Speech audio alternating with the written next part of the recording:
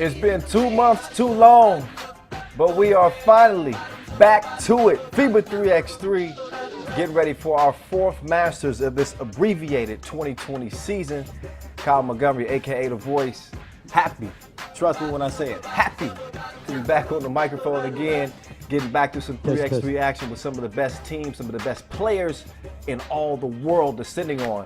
Really one of the best cities, one of my favorite cities, Doha, Qatar, the fastest growing city in Qatar. And obviously we've had some history there, some classics going down there. And here we go yet again. Before we get to the main draw, we do have a qualifying draw with Kamakura, Bielefeld of Germany, and Riyadh. The winner of the qualifying draw will go on to Pool D. It's a tough pool right there with UB and also Team Princeton. You see everybody taking the proper safety precautions necessary to be in attendance. But we wouldn't expect anything less. But again, only 2 tickets remaining to get to the World Tour Final. We're starting off with 14 teams. That'll get down to 12 once we get to the main draw. 10 of the spots in the World Tour Final are already locked up.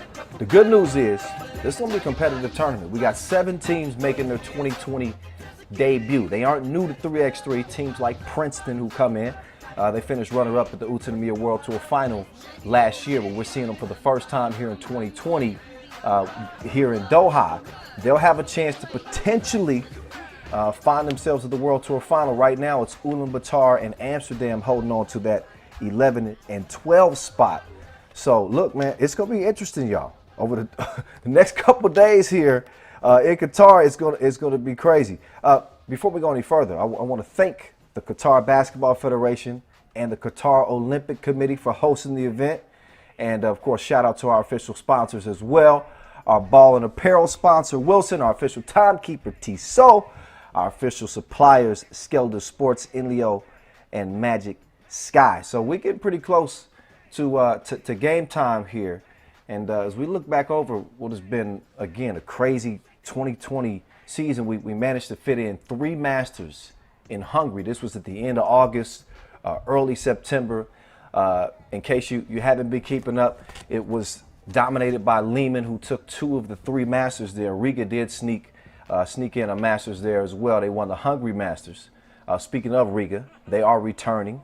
Won the first ever edition of the Doha Masters in 2019. And this year's been so crazy, I'm getting my years even mixed up. But they got their first ever Masters win, kind of got over the hump here.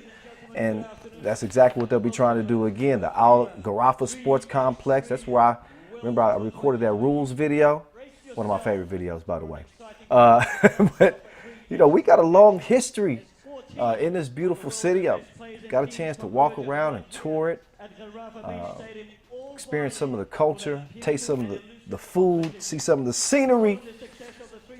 But front and center for us today is going to be some 3x3 hoop, and certainly glad to have it back. I don't know if you guys got a chance to check out the latest edition of the 10-minute sprint too, by the way, with me and my guy, Corey Homicide Williams. If you have not, make sure you do that. I'm sure we'll probably show it to you at some point today. Stay tuned for that. But, man, who you got? Make your picks right now. It's going down in a big way. A big shock to a lot of people. They wonder, why isn't Novi Sad? Why won't we see Novi Sad out here in Doha? They didn't fare too well at the Hungary Masters, and ended up costing them a trip here to Doha. But don't worry, you are going to see Novi Sad play at the World Tour Final. That'll be coming up in Jeddah, and that'll be coming up in December. So while we won't see them there, we will get a chance to see Dushan Bullet and company, lace them back up. But man, you start looking at the groups here and talk about the parity in each group. Even in Group A with Lehman, you look at the Manila squad, Manila Chooks TM squad. They bring a lot of firepower. We'll get to them later, but we got to give our just due to the qualifying draw squad. This is Kamakura coming out, trying to pull off a surprise entry into the main draw. You see him hitting the court now. Ryu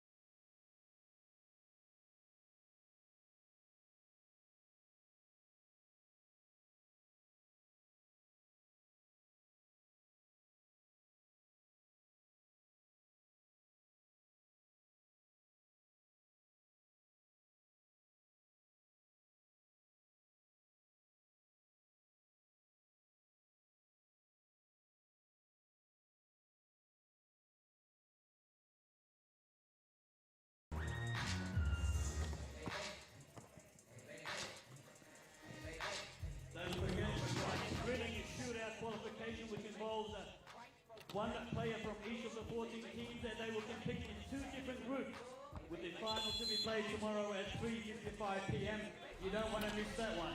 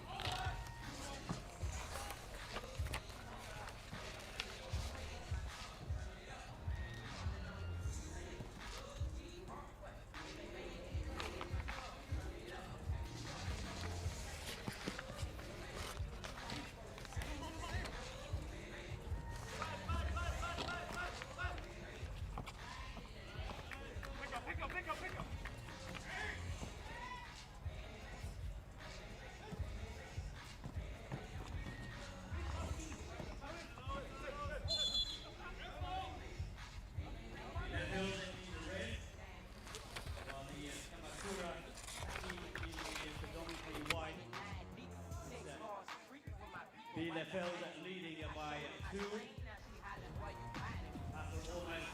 All right, so yeah, okay, well, looks like we back.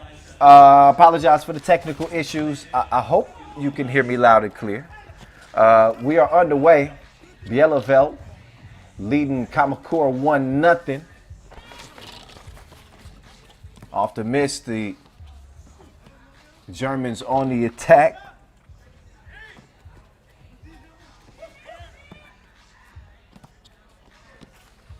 Okay, 4-0. My bad. We all getting it together.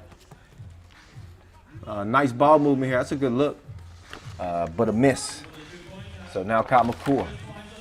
Quick ball movement. Swings it over to the left wing. That's, oh, drip drop.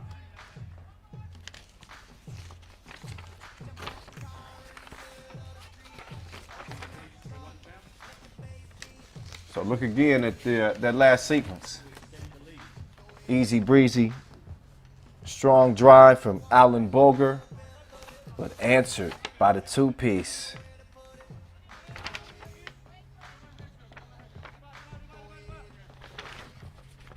Ref Ed, Ref Cecilia, good to see you. Shout out to all my 3x3 family all over the world. Appreciate y'all bearing with us. We're working miracles. It's been a crazy 2020 year and season trying to manage things and make things work from across the world. So it's working so far. The little jump stop was working too. It's just, I feel fairly confident in saying it's a 6-3 game. Oh, 2-ball, right wing. The right decision. Good defense. Oh, look at the sharing.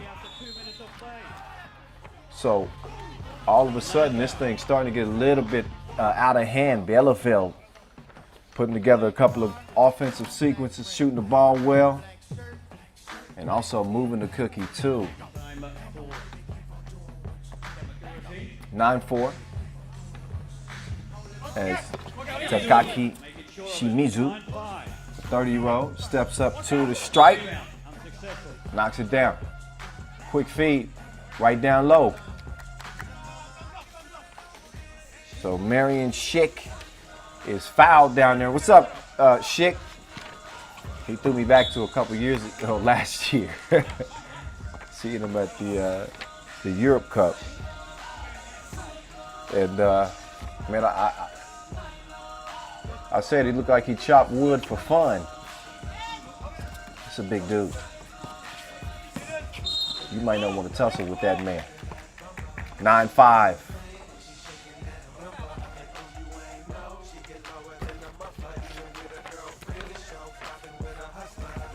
So foul on red. Couple of fouls on Belaveld. And again, the winner from the qualifying draw moves on to Pool D.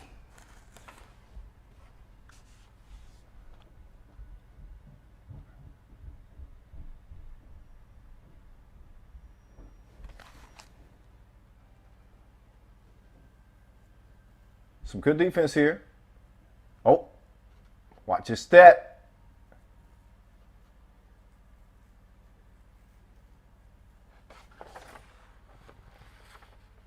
So first appearance on the World Tour for Belaveld. Same thing for Kamakura, Nature Made. Belaveld with a 6-point cushion here, 11-5. They've been far and away the better team.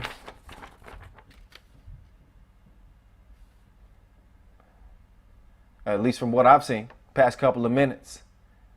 Quick step. Take that with you. 3-point contest. 2-pointer missed. Recovered. Put back up and in as Tashitaka Umbayashi gets it to go. So Kamakura starting to fight back. Got to play better defense than that, though. Another easy crib. Turnaround hook. No, sir. Rock cleared.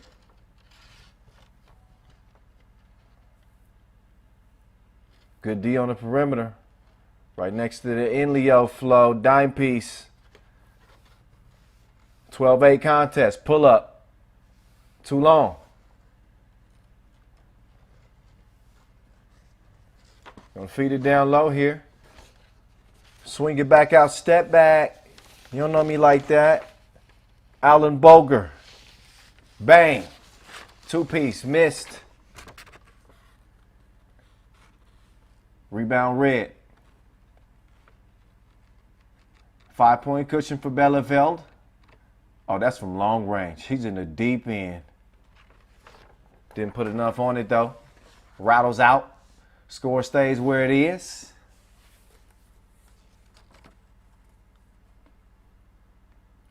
So both teams will get a breather here. I want to thank our official sponsors one more again. Our ball and apparel sponsor, Wilson. Our official timekeeper, Tissot. Our official suppliers, Skelder Sports, Indio, Magic Sky as well. Coming up very shortly. Make sure you stick around. One player from every team will feature a stunning competition that will see the final being played tomorrow at 3. And again, if you're just joining us, it is the last Masters of the season, the regular season. Only thing we'll have left after this is the World Tour Final. That's the biggest prize, obviously, on the season. And only 12 spots are available. Make that 2. It's a 12-team field, 10 spots already taken. So it's going to be a fight to the finish here in Doha. Pearl of a city, right off the Persian Gulf.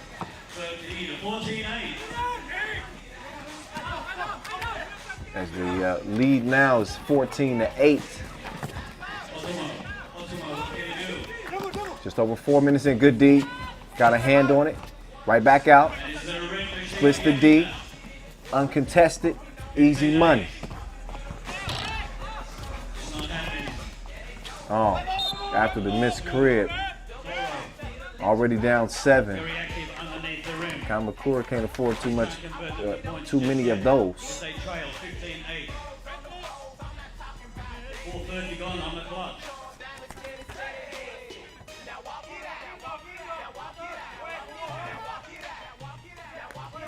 So Belaveld, we'll start with it.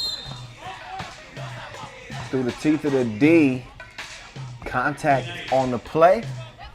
Take another look, let the pressure that we see in Alan Boger put on this that interior of the defense. Young guy, 24 years old. That's actually Bastian Landgraf right there, 25 years old. The Red Machine are flying away. Landgraf, after splashing the free throw, makes it a 16-8 game. Pull up. From long but short. It ain't that windy.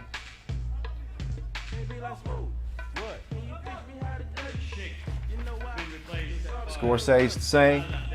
Rock goes over to red.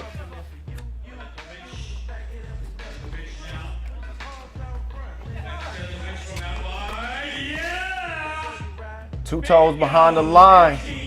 Tickles the twine. 18-8.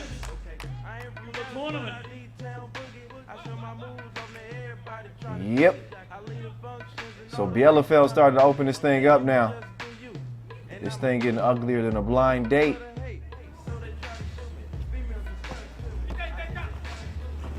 Just getting to the midway mark too, by the way.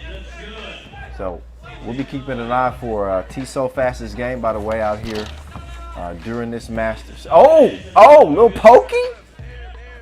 Okay. 19-9. Kind of snuck me with that one. 19-9.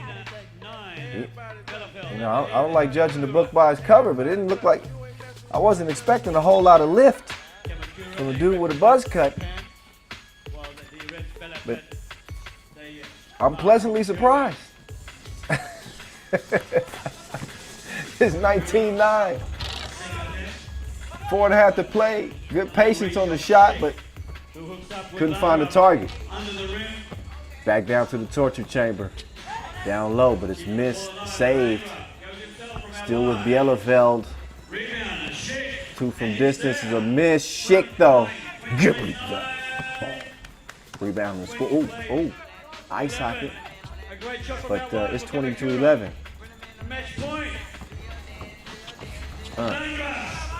Quick step, hezzy, but missed right at the rim.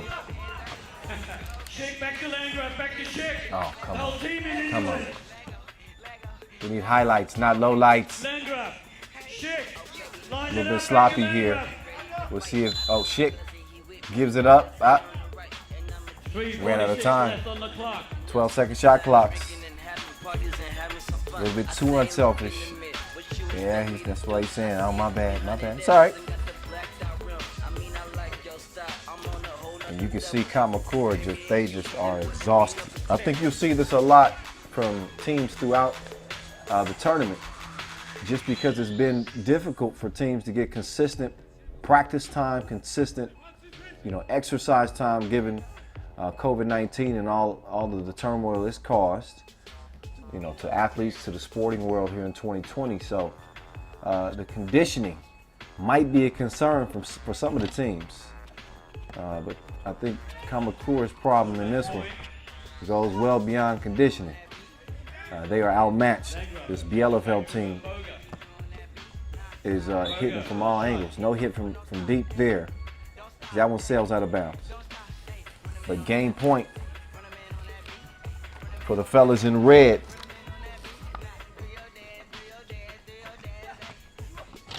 Nice piece of play by Noro. Tested layup, mate. It's a good look. It'll make the score look a little bit better. But this is going to be a done deal in moments. Maybe even right now. We'll see. Foul called on the drive that'll put Alan Boger on the strike. Boger can end it with a made free throw.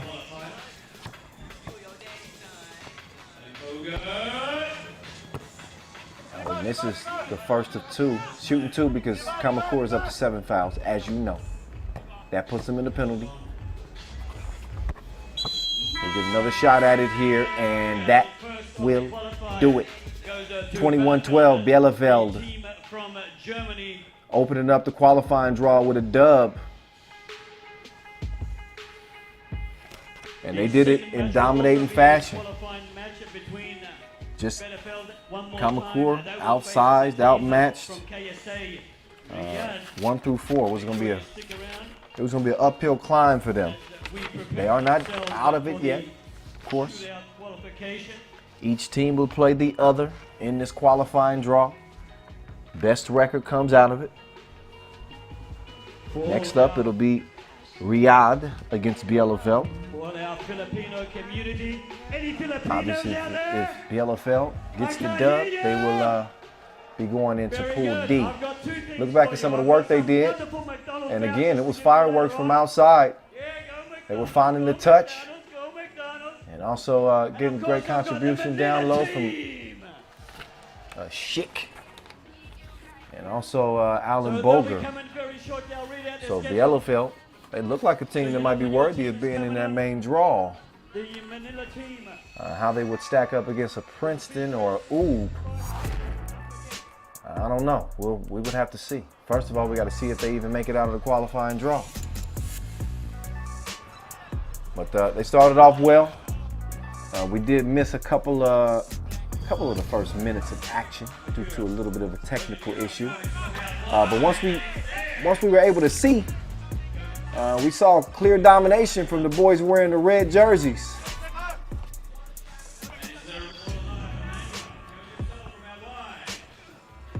Alan Boger, Bastian Landgraf, Jamal Teletovic, and Marian Schick put it together in a 21-12 victory. And that's the one that capped it right there from the free throw strike. Easy work. And again, we'll see them coming up next against Bielefeld. I'm not against Bielefeld. They are Bielefeld. I remind you, it's 4 a.m. My time, LA. So in between time, in the meantime, in between time, we're going to have our first round of our 2-point shootout qualification. You know, the individual contests that we have each and every Masters, not only a 2-point shootout final, but a slam dunk competition as well. So, but man, we got a hell of a lineup here for the top 5 players in the world. You know names like Liedges and Kojic and Vasic, Lasmanis. For the top 5 teams in the world: Neiman, Riga, New York, Harlem, Princeton. Once we get to the main draw, I'm telling you, it's going to be pretty crazy. I'll take a quick moment, too, to give you a little reminder.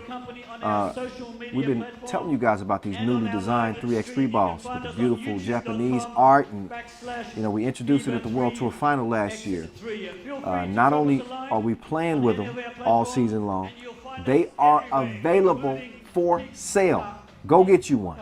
Go to FIBA3x3.com/ball right now, and you can buy the best ball in the business before they are out of stock. Christmas is coming up. If you celebrate that, go ahead and get you one, or give somebody else one. Also, make sure you get our official Tissot FIBA 3x3 watch as well. It's the best looking watch I've ever seen. I've got one on my not on my wrist right now, but I got one. I forgot to put it on my wrist because again it's 4 a.m. Where I'm at. I can't even remember my name right now.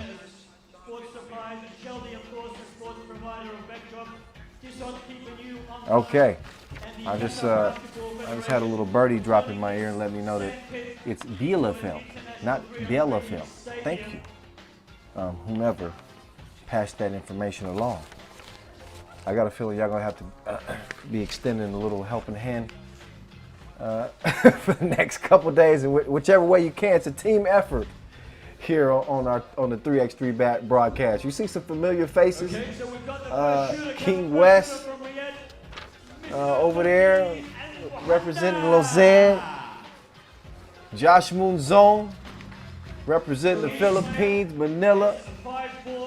So we're gonna get a good run at this, and I don't think I need to commentate him shooting just 8 shots, but I mean I can. No, but in the meantime, y'all enjoy this 2-point shootout qualifier. Once these guys get done and we get the tally of our first group, we will get on to our second game here in the qualifying draw. Bielefeld and Riyadh. All right, y'all sit tight. Enjoy the shootout. Yusuf Oob is a city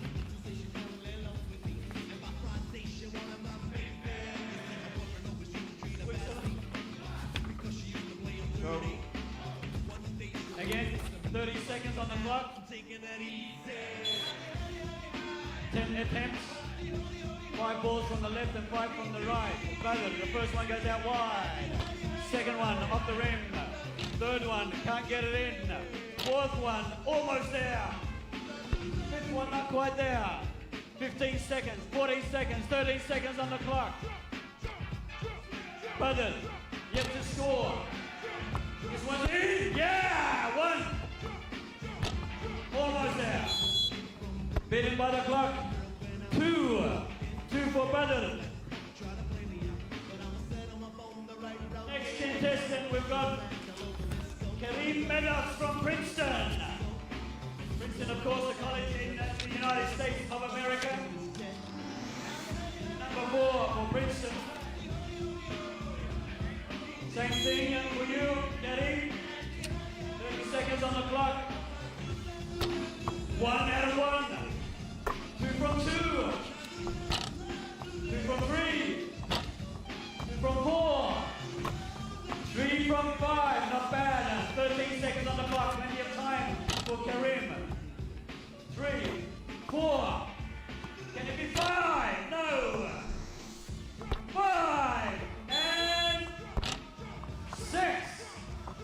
So far, Princeton's Kareem takes the lead. Well done.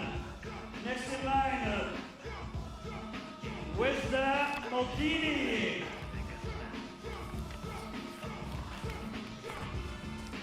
From Lausanne, 30 seconds on the clock. Here we go. Number 6. Kareem feeling uncomfortable starting from the right side. Starting to do something different. 21 seconds gone, not one ball in yet, but he's got plenty of balls up his sleeve. 1 from 5.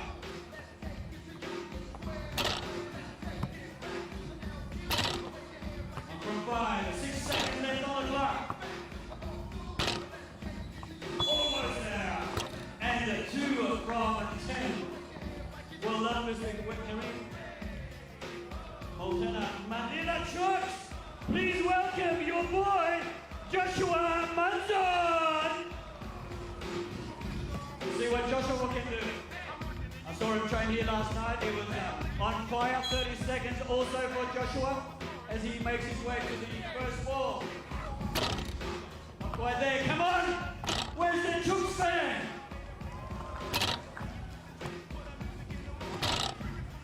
One! Yay! 13 seconds on the clock. Down to 11. Down to 10. 1. Only 1 so far for Joshua. 2. Make that 3. You want to see 4? And there's your 4th one. You got to get behind your boys. 4 for Manila. Jeddah, Simon Rudolph.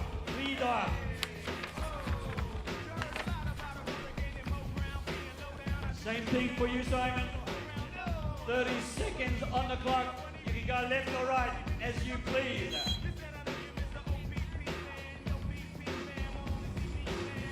First one's in.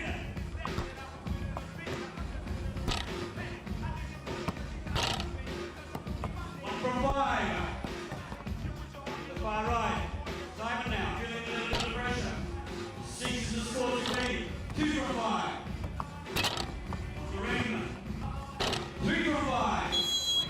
And 4 from 5. Simon Riddle, well done. And the last one for the group. Please welcome Riato Otomo of Kamakura. Number 4. Kamakura, Nate Jermaine. Same rules apply to you. 30 seconds on the clock. One's gone too far. One's gone too short. One's gone too long.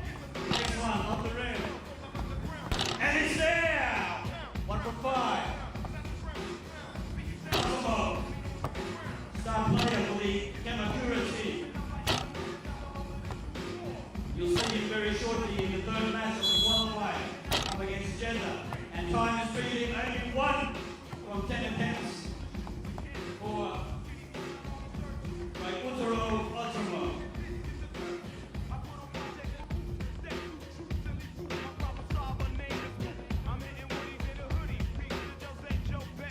So that brings an end to the first of the qualifying shootout for the first 7.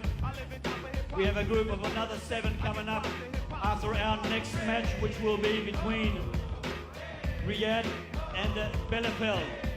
This is also a qualifying match. That will be followed by Kamakura, Nature Made, and Riyadh for the final of the qualifiers. And of course, the winner of these qualifying matches will go into the main draw.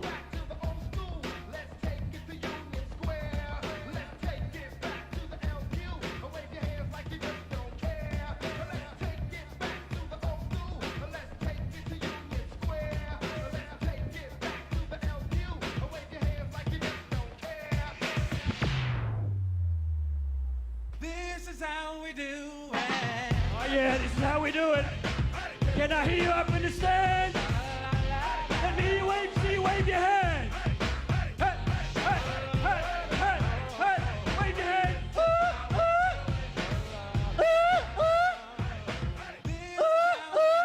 This is how we do it.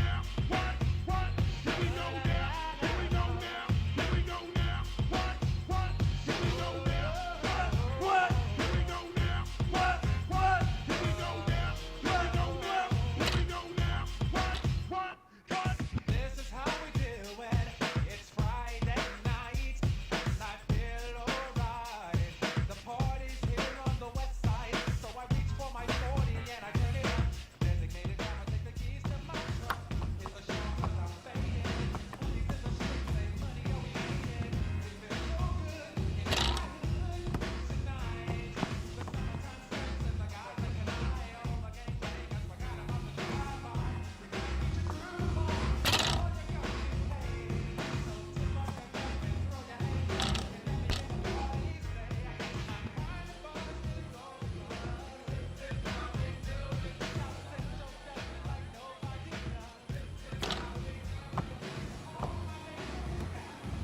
So the second of the qualifiers, Riyadh from KSA,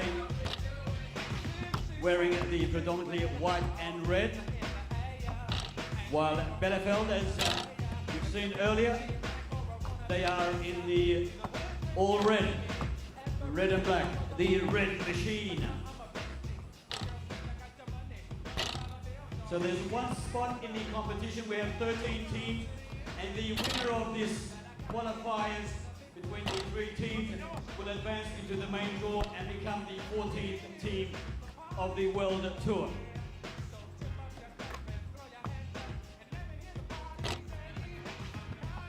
Special thanks to our partners and sponsors of the event, of course, Ultra Sports from Qatar. A big thanks to QatarLiving.com. Thank you to Riyadh Zan Perfume. They've been supplying us all the sweet smells that you smell around the oval. And special thanks to Kabayan Radio 94.3 for representing Qatar, but in particularly the Philippine community. Anything Philippine gets a clap. I get it, I get it. I've got a shirt here. I've got a shirt to give away. I'll come see you shortly. Just stand by. I'm coming, believe me, I'm coming. I'm going to give you the shirt. You know what? Because I did that, I'm going to give 2 shirts away. But the shirts will be given to the ones that scream the loudest. Okay. Our second qualifier is about to start.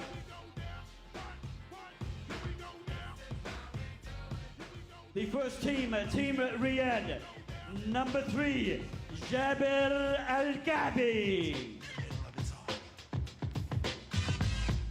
Number 2, Turki Al-Muhanna.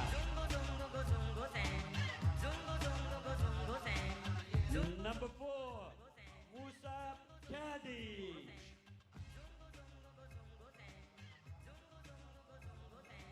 Number 6, Hani Al-Muhammad.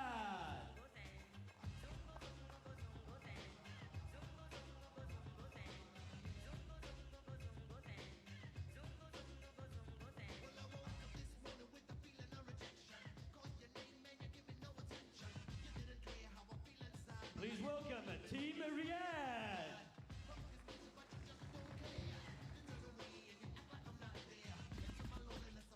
Team Bielefeld, please welcome number 2, Jamal Dalit Stovic.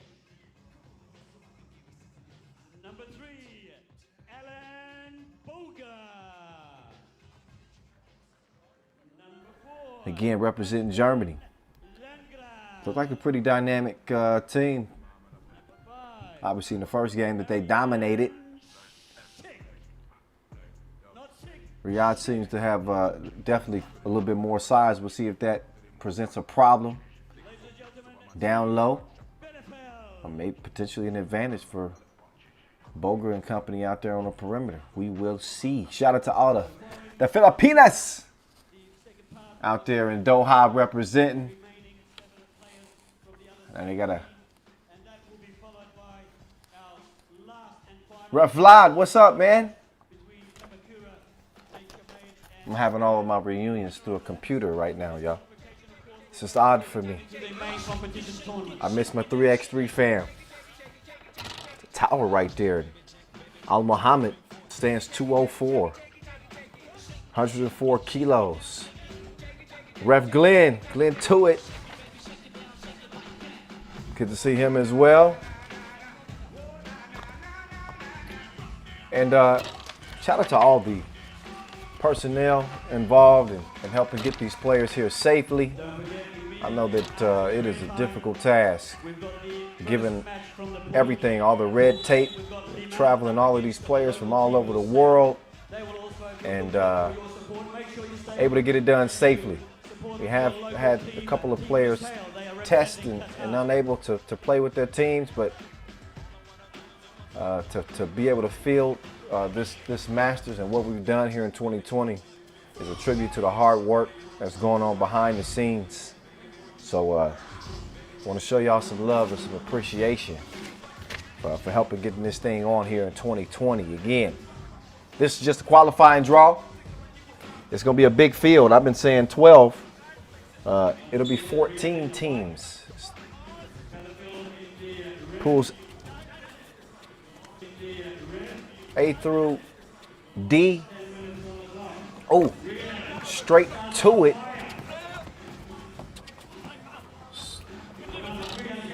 Off the miss. But Riyadh out front with a quick two-piece. Before you could blink, you just hear. It's my favorite sound. Shit. Foul on White. Called for a hold there. Probably gonna be a significant amount of holding with Big Schick. The Bear. All right, uncontested, easy money. And Landgraf just cruised to the crib. Now can they, oh, okay. Contact on the shot. So, you know, did a good job staying in front of Al Muhammad. But couldn't prevent him from drawing the foul. Okay, make sure everybody's set. We good? Okay, Ref Glenn.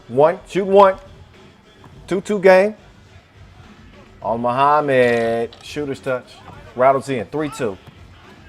Let's see how Red responds. Schick testing the deep end. It was too deep. He needs some floaties. Stays a 1-point contest. Stay on your feet. Leads to a good look from the corner. Couldn't cash it in. Nice follow, though. Oh, weaving through the lane with the fillet at the rim. So Landgraf making an impression early on for Bielefeld. That's Musab Kadi.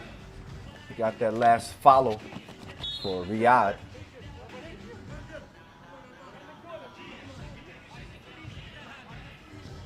Look again, shit call for the kickball. I think you need that one. Good D, steal, straight to the corner. Lets it fly, miss, Schick, board. Oh, great defense on Muhammad. shut down shop. Now trying to set up shop on the block, and that he does. Using that big body to his advantage and leave Schick wide open. Schick with the miss. Hustle for the ball. Oh. Okay, that's off-white. I'm judging by Schick's response. But a good hustle, nonetheless. Now let's see for ourselves. Oh. Okay, yep. Good call, good call. From the logo. No, sir. 5-3. Bielefeld trailing. Riyadh.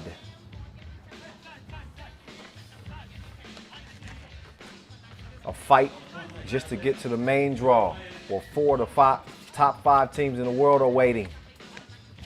One of them is in Pool D, exactly where whomever comes out of the qualifying draw will be headed. Hand up. Good contest. Threw the shot off. They stuck with it. Leads to an easy bucket. 1 point contest. 2 from number 2 is too strong. Out of bounds it goes. It'll stay 5-4 game. Look back at that last easy feed.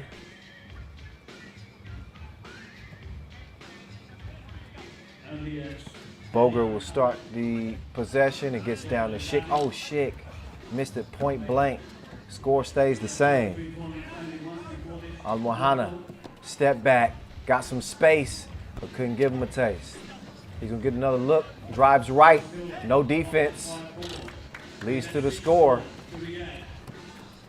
Then the scoop missed, but a foul on the follow. And that'll put Alan Boger back on the line. Boger had a little poke that first game. I wasn't expecting that type of explosiveness. I like surprises.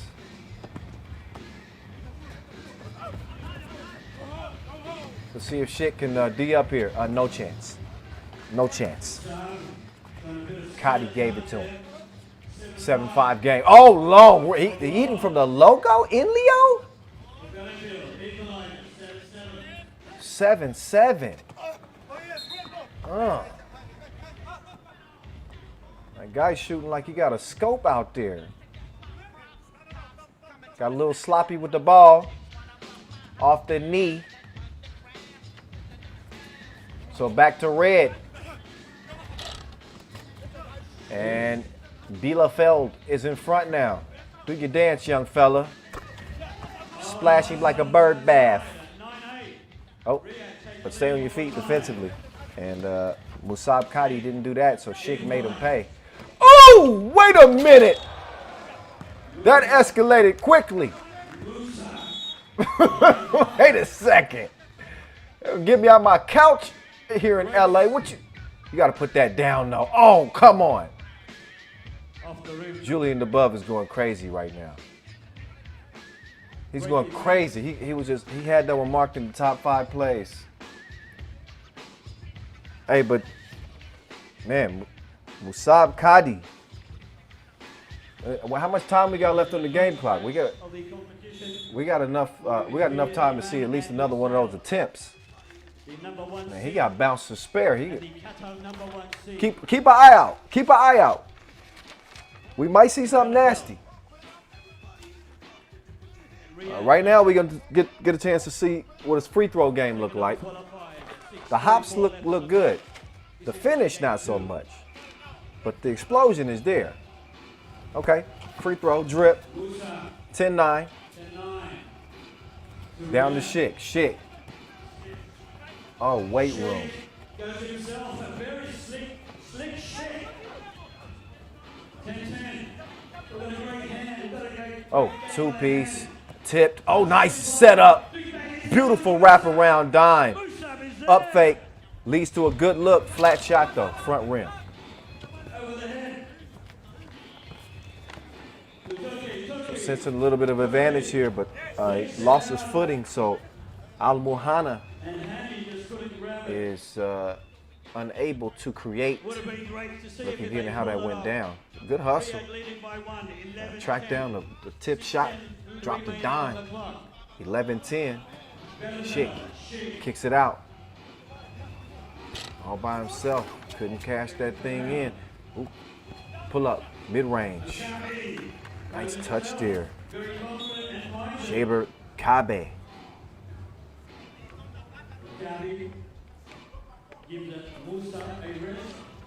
So Bielefeld not having nearly as easy of a time with Riyadh as they did with Kamakura Nature Made.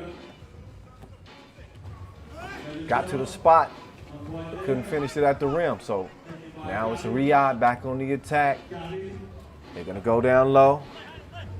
Here's Hani, drop step, old school but effective. 3-point contest, 2-ball up, contact on the shot. I think that was Kadi called for the foul there.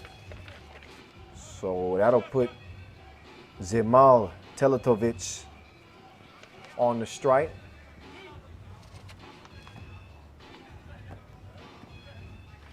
Zemal, oh, the rim played him.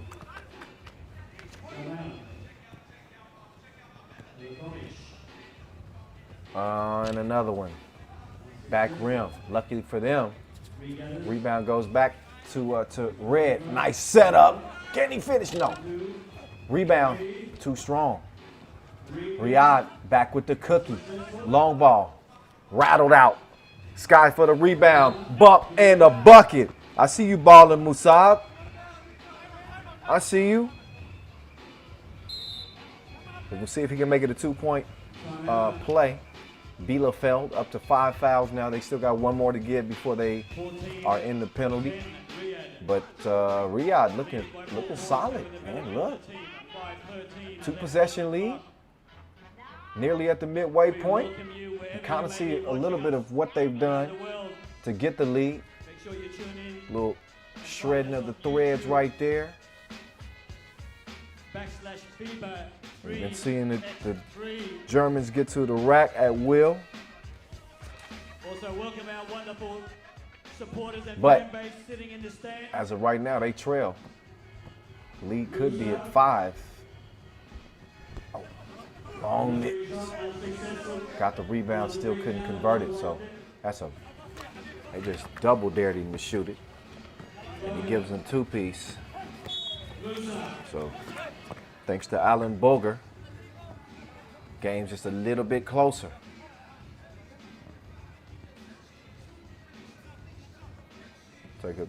Take a look at that last sequence. Oh, unselfish play, good cut, sloppy play from Riyadh. As Bielefeld is within 1 now, it's 14-13. Both teams equal in the foul category. And again, we passed that 5-minute mark.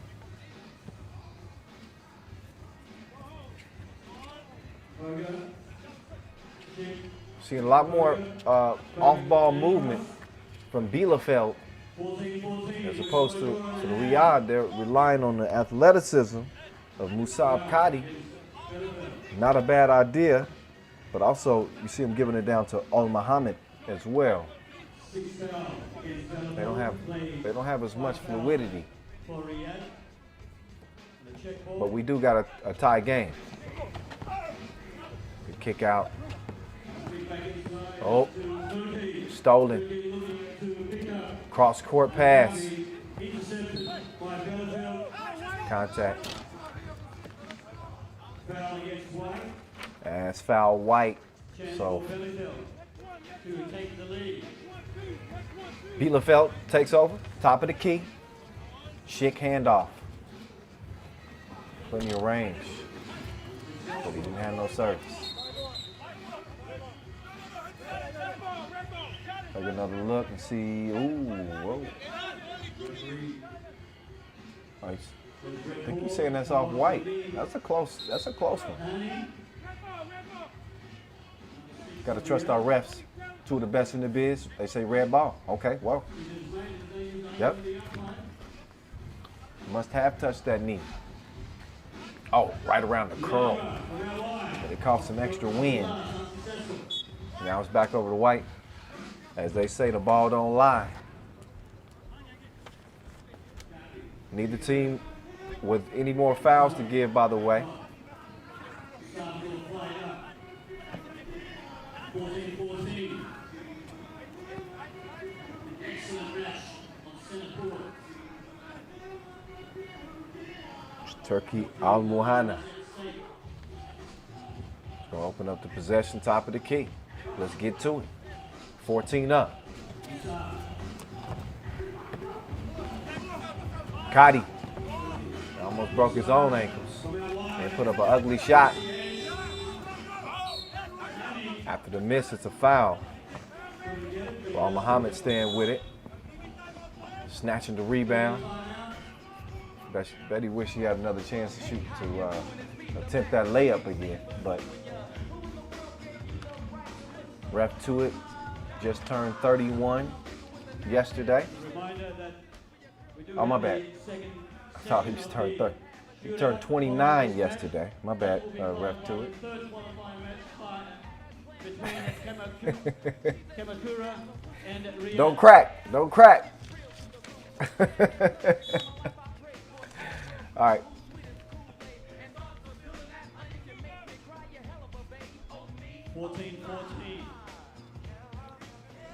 So that was the seventh foul, which puts Bielefeld Will be played. in the penalty. 10 Let's see if the big fella can put a couple down. 18 reaches 21 before that. Hani. Oh, Muhammad gets the first of two to go. Free shot.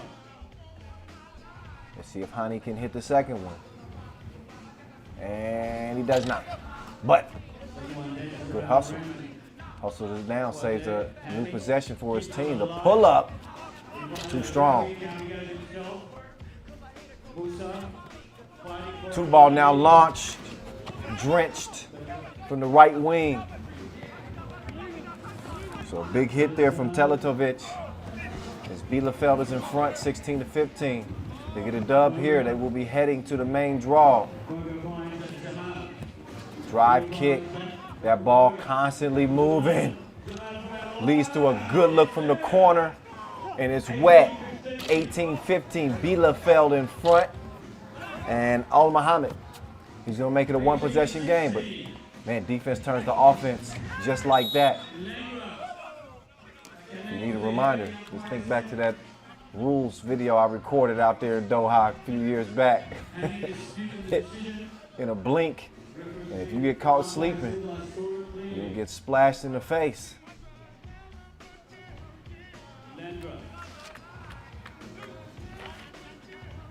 So here's Landgraf. Key free throw. Key free throws with an S. First of two is good.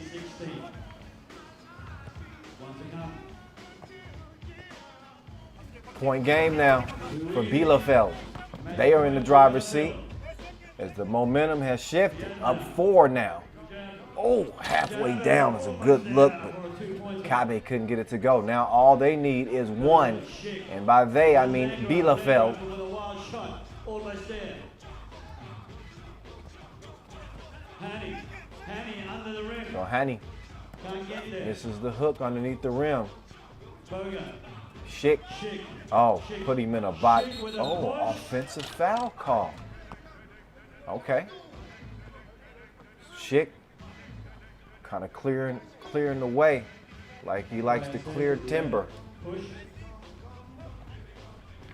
Can't do it on 3x3 court. Check.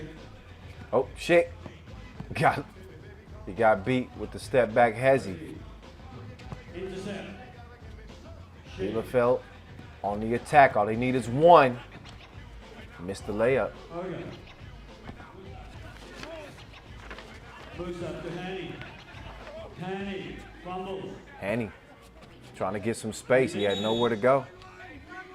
They had him in a box, but hey, look at that. Solid D. 8 fouls against Initially. Bielefeld. 2 minutes, 14 seconds left on the clock. Riyadh 17 with 7 fouls. All right, so Bielefeld, Schick. they take it out. Schick. That is just, oh, and another one. Man, I think Foul red. I think Kabe is helping sell that. He got them arms flailing everywhere. 2:10 on the clock. But back-to-back offensive fouls. That's why you see no free throws as a result. Oh, From that whoa. line. He must have been feeling it. He's going to be hearing it from his teammates. So again, point game, Bielefeld. They get a good look from the elbow. They had plenty of opportunities. It's just not coming. Oh, good move. Usa. Back to German. Up fake, German dummy. drive, dime, dunk.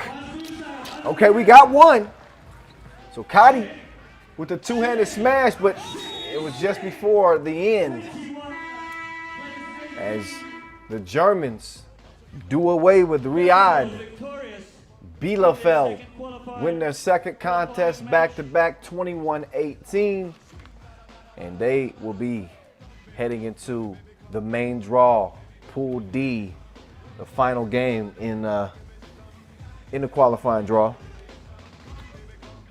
Will mean nothing. Both of these teams coming up short against Bielefeld. So it'll be Kamakura and Riyadh, and just a game as a formality.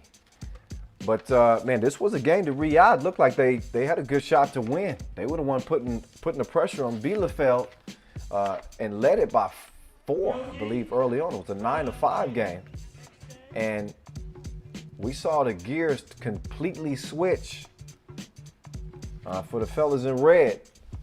Schick, although he did get called for a couple of offensive fouls late, he imposed his will down low. We nearly had a highlight. Oh man, Musab Kadi, an A for effort, but an F for execution on the dunk at least. He had a solid game though. I ain't hating on him. But you really saw that ball movement, and you really saw that the way the Germans shared the rock, they opened up a lot more opportunities, a lot easier looks came their way. And as a result, they get that dub. Shout out Qatar Basketball. Shout out Doha. Shout out our ball and apparel sponsor, Wilson. Qatar Basketball Federation, Qatar Olympic Committee. I'm giving shout outs to everybody. Our official timekeeper, Tissot.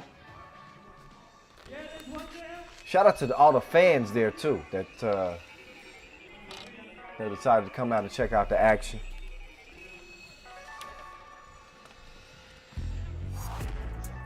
We had our first World Tour Masters in Doha last year. They beat Riga in a 1-point finish in the final. Y'all remember that one?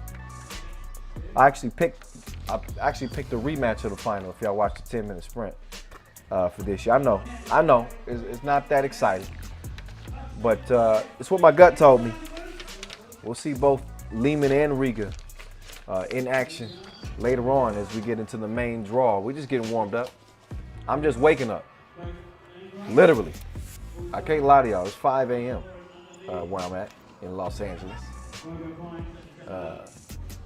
So hopefully by noon I'll have the cobwebs shaken out. No promises.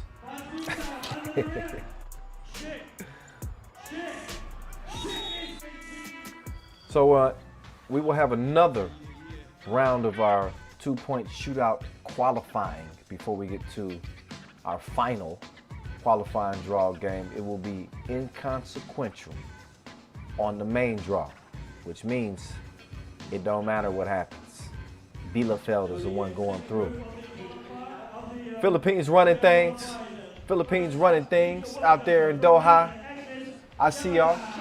I'm gonna hop off the mic and just let y'all listen to the sounds of the swishes from Agnes Chavars and the rest of our competing field here until we get back to our last qualifying draw game. All right, enjoy. I'll be back on in a sec.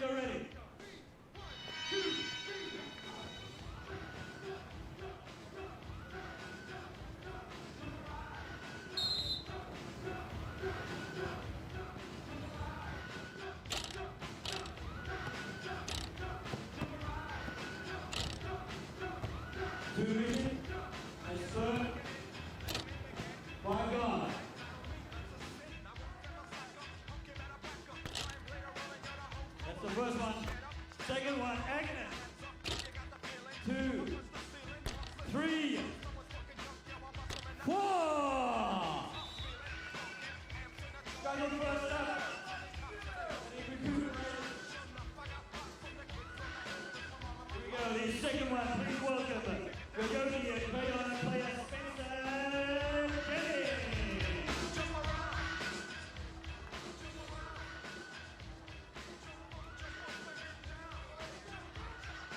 Thank you for the 30 seconds on the clock.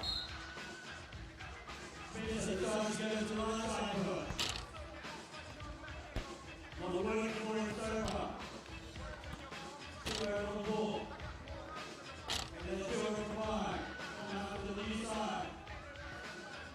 Come on, Spencer. There's one, Spencer. One. Only one. That's a share of one. You got to get 2. He's in it one. I'll give you 2. Well done, Spencer.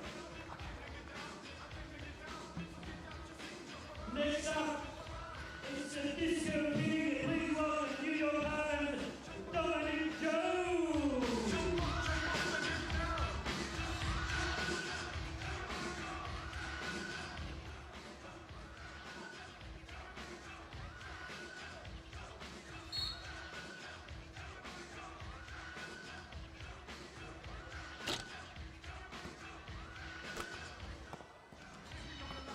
Dominic.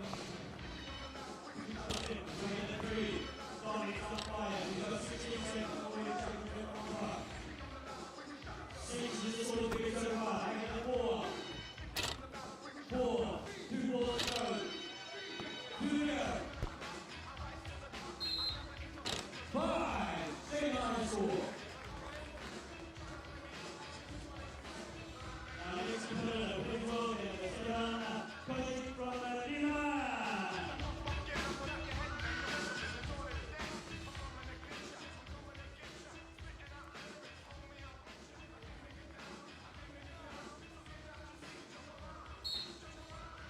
Long. Also, the chance goes to the right side first. Too long. Straight in. 1. 1. 1 for 5. 40 seconds left on the clock. Make it 12 seconds. 11 seconds. 2.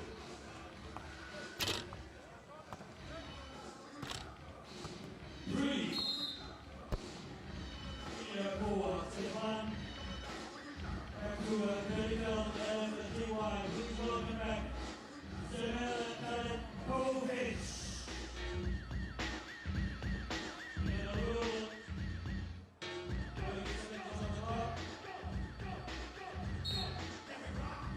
And this is the inside. And 2. 4. Make it a 3. 3 from 5. To the far side.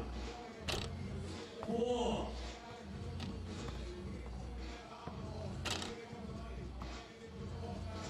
5. This is the equalizer. 8, 6. Well done, Isabel. Good pressure. Number 13 from Utena Unit Club, please welcome Ignace Reyes.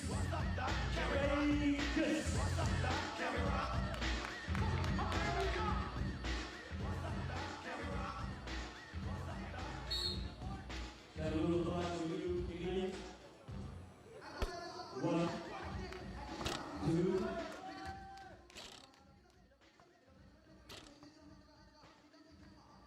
3, 6 is scored to be. 6 is scored to be again. 3. Still on 3.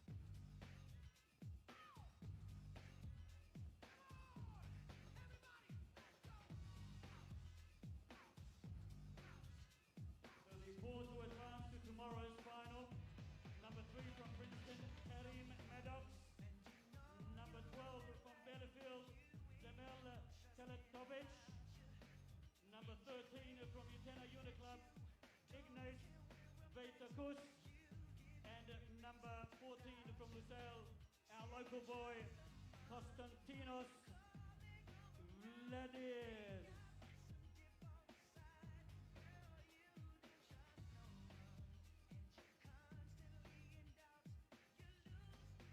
Oh, so our field is set for our 2-point shootout final.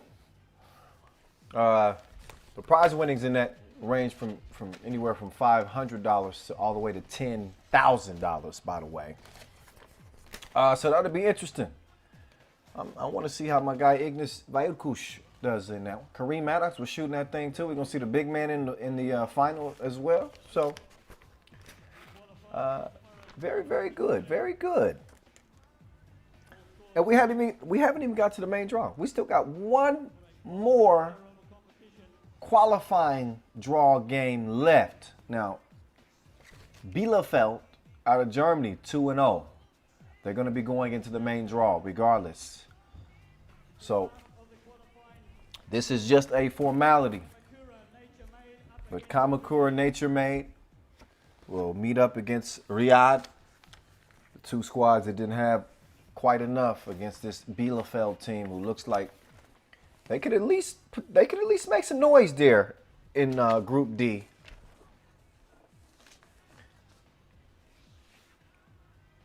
We can get another look and see if my guy can put one down on somebody.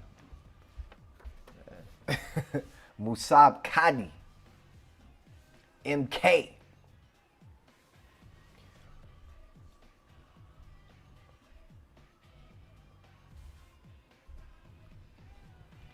So another look at the venue, coming at you from the center of the city, in Doha, Qatar, back again for yet another year. FIBA 3x3 is partnered with this outstanding city. Continue to help deliver some of the best 3x3 basketball around. Well, hopefully we finish strong with the qualifying draw. Kamakura representing Japan, all the way from Japan. It's probably going, not probably, it's definitely going to be a short trip for them. They were hoping to be competing on into the day and on into tomorrow, but that won't be happening. But they could potentially go home with a win. So they are Ryutaro Otomo, Takaaki Shimizu, Tatsuhito Noro, and Tashitaka Umbayashi. For Riyadh, rocking number 2, Turkey Al-Muhana. He leads the way. Jabber Kabe.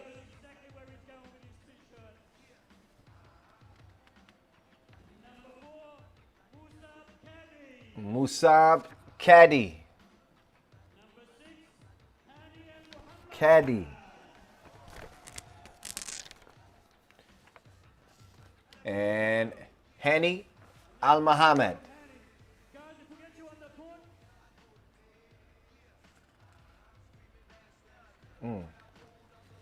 That's done. All right, so there we go. The names a little bit, they don't match up, but you see, you know everybody who's who, what's what.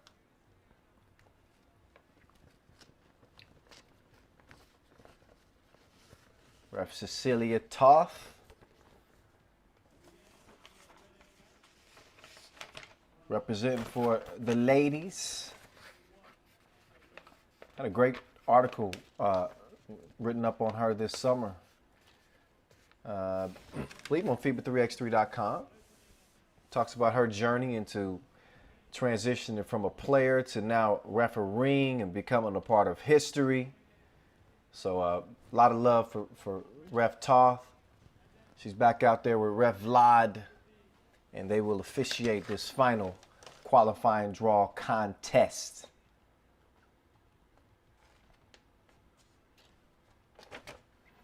And some people feel differently about the qualifying draw. Some folks feel like a team that comes out in the qualifying draw actually has an advantage because they're warmed up. They got the blood circulating. They've got a couple of games under their belt heading into the main draw. Some people say that it's much more difficult to come out of the qualifying draw because you exert so much energy to win those 2 games. They're elimination games essentially. And then you go into the main draw after laying it all on the court. I don't know. Subscribe to whichever theory you choose. I think it depends on each team. I said a whole mouthful of that. Neither one of these teams are going to be going on to the main draw. But we will see if Bielefeld can be that team.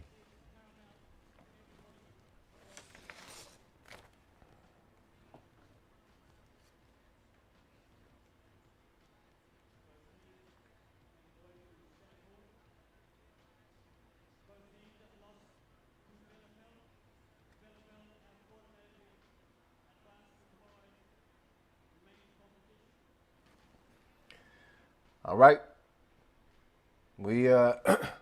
It's time to get this thing underway. Last qualifying draw contest. Neither team will be playing in the main draw.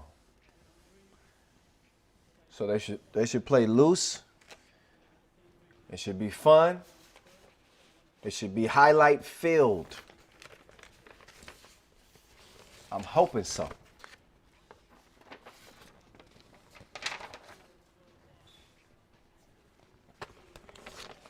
All right.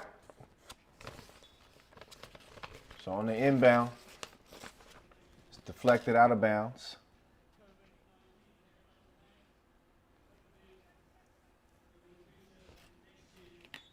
Tried a little give and go action, and it is kicked. So Almohana start the possession again. Solid catch on the curl, but Caddy couldn't hit it. Caddy, though, recovers defensively, got a hand on it. Goes back to White after the miss. Mohammed, he's going to receive it back down on the block. Too much bumping and banging on the defensive end. Foul called on Shimizu.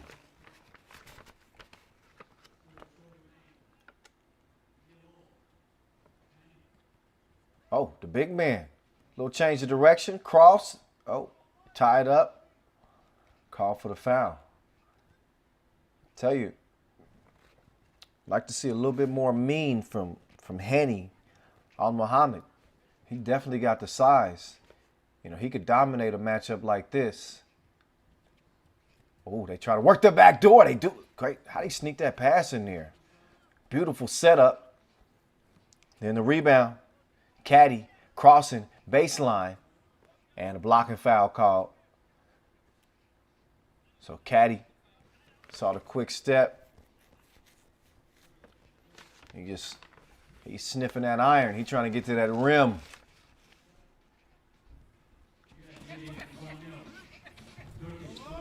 Caddy behind the back, cross, pull up. Nothing. See if Kamakura can get on the board here to get a good look from the left wing. Miss. Rebound back to him, though. Oh, nice pass. Yeah, great vision on the assist there. It's Noro set that one up. 1-1 contest, good D. Ball back to Kamakura. Nature made. And that's a layup made. Kamakura in front 2-1. Quick foul. His caddy had gotten a step there. Let her look at the step through.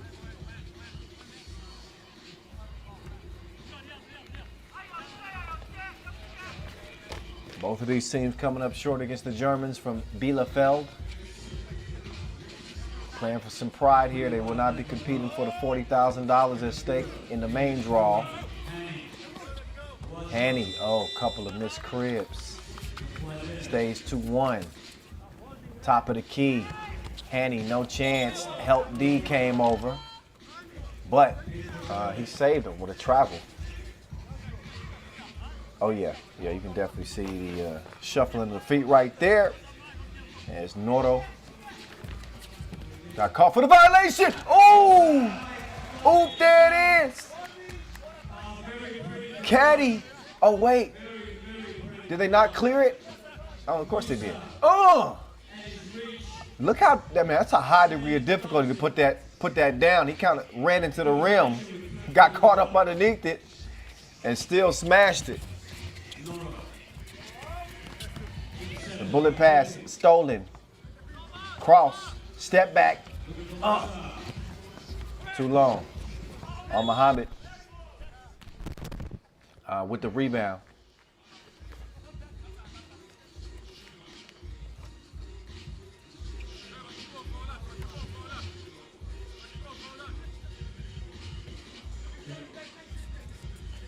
So look off the D from the logo.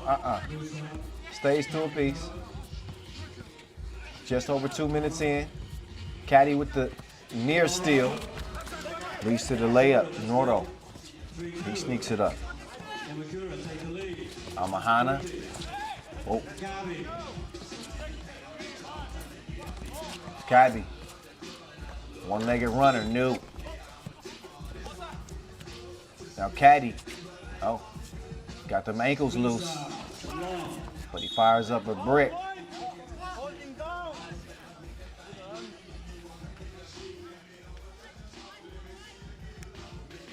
So Caddy's out. Cat B is in. Try to get it to Henny. Nothing happening right there. So nearly 3 minutes in. It's a 3-2 game.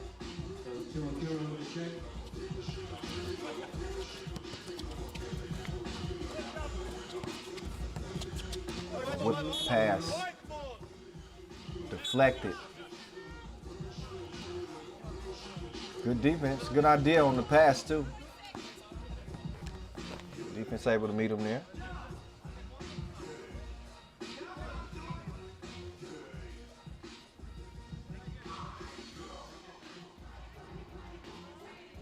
Kamakura, for the time being, out by one. Both teams getting the rest. You see the disparity in the fouls, too.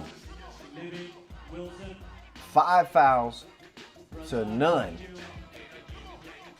2022 Al-Watan, of course, Qatar's leading sports channel. Highlight of the game so far. Qatar Basketball Federation and the Musab Caddy Kabayana 94.3. floating like a Cadillac. A great partner of this event for many years. So too Wilson. They are the official ball and apparel sponsor. Been very loyal to Fever's 3x3. Okay, so yeah, Kamakura with those 5 fouls. Riyadh with none, trailing by 1. Late in the shot clock. So force, miss. Hanny trying to clear some space. Missed it, got it back, put it up and in. 3-3. Got a step. Couldn't take advantage of the advantage. Score stays where it's at. Back down to the big man. That's easy.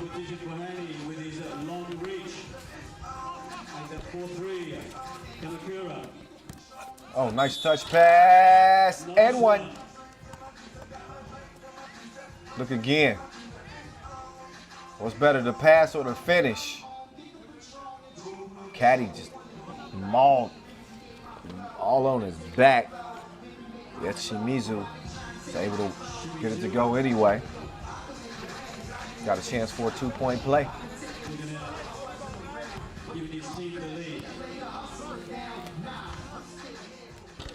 Rattles out. Back down low. Giving a heavy dose of Al Muhammad. Too much protein on that pass. Rocketed out of bounds. Final game of our qualifying draw in a 1-point contest. Looks like it's going to be close.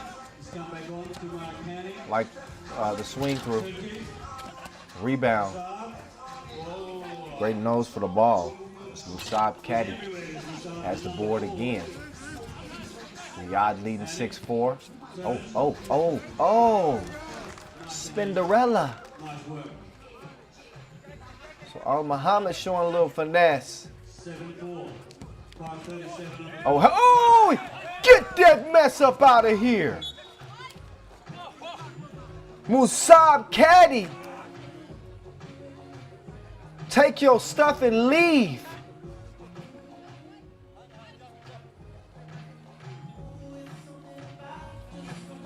(7-4). Caddy with his own personal highlight reel here in the qualifying draw. And his best highlight might have been a dunk that he missed. Reminding you, the first of the pool matches from Pool A. Liman will meet Lusail after prayer time. Prayer time will follow this match immediately. And the first match will be at 5 p.m. 7-4. That will be followed by Pending. by Riga. The miss, then the make. Yogi. 2-point game now.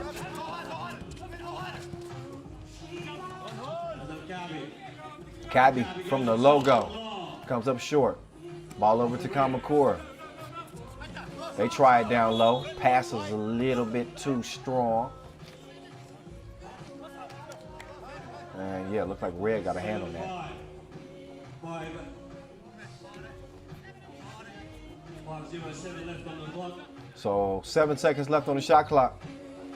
So at 5 p.m. we said we've got Liman and Lusail. 5:20. Gotta get some up. 5:50 we've got New York Harlem. Then we up against Utena. White ball. A bonanza of a 3x3 on display this evening. How we're feeling in the crowd? Are you still with me there? Who wants a t-shirt? 4-shot.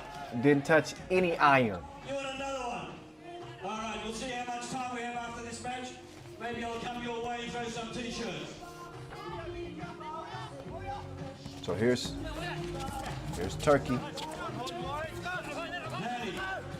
Handy under the They know where they bread is buttered. off the glass. That's good money down there, more times than not. So thanks to Hani Al Muhammad and him dominating on the inside. And they're enjoying an 8-5 lead as a result.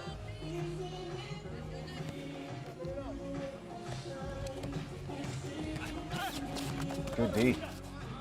See if the big fella passes up the shot. Oh, unselfish play. Leads to a double from the right wing. 10-6 after the layup response. Still, Kamakura leads to a good look.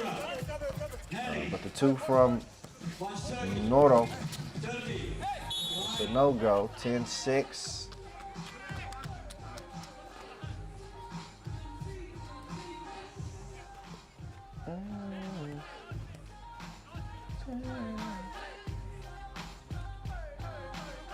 Just over 4 minutes to play in this, again, final qualifying draw contest.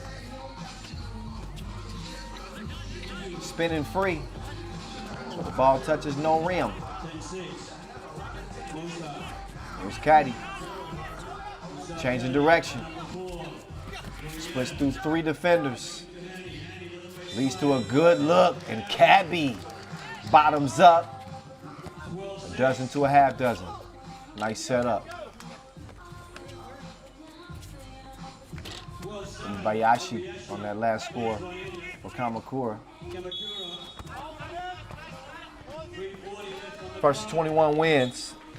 I don't suspect that we will get 21 points out of either one of these teams, unless they heat up significantly. Well, who knows? It might happen.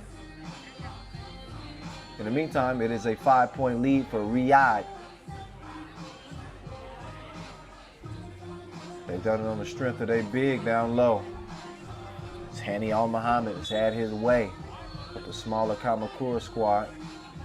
They haven't been able to level the playing field with efficient shooting from long range. That's typically what teams do to counter a big that's dominating. They have not done so. A couple of fouls on Riyadh, five on Kamakura. They take over with the cookie, top the key. Foul on the 2 attempt.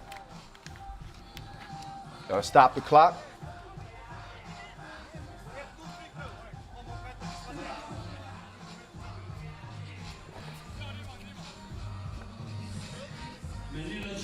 And we'll also put number 5, Toshitaka Umabayashi, on the line, 29-year-old.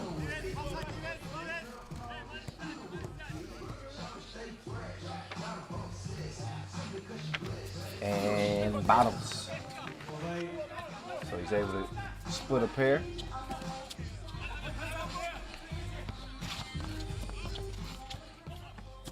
Caddy almost lost it.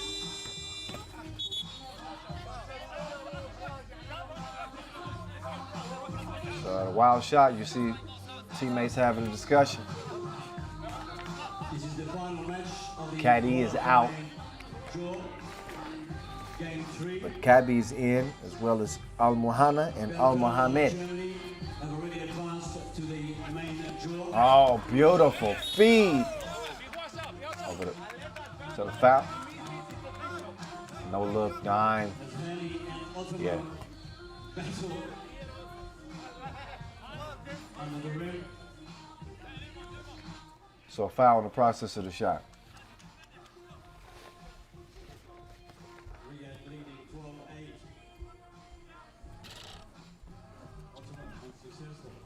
12-8. After the missed free throw, 2.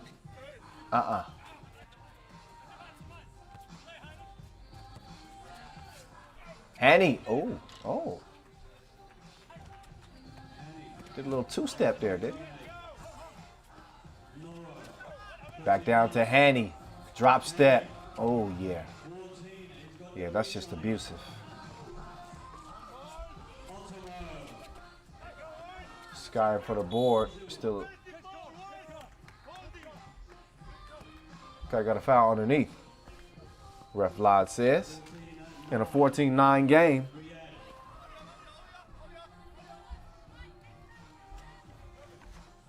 Good call. Offensive foul.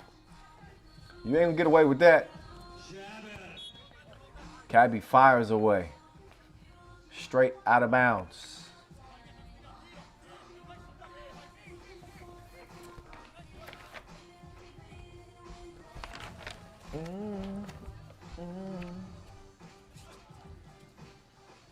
Oh.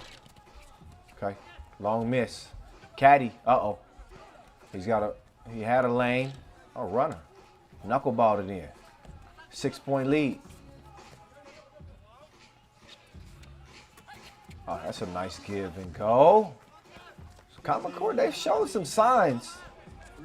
Caddy. Until they want to set him up. Instead, one-legged faders, no go. Al Muhanna couldn't get it to go. And I believe that's lost out of bounds off White. Yep.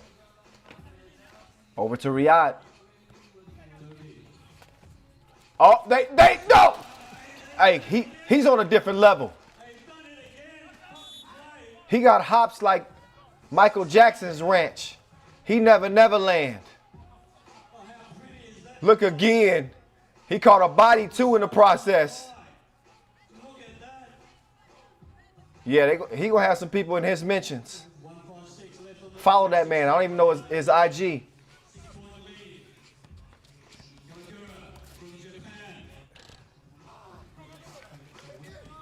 (16-11). And thanks to Musab Caddy, we got us a few highlights here in the qualifying draw, didn't we? You could just sense they were setting him up too. You don't keep a weapon like that under wraps. You unleash it. You unleash him. We still got a minute 28. Maybe we might get one more. We'll see. 16-13. It's a game that doesn't really matter. Did he just deflate the ball? We need to check the PSI. Caddy out here being disrespectful offensively and defensively.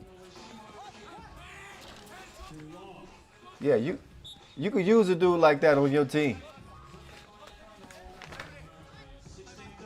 He is everywhere. Look, he slapped that with some ferocity. Tribute to LeBron James on the chase down. He's been playing above the rim in each of the games we've seen. He's gassed. His team's got a 3-point advantage. They're going to, very likely, it looks like they're going to be able to save face and at least come out of the qualifying draw with one win. They will not continue to play, but Musab Caddy, you got some mixtape material, my friend.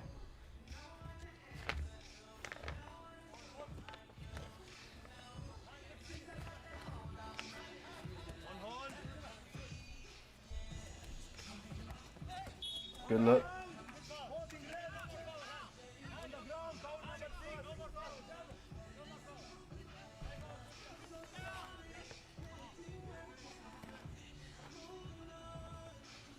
So under a minute to play.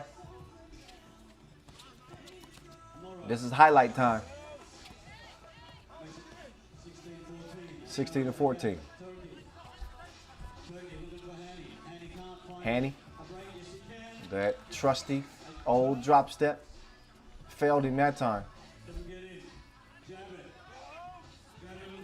And it doesn't fail him this time.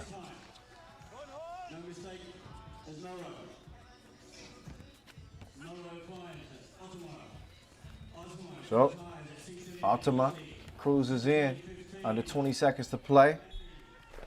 And we're trying to get Hanny another bucket. But it was just out of reach. 17 plays 17 seconds on the clock. Long ball.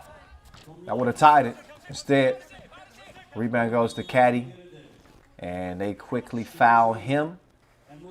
He would be shooting 2. 7th foul on Kamakura. Kamakura nature made.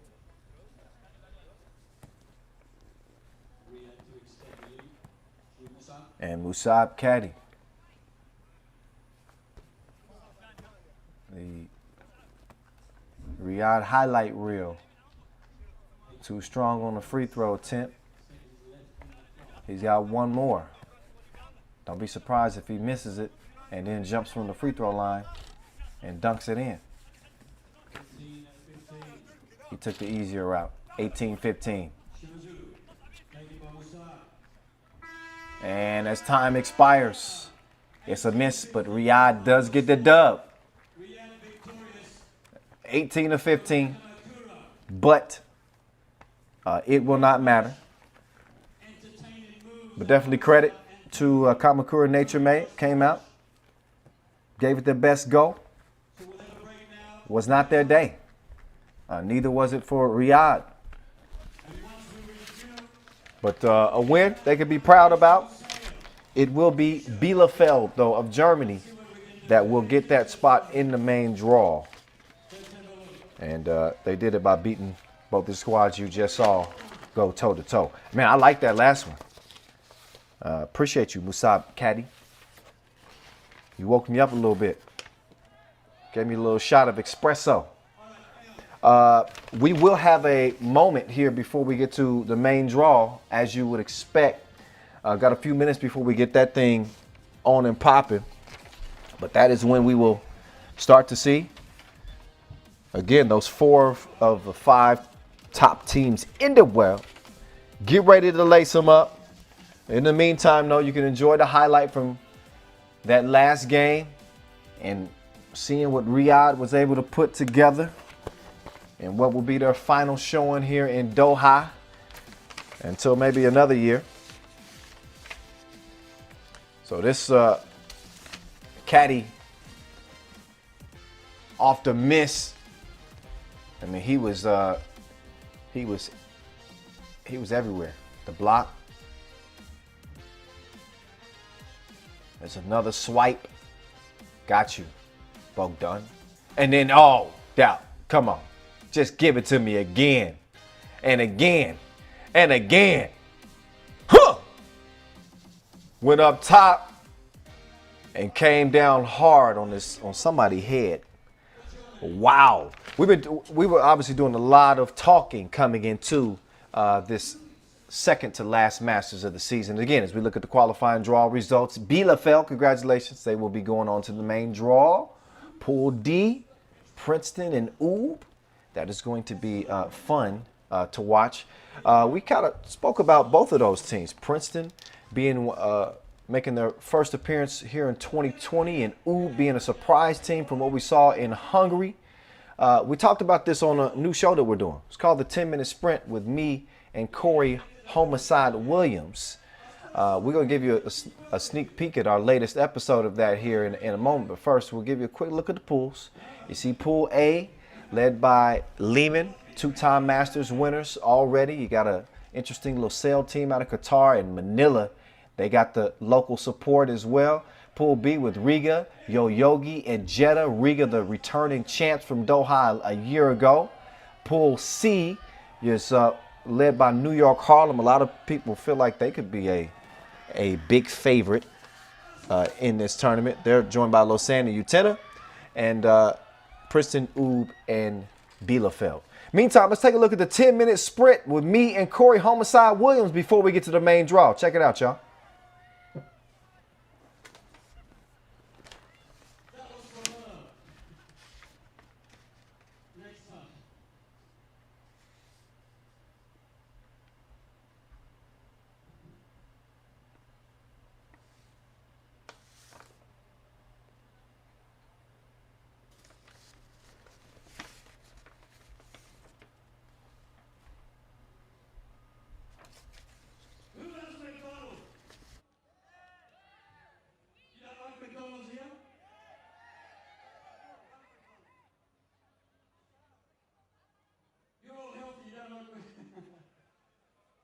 I'll come back with some vouchers.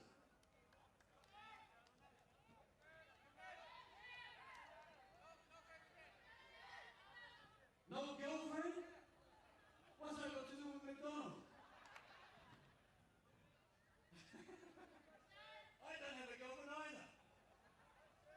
I still go to McDonald's. You have a daughter? Where? That could be anyone's daughter on the front. Are you trying to go, come on, I've done that. McDonald's. Where's my McDonald's vouchers? Let me see how many McDonald's I have.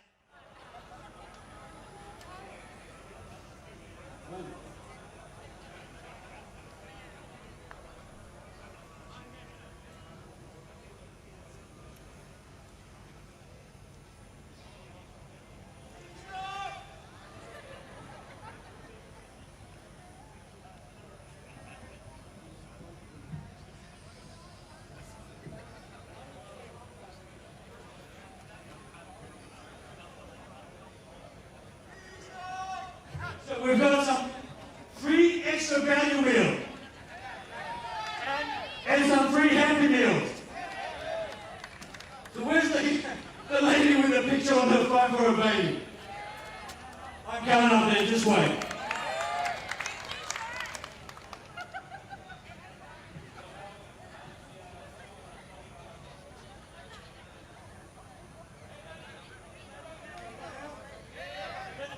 Let me fix this one first. Show me, I don't believe. She doesn't look like you. Huh? She looks Australian.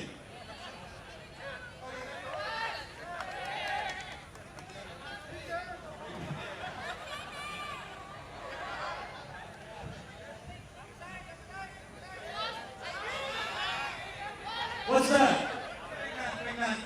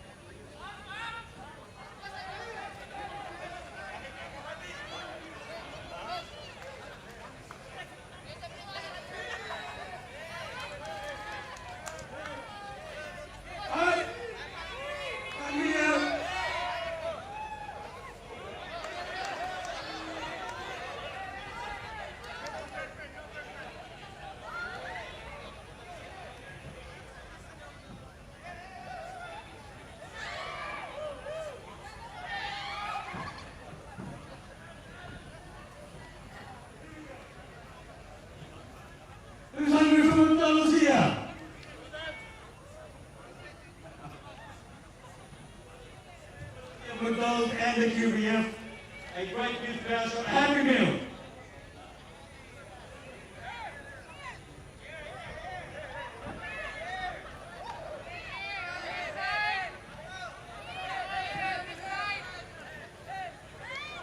Extra Vladimir. You must be hungry.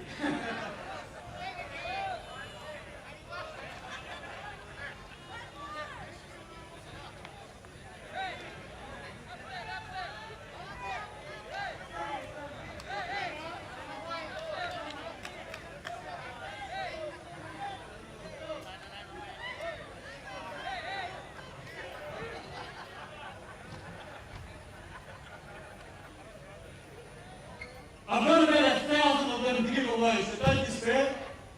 You need to come tomorrow and I'll give the rest out. Alright? I have 1,000 of these vouchers. Make sure you join us tomorrow. Okay, we'll start again tomorrow from 3 p.m. for the quarterfinals, semi-finals, and the final.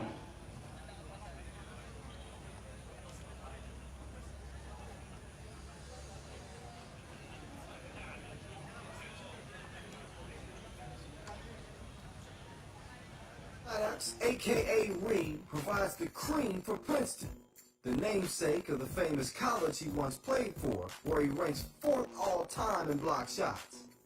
We went from the worst team in school history to the best team in school history in our 4 years, and everything that happened in between, we had to grow, we had to fight, you know, speaking about Dan and I, but our whole team and all the coaches from that program, I think that was really life-changing, having to go from being absolutely awful and take it amongst ourselves to get better, to become, you know, the best and have one of the best records in school history is like a growing experience that I'm not sure if you can really replicate in any other way.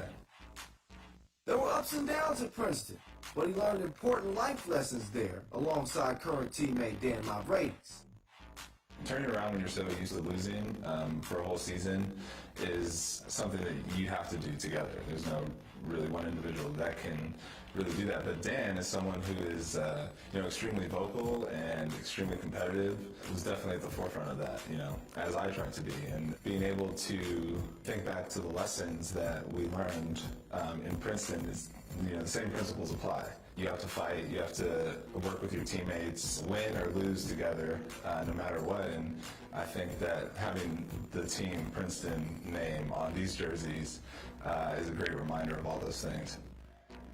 Touring the world and playing 3x3 with Mavridis has been a dream come true for Reed. No matter what he does or how Dan he can be, you're never going to find like a better friend or a better teammate to play with and share experiences like, you know, playing all over the world for 3-on-3 basketball together on these crazy, you know, weekend trips, of course with Craig Z, Damon and Robbie as well.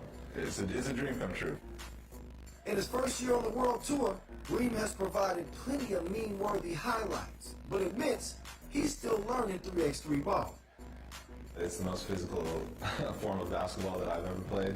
The way that the 3-on-3 game is, and I would say also the competition of guys who've been playing this for a lot longer than we have on the international stage has forced us to learn quickly and I think play the way that FIBA 3-on-3 is played. I'm still learning. I don't know what the ultimate form of my game will be, but it's going to be some combination of driving and shooting, you know.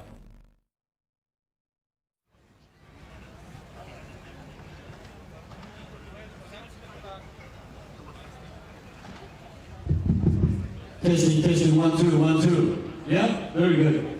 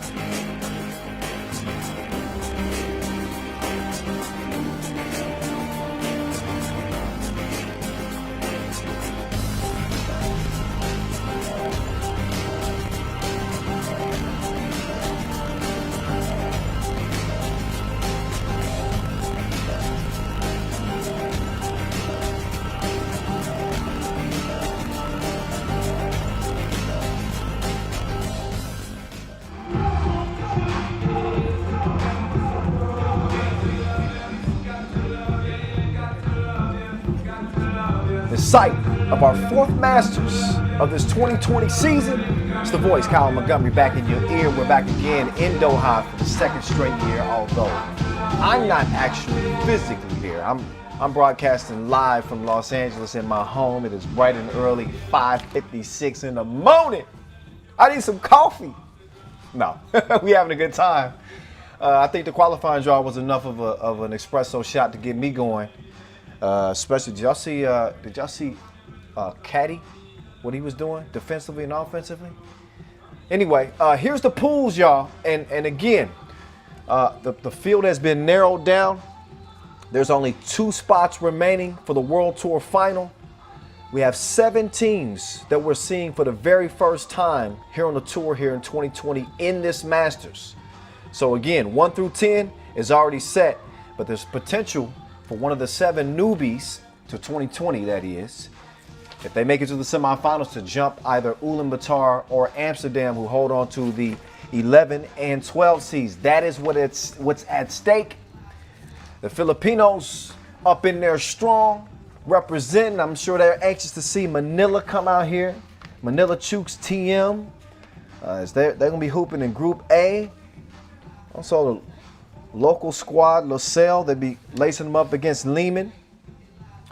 Before we move any further, we must show some love. We want to show love to our ball and apparel sponsor, Wilson. They help make this thing happen. Our official timekeeper, Tissot. Our official supplier, Skelder Sports, Inleo, Magic Sky. And a big thank you for the Qatar Basketball Federation and the Qatar Olympic Committee for hosting the event. And shout out to all the fans in attendance there as well. Kind of odd for me to see. It looks like they're heading to the evening in Doha, and the sun hasn't even come up where I'm at here in Los Angeles. Just an interesting dynamic. Me broadcasting from my couch, really a chair. we got it working. As long as y'all can hear me, and as long as I can see, then we in the game. It's been one of those years. Not one of those years. Let me not even front. This has been a year unlike any other. We've done our best to kind of weather the storm here with FIBA 3x3. I mentioned earlier, it's our 4th Masters of the season. We fit in 3 Masters within the span of 8 days in Hungary, starting with the Debrecen Masters, which you're seeing the winners of that Debrecen Masters hit the court right now. Lehman, who took 2 of 3. They would have loved to get a clean sweep, but they didn't have Mr. Robot for that Hungary Masters, which was the one right in the middle. Alexander Ratko taking the court as well. You are very familiar with this Lehman team. There's Stefan Kojic, the killer combo of the Stefans on this team. Stojacic and Kojic has proved to be devastating to the competition. One of the most well-rounded teams you will see. They are number 1 in the world. I repeat, number 1 in the world. Number 1 in the tour standings. And they may have the best player in 3x3. I mean, Stefan Stojacic, the way he looked in Hungary, we'll get more into that. Their first opponent, they're going to face off against Lusail out of Qatar.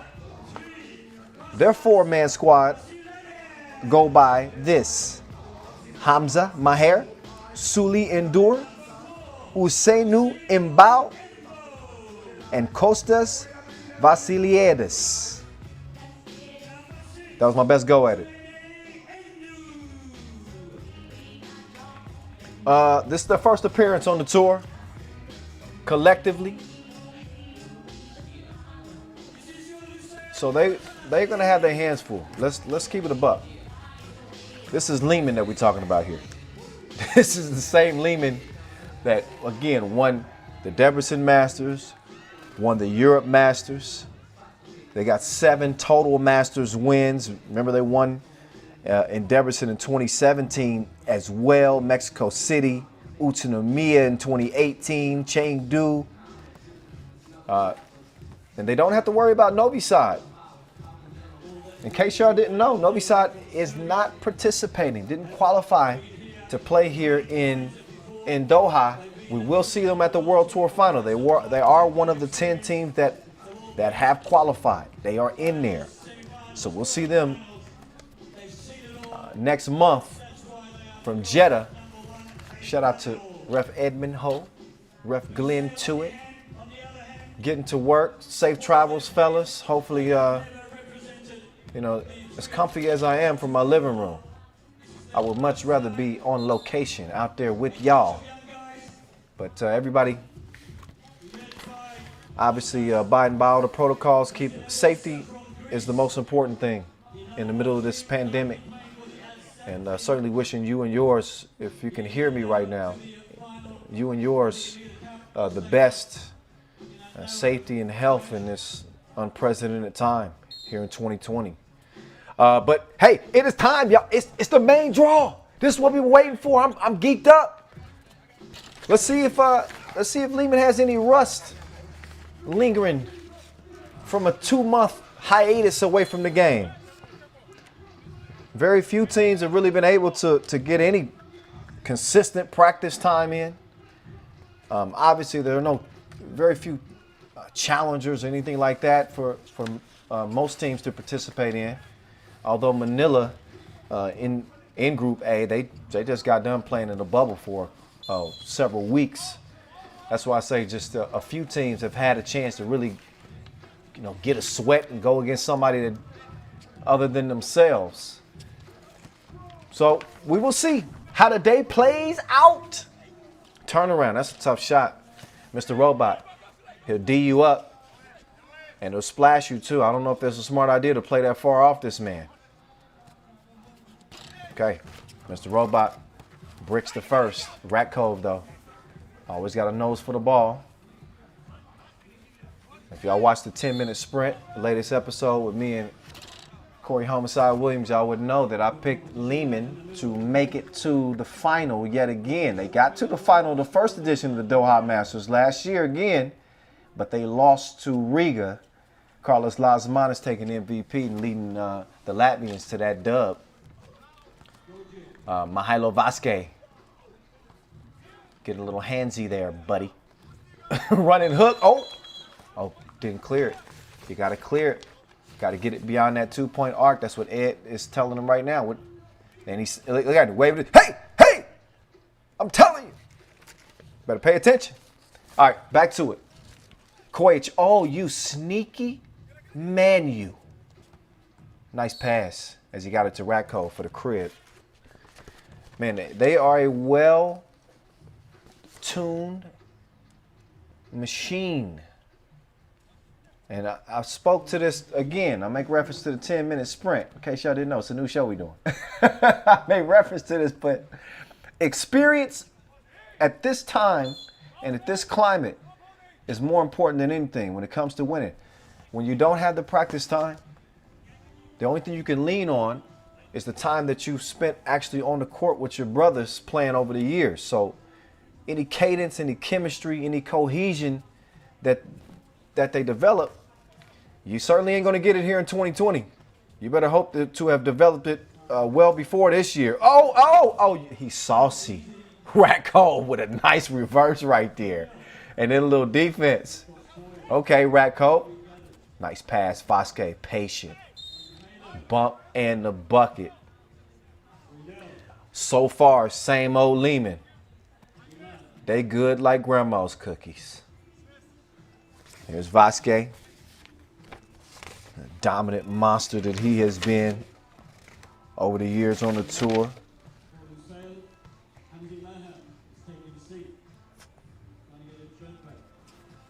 And there's Vasic. It's 4-0. Lucille playing against the top team. Koich. Vasquez decides to kick. Oh my goodness. That pass was sick. Mr. Robot splashed it. They would have to fight if he had missed that two ball. You can't mess up an assist like that. Wow. I'm impressed through the first 2 minutes and 30 seconds. We got to find a way to see that pass again.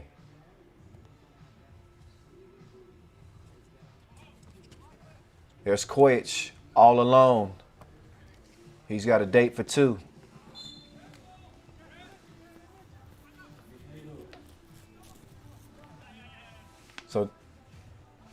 Mr. Robot, good to see him back at full strength. If you don't know, Stefan Stojacic, after taking regular season MVP honors in 2017, dealt with a string of injuries to his ankle, to his calf, and missed nearly 2 years. Nearly all, but he's wetted in the waterfront. Splashing from long range, and then avoided getting splashed himself. It is 10-0. Rat Cove taking him on a trip on a spin move. Mr. Robot rebooted, refurbished, and Lehman leading by a dozen. Oh, he's in his algorithm. No, maybe I spoke too soon. He pressed the wrong button. TV timeout. 12-0 in a. I don't know if I've ever seen a game at 12-0 this quick. Are we 2 minutes in? Are we even 2 minutes in this thing? What the hell is going on around here? Well, I guess it gives me a good chance to mention this. This year, for the very first time, we're going to reward the team who wins the TSOL fastest game of the tournament. Last year was New York Harlem, who won a game against San Juan, and it took them 5 minutes and 31 seconds in Montreal. So far this season, Novi Sad, they got the best mark. They beat Ulaanbaatar 21-6 in just 5 minutes and 53 seconds. So, I'm just throwing it out there. It's 6:33 and counting left. They need 9 points. We're going to see. We'll see how it goes. Can Lucelle get a score? Lucelle, y'all need a bucket. Anything. Draw a foul. Shoot a free throw.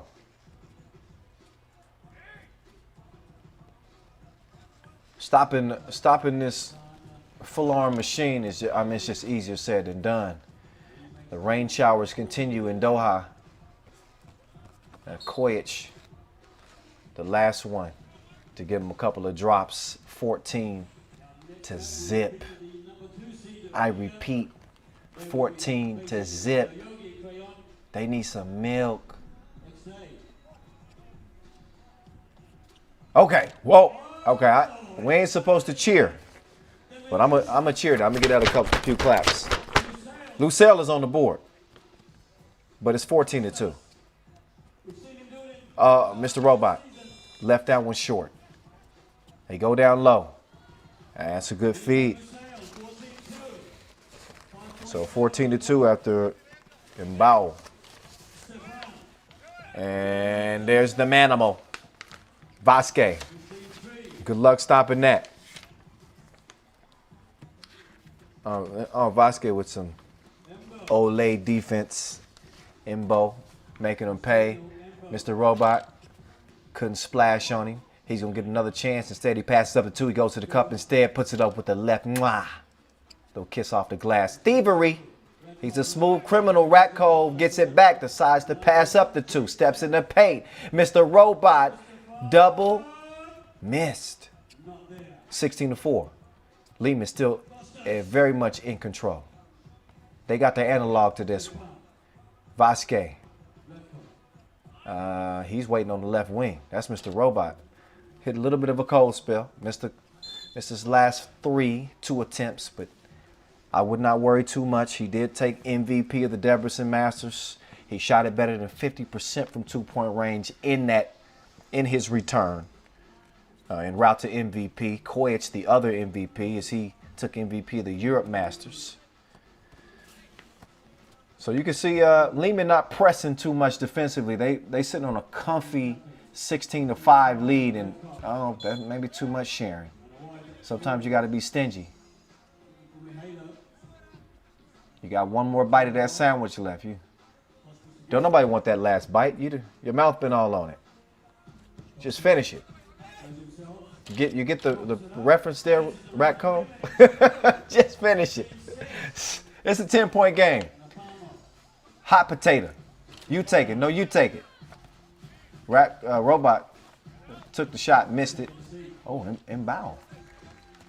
He could almost dunk it on his tippy toes. 16-7, 9-point game. Mr. Robot decides to loft it down to the manimal. He continues to feast. Mbao leans in. I couldn't exactly see what that call was. Did he travel? He kind of left my screen a little bit, but I don't think it matters much. Leads up by 10 points over the local team at Lucille. Anyway, well, regardless of that last violation, Lehman is violating Lucille. 17-7. I'd be lying if I say that this was not anticipated. We are talking about the #1 team, Lehman. Okay, they are a favorite to win this thing, and they are sharp.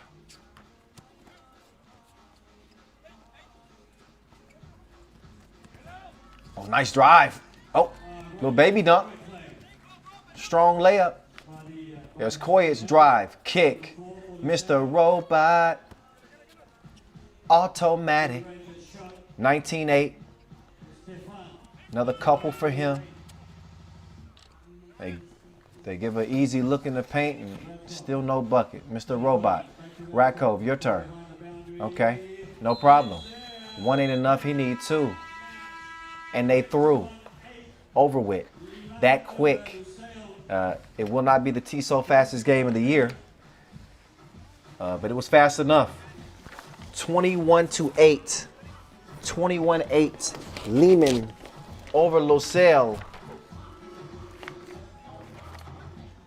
And our first contest of a 12-game day. Matter of fact, as you see Koyet set the table. Let me set the table for you in case you may be new to 3x3. We don't know. Oh, that was it. If you're new to 3x3, get used to seeing passes like that.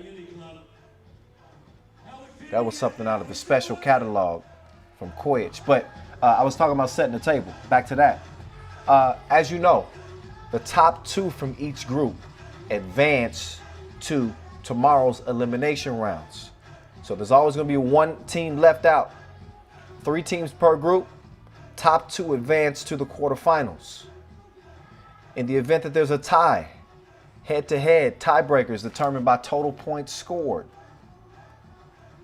After that, it would then go to team ranking.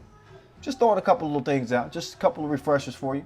12-second shot clocks, first to 21 wins, 10-minute games. Those are the basics of 3x3. I did a rules video from here in Doha several years ago. And I'm just giving you a little rule refresher. We might need to play that for y'all at some point during the day. Or just keep running the highlights back, especially if you're a Serbian fan of Lehman and want to see how they went to business. It was surgical in the way that they do their thing. That was surgical and sexy, all in one. The flip pass from Koyet to Mr. Robot, a thing of beauty. It was 12-0 before we could even blink. 14-0, check that. Koyet splashing one from the corner. We weren't even 4 minutes into the game before we got Lucille's first score. But this game was over with by that time. Lehman threw it in cruise control. And again, they cruised to that first dub of the day.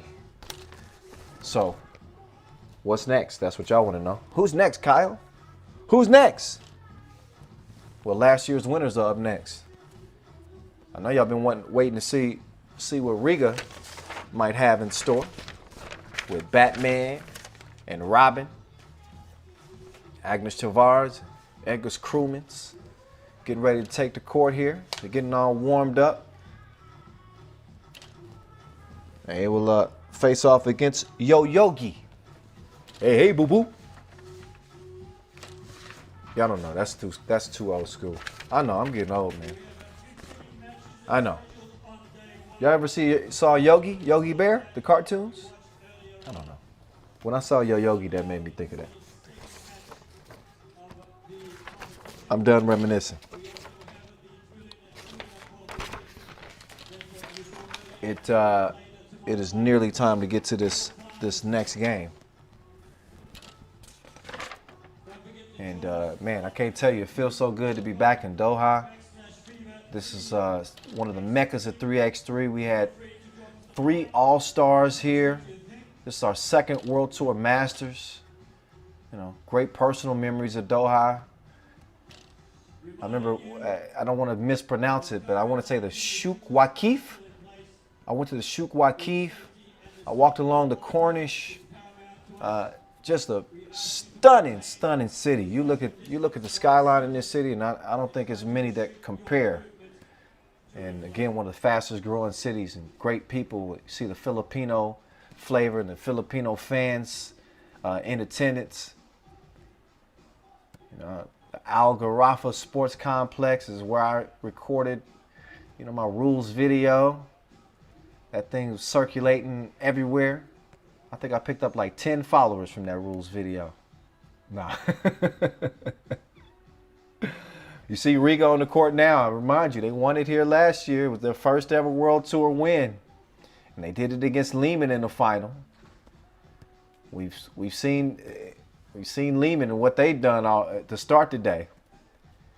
Now we're going to see how good Riga looks. They certainly look good in Debrecen. They ended up winning the Hungary Masters.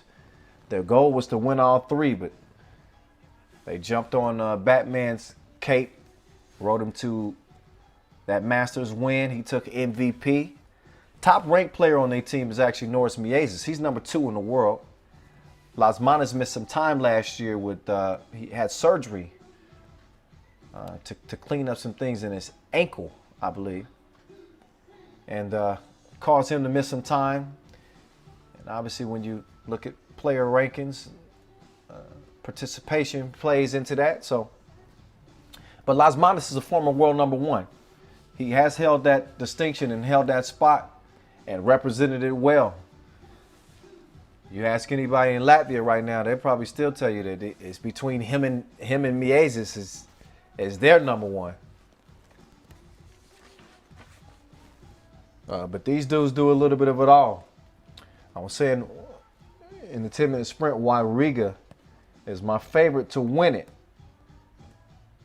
And it's really because of their versatility.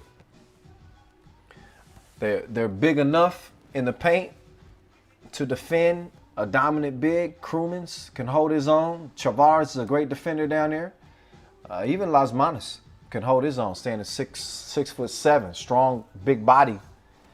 But they also move so well without the ball. Lasmanis can drive. He can shoot. He's that triple threat. So is Miezes. And Krumins as well. I think Krumins is probably the most underrated player on that squad. He wins games for this Riga team. He can extend the floor. He's a consistent 2-point shooter. He's dealt with some injuries over the years, which has kind of challenged him laterally. Doesn't move as well as he used to. I think he would tell you that himself. But, and you see his left knee, it's got that brace on it. But he moves well enough to make this team an even bigger threat. So we shall see how they're able to put it together. They have not had a bunch of practice time. And certainly no type of intense action of where they're going up against other pros. So that's where it's going to get interesting.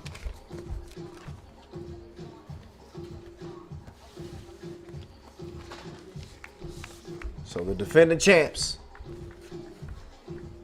and now exit the court and get their official introductions. Even though you know everything you need to know by now about them, don't you? I think I gave you pretty much everything.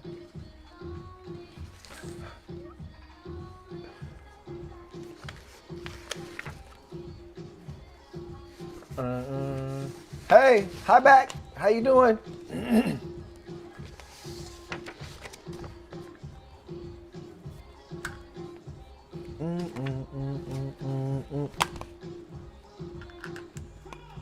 Okay.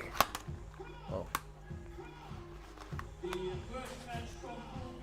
All right, it's almost that time for them introductions. You Philippines, stand up. Philippines, stand up. I see you.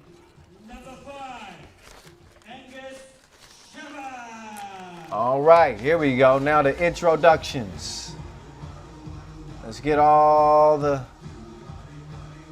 formalities out of the way. It's Edgar Crumans, Agnes Chavars on the court. And your number 4, your number 5, and your number 2 player in the world. Carlos Lasmanis, he's 5. And there's number 2, Norris Me Aziz, the menace. One of the most devastating crossovers in the game. Just wait and see. KLM, he's ready to take flight. They run the back door to perfection. You will see likely several examples. You see some of the fans starting to get up and get close to the court. They were. Are you ready for this one? Yoyogi Crayon out of Japan. They come out in the red. There's Arnold Lewis right there.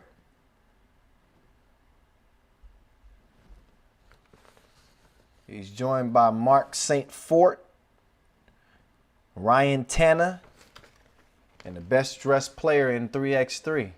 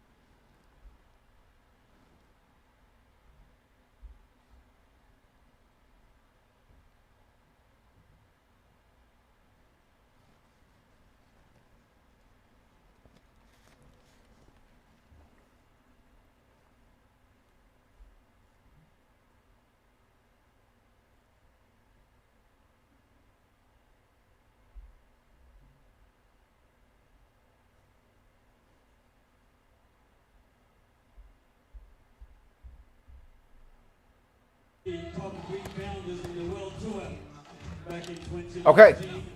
203. Looks like we back. Angus Shabba. Y'all wave at me if you can hear me. The Libyan national team. Y'all wave at me from home if you can hear me. Cup in 2017 in Amsterdam. All right, no, I'm partly joking. 2018 and second Partly. in Amsterdam in the World We apologize. Had a couple of technical difficulties. Again, I'm broadcasting from home, not on site. Trying to make it happen, but we got this one underway. Good. Got back just in time. KLM. Oh, buddy. He had that look in his eyes. Straight down the paint. Yeah, he's caught a few bodies over the years. Carlos Lasmanis, number 1 in double fives, number 2 in scoring, number 3 in rebounds, number 4 in player value. I say that to say this, the man does it all. There's a reason he's a former world number 1 and one of the faces of 3x3. Still young, got a great future in front of him. 26 years young. Riga out front by 1. Long ball, too long. Way too long. Good hustle on the rebound attempt, but they leave Crew wide open. Crew couldn't hit it. He gets it back. The running hook is going to rattle in. Riga is on top, 2-0. Yogi trying to answer back. No, not this time. Travel call on Arnold Lewis.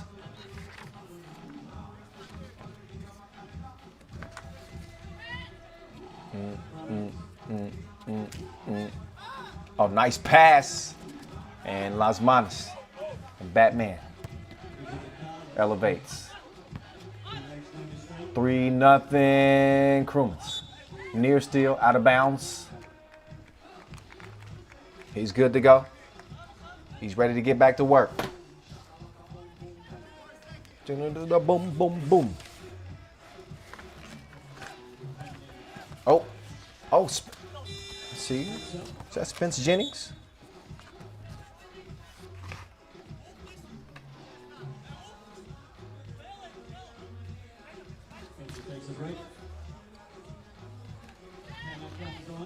In comes Ryan Tanner. Good defense at the rim.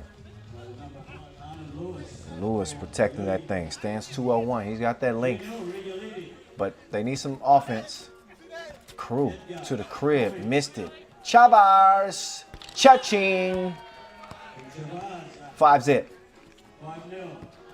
Nice pass. Hop. Nice one-handed punch. Lewis pokes one. Crumans, though, right back. Not as emphatic, but as effective.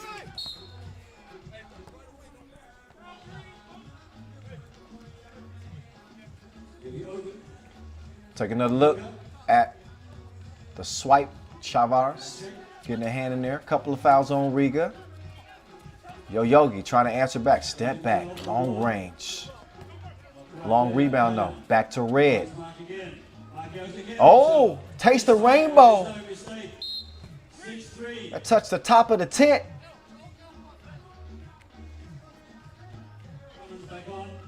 Six-3 game. Batman with it. MVP of the Hungry Masters. Wanting the cookie back. He does get it back. Decides to pass it. Great ball movement and Crumans. Not afraid to go to the rim. He lays it in. Rebound recovered. Crumans, top of the key this time. Loving the crew. I'm loving the crew. 6-point lead. Riga.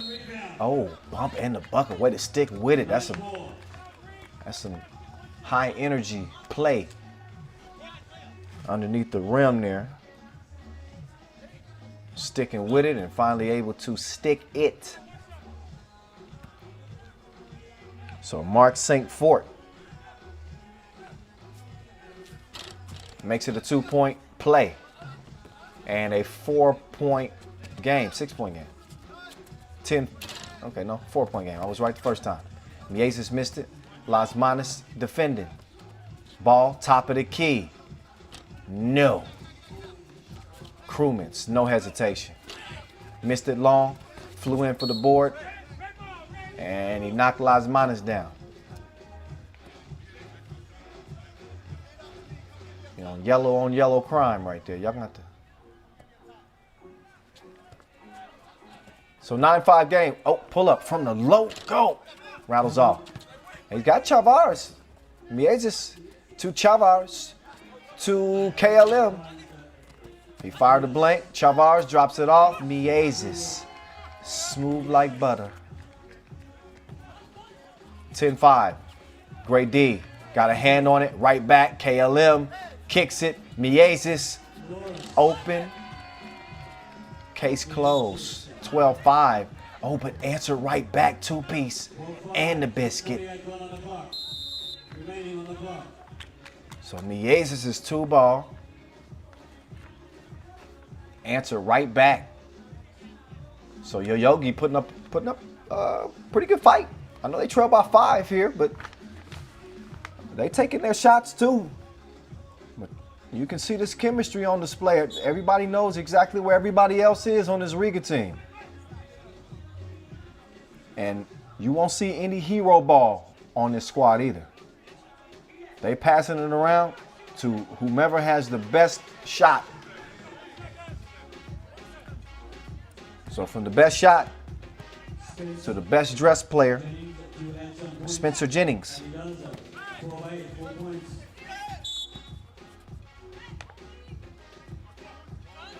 Can't really get a good look at the sleeves. my computer, but they there. 4-point lead. Riga defending their crown from a year ago. It was the win it was a win they won't forget. I bet it ranks right up there with their Europe Cup. Oh! Just did him straight dirty with the cross, but he couldn't finish him off. But I would say it probably ranks right up there with their Europe Cup gold medal that they won in Amsterdam. The national competitions, as they were Latvia. But it was their first Masters win.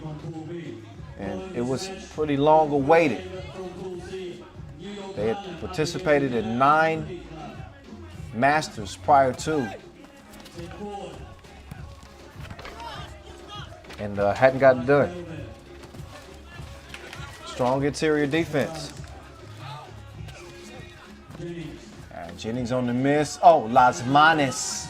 Bottoms. 14, 8. Quick kick. Hezzy. Pull up. Too strong. Krumins tracks it down. He will pull the trigger and he will deliver. Bang, bang. 16-8 game. Step back through the legs. Oh, he's drenched too. He came through dripping. I see you. Arnold Lewis. 5:42 left on the clock. Was that St. Fort? Yeah, you gotta be in love with the 3x3. Oh, look at the rotation on that 3x3 ball with that Japanese art on it. Lasmanis going baseline. Loops a pass down low to Miezes. He's fouled. Easy call right there.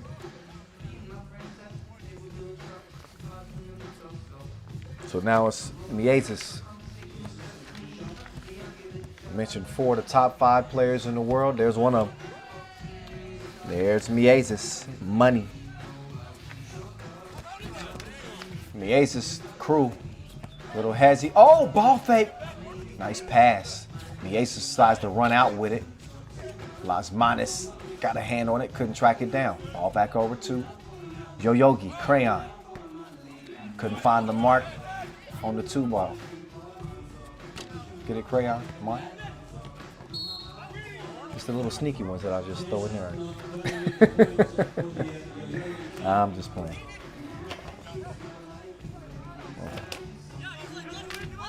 17-10. Riga's opened it up. Back down! Oh! Lasmanis. How did he miss that dunk? I know he got fouled, but let's look again. Oh, come on. Okay. I haven't played above the rim in a long time.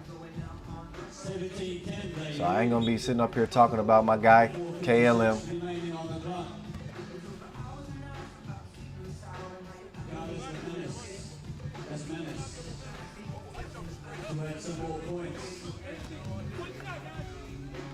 So here's Lasmanis.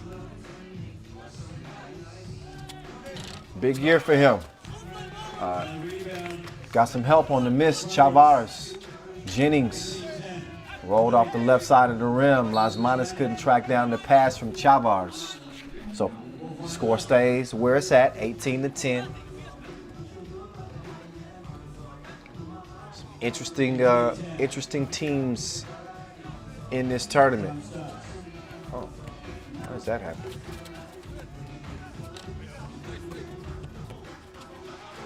Rocked up. Oh! Miezes, he's comfortable in the deep end.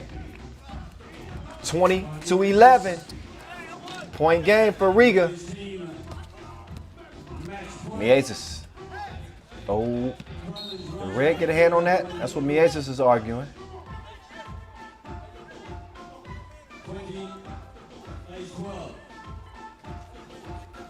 I think it's going to be red ball.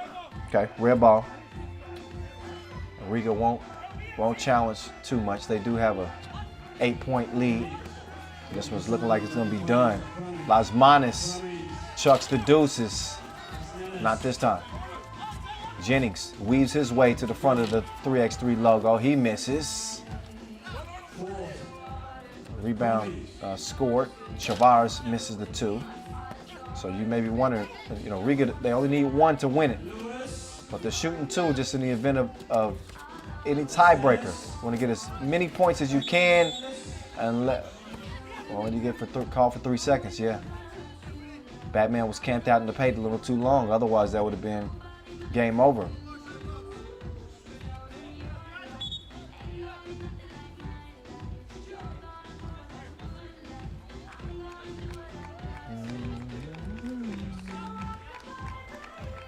All right, so break into action.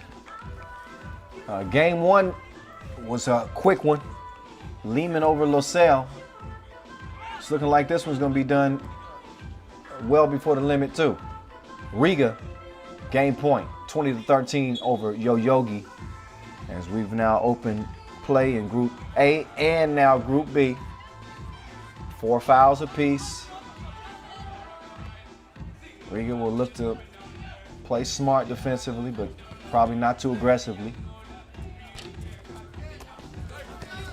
All they want is the ball, so they can do that with it. Las Manos missed the layup, smart play. Got the steal, threw it off of Jennings, so ball back over to Riga.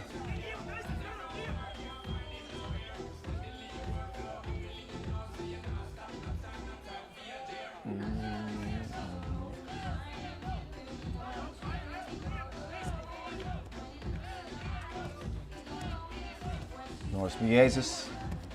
He'll hand it off to Las Manos. Pulls up. Free throw line.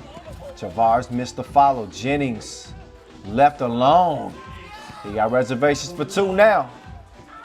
20-15 though.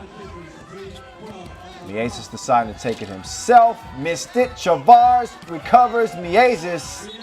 And he says, I had enough of this nonsense. We'll worry about a tiebreaker later. Let's get this dub. 21-15. Hand claps for the Latvians as they get it done over Yoyogi to start Group B play. So far, it goes chalk. Stays true to the rankings as the 2 favorites come out with victories to open their day. So again, 21-15. Riga starting their championship title defense on a good foot. Yes, sir.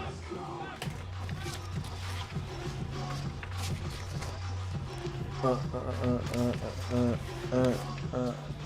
right, let's look back at the highlights, shall we?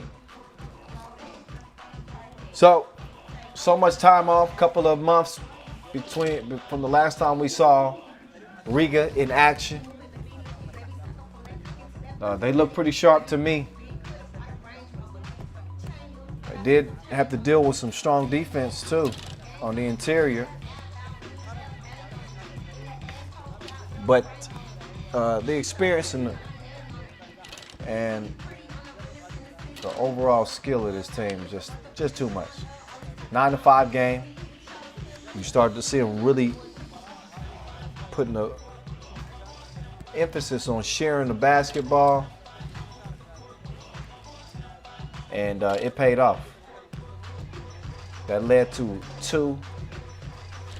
As that lead continued to swell, Riga getting the dub. If you are not following us on social media yet, on the various platforms that we have, don't make me come and fight you. I will come and find you and fight you. No, I'm just playing. I won't fight you. But please give us a follow. We would appreciate it. We put a lot of content out, daily. Worth a follow. Instagram, Facebook, YouTube, Twitter. We're on Cena Weibo. We're on Youku. And we on TikTok now too, y'all. We're on TikTok. So follow us at FIBA3x3. We even have an account dedicated to the women's game.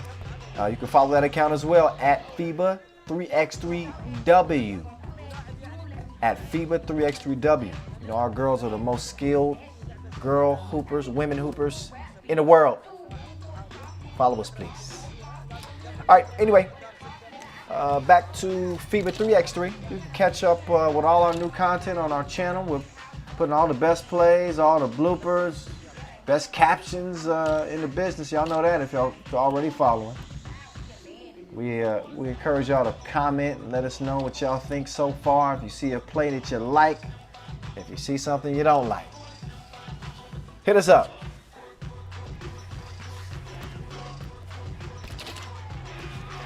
Get ready to head into our third game of day one in Doha.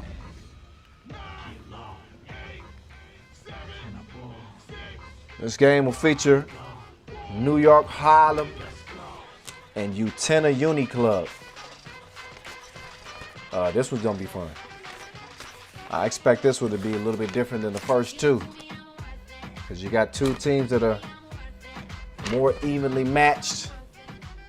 Although New York Harlem is down a player, they do have more experience, but playing without a sub is really gonna challenge this team. So we'll enjoy the last few looks at these highlights, and then we'll get ready to get it on between New York Harlem and Utena Uni Club. It's coming up.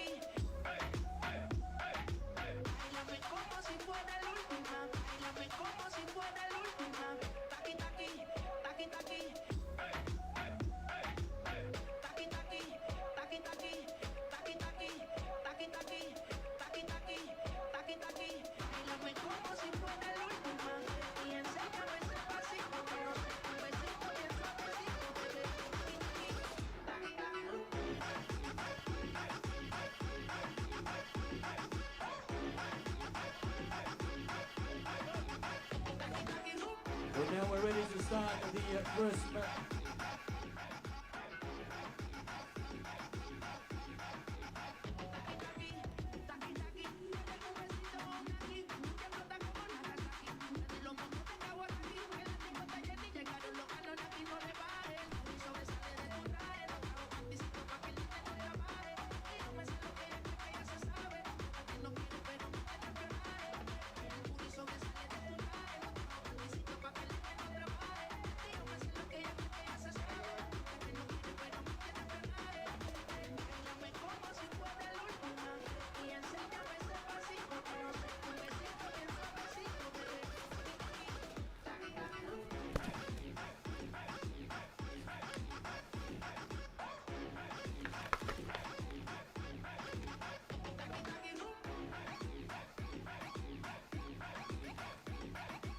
Ready now for our third match, Pool 1. All right. C1, As we keep it moving, up against the we moving on to Group C play. And welcome, the New we had York this one Harlem circled. from We had this USA. one circled on the schedule Number today. 7, New York Harlem, Osana. number 4 in the World Tour standings. Ranked number 4 against Utena Uni Club. Utena Uni Club, the exciting Lithuanian team that kind of took people by storm in Hungary a couple of months ago again. They rep well, made it all the way to the final of the Debrecen Masters, losing to Lehman. They got a lot more run than this New York Harlem team, who they have a couple of their original members. They go way back. Disco Damo and Super Dave Seegers. I remember covering these guys in my first tournaments back in 2015. They got Marcel Esenwune, the Minister of Defense. They do not have a sub. It's a positive COVID result has got them down to just 3 players. So, you know, they from the bricks. They gonna come with plenty of heart. But will it be enough to get it done against a Utena Uni Club that's gotten plenty, Uni Club squad that's gotten plenty of run? They played a good bit earlier this summer at the Lithuanian Hop Trans 3x3 league. And they got this dude on this team. Goes by the name of Ignas Vaidkush. There he is right there. He need a warning label on his jersey. The man is dangerous. He made his World Tour debut at the Debrecen Masters, and all he did was drop 41 points. Made team of the tournament. Number 1 in player value for any player that's played more than 2 tournaments. So 2 or more tournaments. So my guy brings it. Talked about him a little bit on the 10-minute sprint and what we are expecting from him in this tournament. It's going to be good. It's going to be good. Meantime, you know the heart and soul of this New York Harlem team. There he is at the free throw line right now, handling the coin flip. That is Disco Damo, gold medalist at the Pan American Games. Last year's 2019 regular season MVP, led New York Harlem to their first ever Masters win in Lausanne. In terms of 2020, they didn't play bad, but they didn't play probably as well as they wanted to. They lost in the semifinals of the Hungary Masters to Riga. They lost, obviously, the eventual winners, Riga. Also lost to the eventual winners, Lehman, in the semis of the Europe Masters. They finished 6th at the Debrecen Masters. They got bounced in the quarterfinals there, I believe, by Novi Sad. My memory serves me correctly. But, man, funny thing about this New York Harlem team, they've tended to be at their best when the odds are stacked against them. I do wonder just how, if they can overcome something as big as losing the defensive presence of Joey King and also his scoring. Remember, Joey King was top scorer in, I think, at the Hungary Masters. 1 or 2. But there's no question that he could score the basketball. And also Kadani Brutus. These are 2 big misses for this team. So New York Harlem's going to be really be put to the test here against Utena Uni Club and Ignas Vaidkush. Oh, Esenwune, you hardly ever see him get scored over, but able to get the hook to go. Disco Damo, he is a matchup nightmare. Lausanne also in this group. Oh. They said you have to beat us from long range. It's 2-0. Oh, they try to work a little oop between Damo and...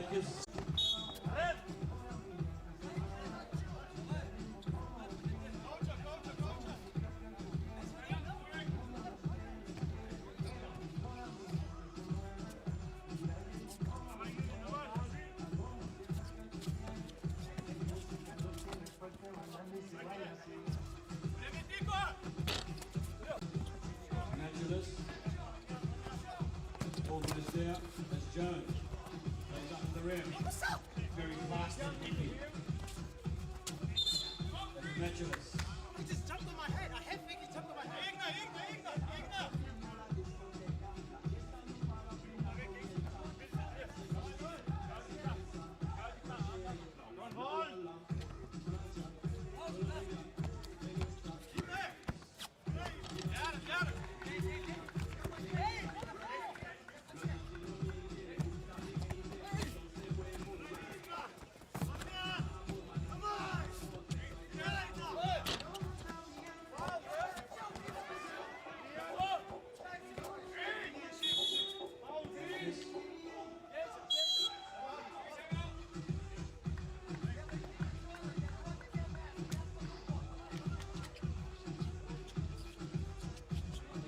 10-6, Yatena, in front of New Harlem. 6:54 on the clock.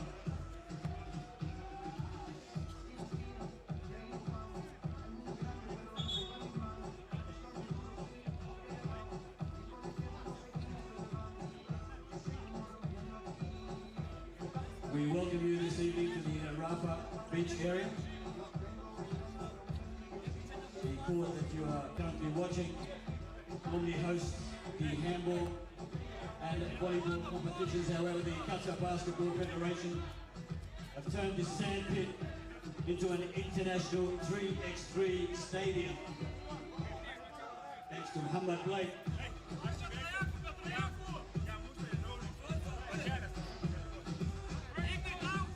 And Dr. Tautani.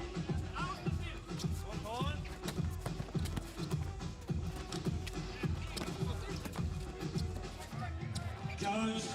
Let's go! Almost there.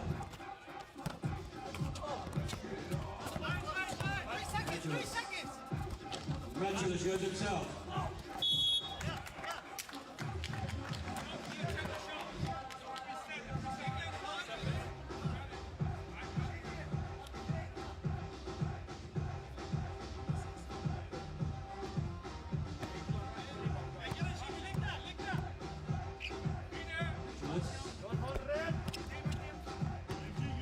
It's 11-6. 29 on the clock.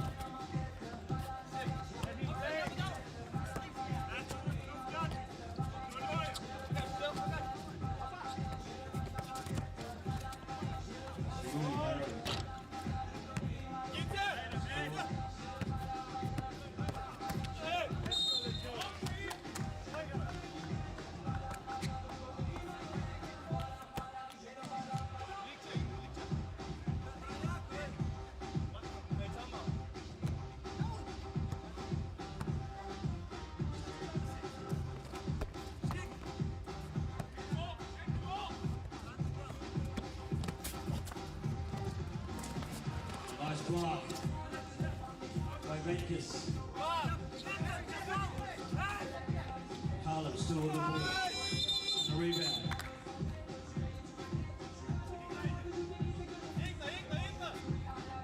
Well, 7. Lieutenant. 5:52 on the clock.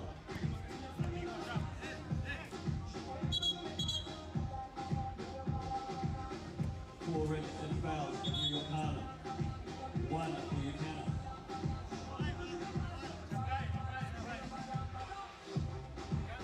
Buchanan, they're all about the same height. 196, 198, 200. They have an overwhelming reach and a good understanding of each other's play. Harlem, on the other hand, various levels of height, but what they don't have in height, they make up in skill and performance. Led by Dominique Jones.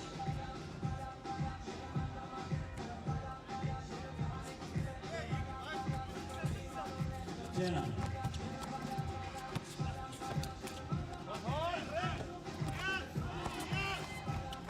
Another one outside the boundary. Wolski.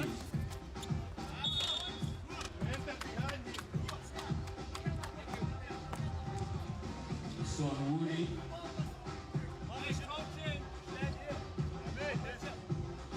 Chance to narrow the gap for his team.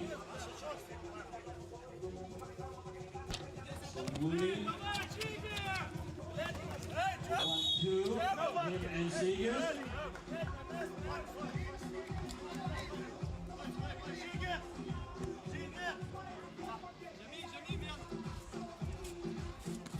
Lucas, find Bates.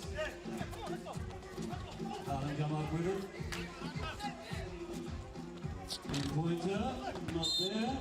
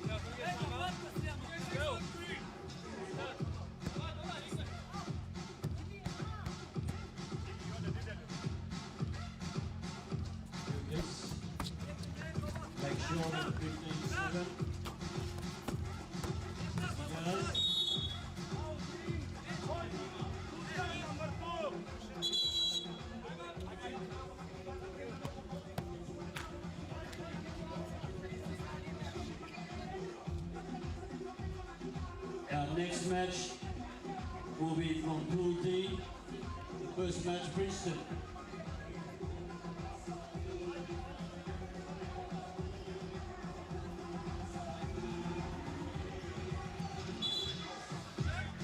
Feld will feature one more time up against Princeton in the pool match D. After this match, we'll have a 15-minute break for prayers. 15-minute break following this match before we get Princeton.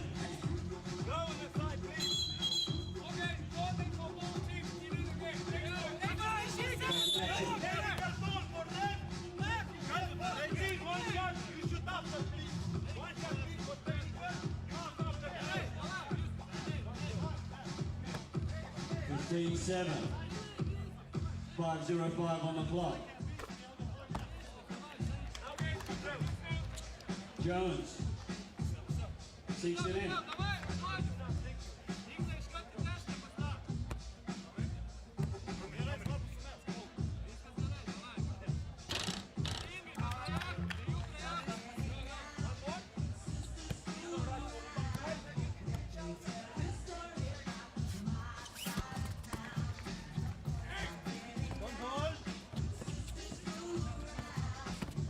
He goes. Back to Jones. Jones.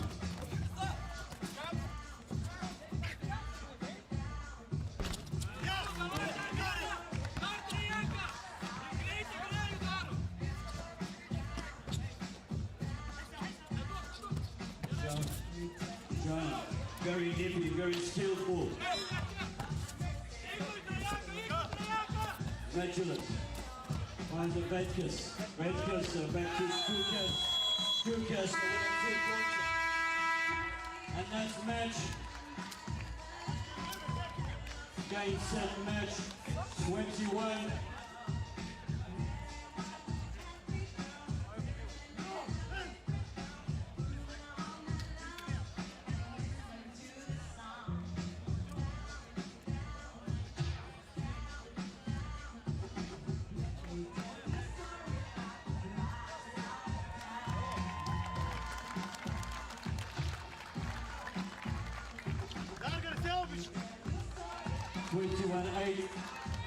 Utena Uni Club victorious over the New York Harlem.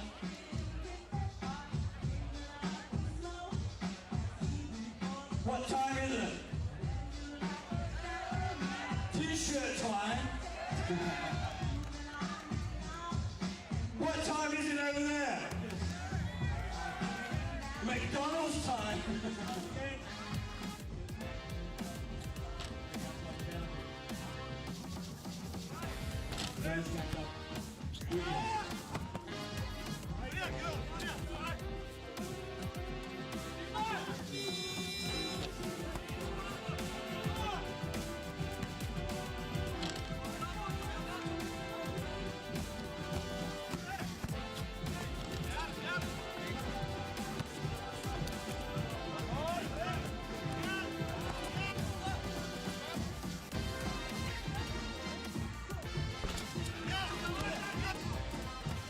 Vetkus back to Strukas. And that's match. Game 7 match.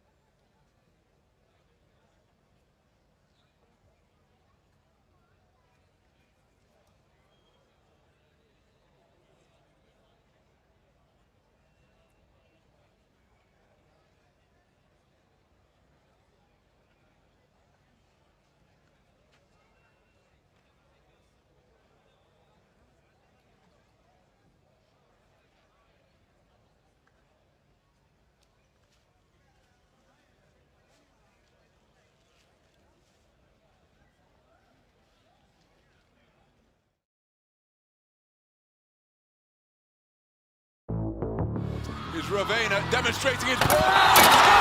And then the facial delivered.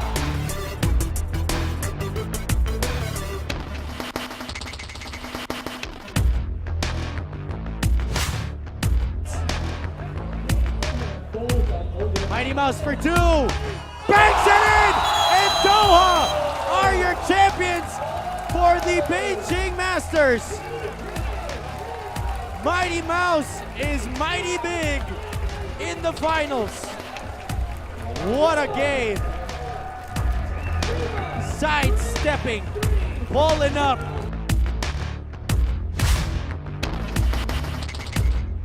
Man, 30 Watson is seconds. so quick with the ball. Saeed pass to Nice Musa. pass to Musa, and Musa And finishes layup is that with a layup. I heard people talking here, and I read the comments, and you know, everybody were betting on the Serbia against Lithuania final back in the round of 16. But Qatar just showed their character.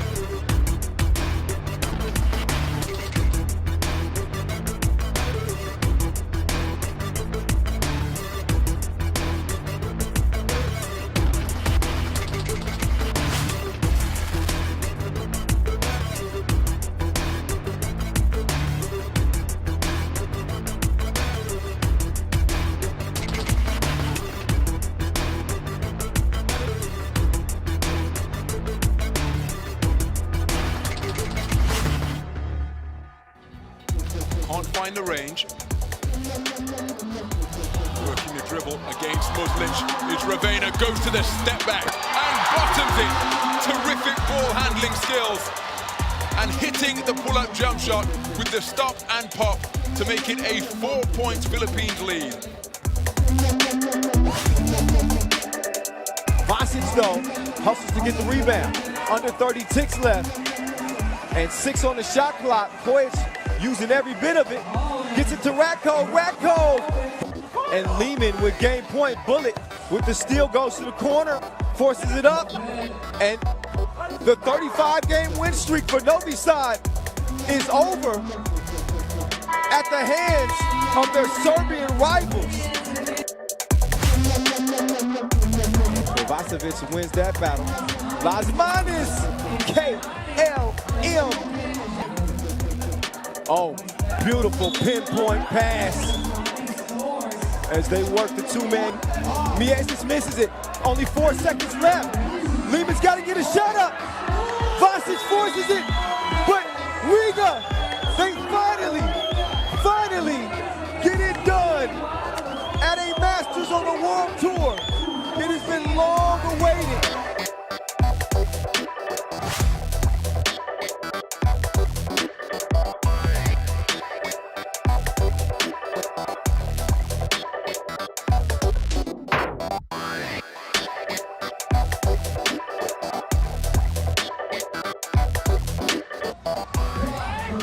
Oh, beautiful drive. Tough score. For the game right there. Best below. Look for the game. It's Pascal. Double homicide. Can I go with my guys right now? Can I go with my guys right now? You can.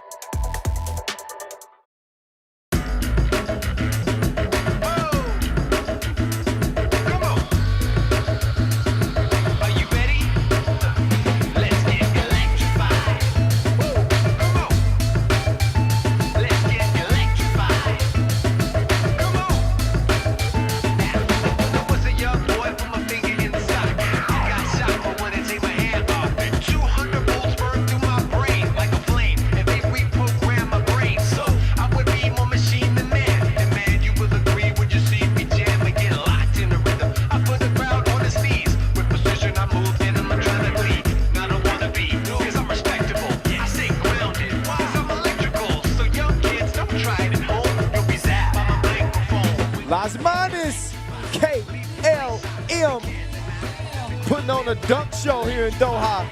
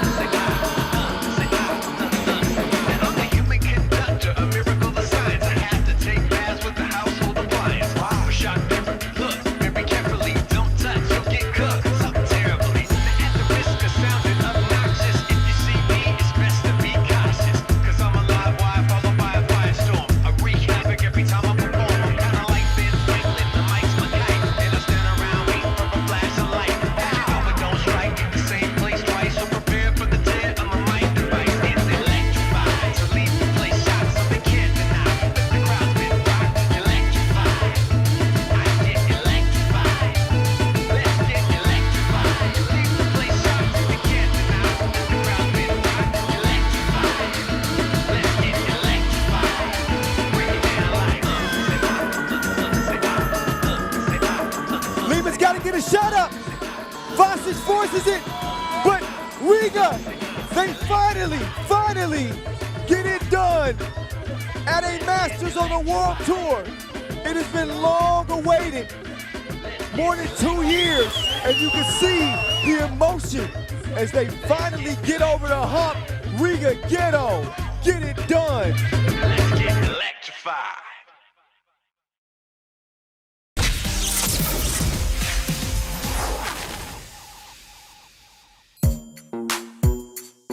Kareem Maddox, aka Reem, provides the cream for Princeton, the namesake of the famous college he once played for, where he ranks 4th all time in block shots. We went from the worst team in school history to the best team in school history in our 4 years, and everything that happened in between, we had to grow, we had to fight, you know, speaking about Dan and I, but our whole team and all the coaches from that program. I think that was really life-changing, having to go from being absolutely awful and take it amongst ourselves to get better, to become, you know, the best and have one of the best records in school history is like a growing experience that I'm not sure if you can really replicate in any other way. There were ups and downs at Princeton, but he learned important life lessons there alongside current teammate Dan Mavridis.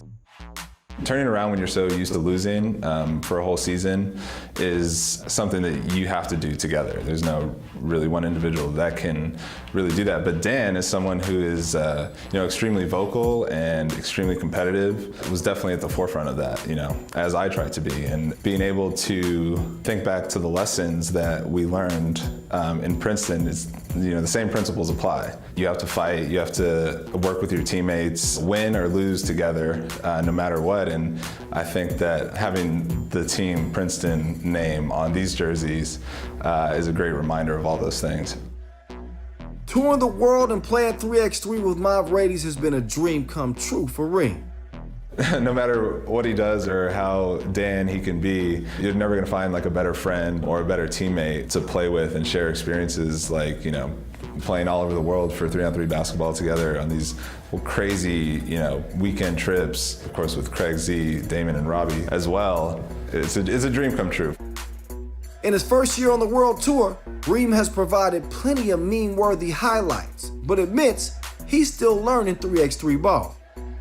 It's the most physical form of basketball that I've ever played. The way that the 3-on-3 game is, and I would say also the competition of guys who've been playing this for a lot longer than we have on the international stage has forced us to learn quickly and I think play the way that FIBA 3-on-3 is played. I'm still learning. I don't know what the ultimate form of my game will be, but it's gonna be some combination of driving and shooting, you know.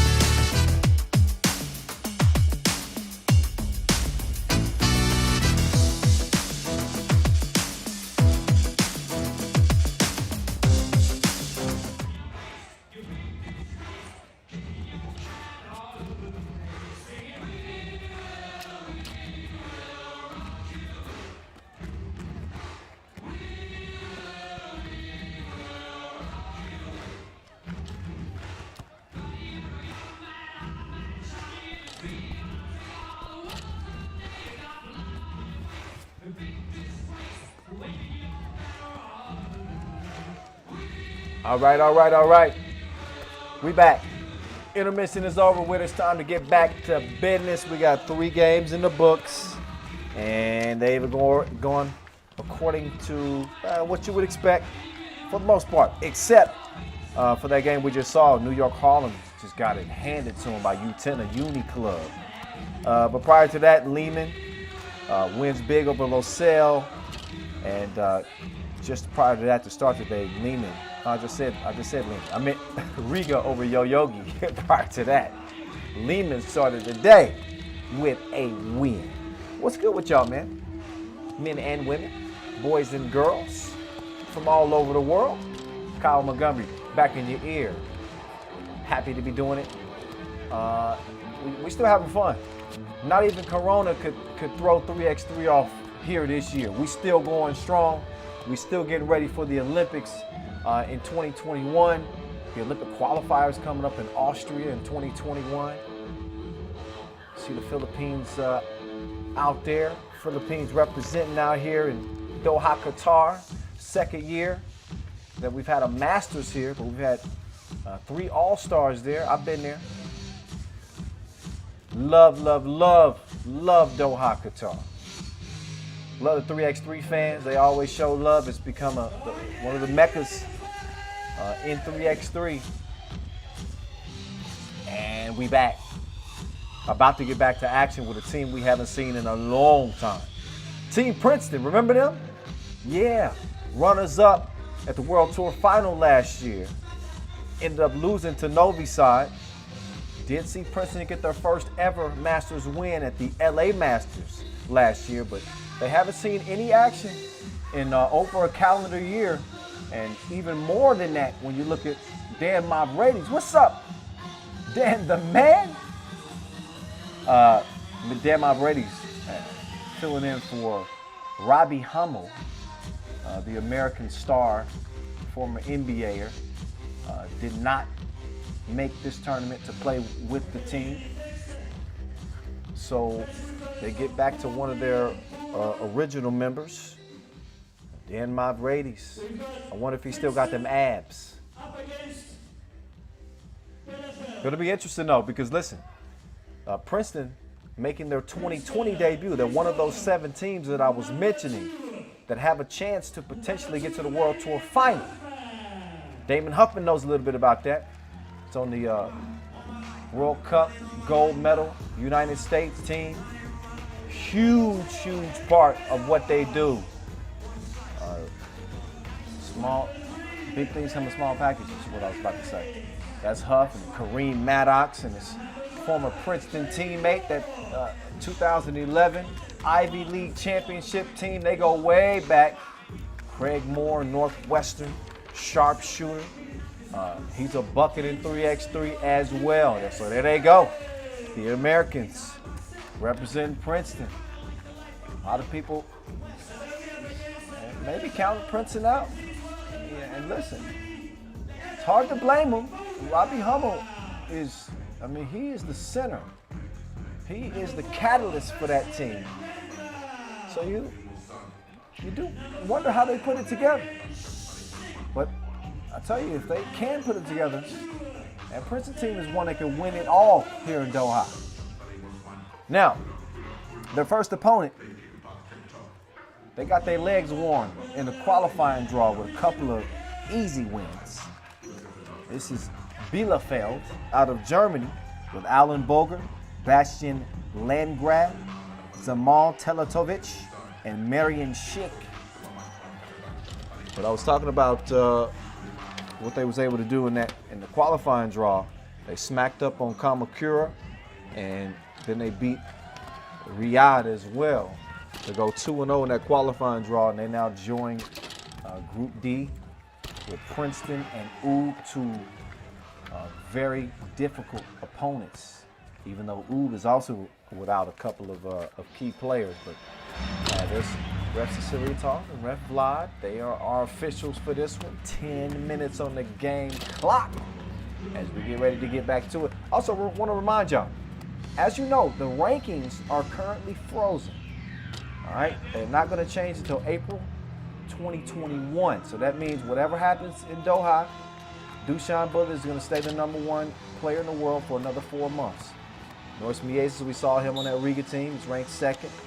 Stefan Kojic of Team Lehman, ranked 3rd, just to keep that in line for you. Team rankings as well. So, that's that. We don't want to leave the ladies out too. Of course, with the women, the top 3 players in the world, they're French. Yeah. #1, Leticia Guapo, then Minya Toure and Anna Maria Philippe. So, a lot of information to give you before we get to this next contest. And quick recognition to our sponsors as well. Our ball and apparel sponsor, Wilson, our global sponsor.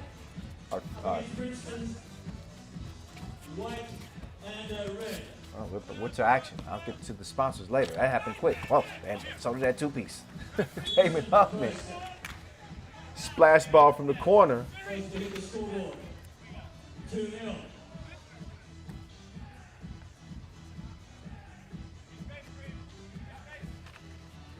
So Princeton out 2-0.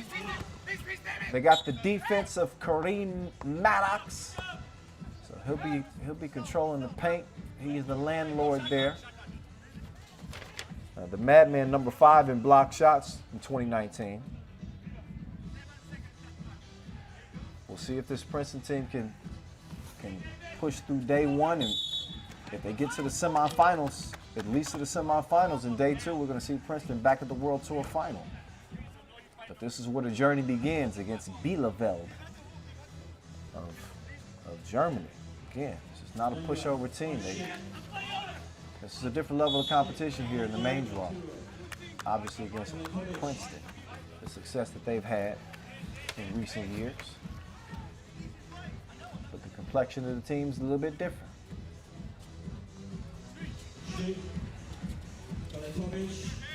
Oh, nice stop and go. Quick move to the cup. And that'll get Bielefeld on the board. Alan Boger, getting it done. 2-1. First time we've seen Bielefeld on the World Tour, so no history between the teams. Schick taking it to the rack. Moore snatches the board, kicks it to Kareem. Maddox hands it off. D. Huff pulls the trigger. Not this time. To the corner quickly. 2 up, 2 down. That's Teltovic. Might have been Teltovic on that first 2 piece as well.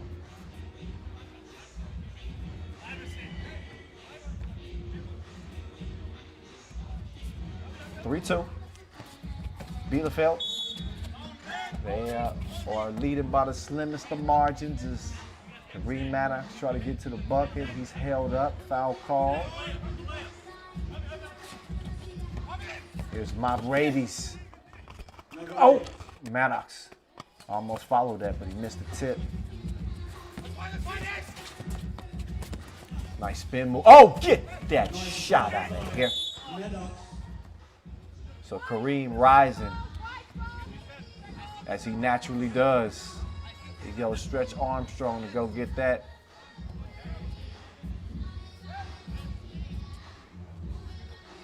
So we're back to it. 12 seconds on the shot clock. Good D on the perimeter for Moore. Oh, Maddox, I thought I told you before. Schick. Oh, Schick stuck with it, though. And the baby bear gave it to Maddox. Kareem couldn't find a touch from the right wing. So now the red on the attack. It's a foul off the ball.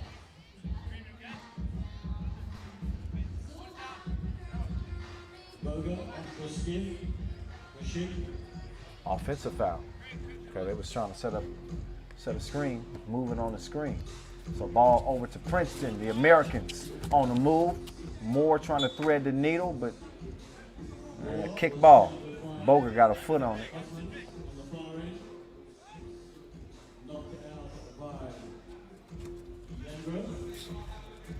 Madman hands it off to the sharpshooter, Moore. Stays 4-2. Boger says, I'll show you how to do that. You got to put a little more arc on it. And remember the gooseneck. Remember the gooseneck. 6-2. The Germans on top of the Americans. Damon Huffman trying to change things. He's Gucci. 2 ball fired and missed. Maddox tracks it down. Moore coming to receive the rock from the Inleo logo. Back over to Huff.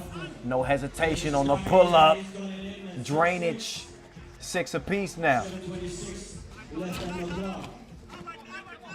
Moore. Back over to Huff. Huff from the logo. That one.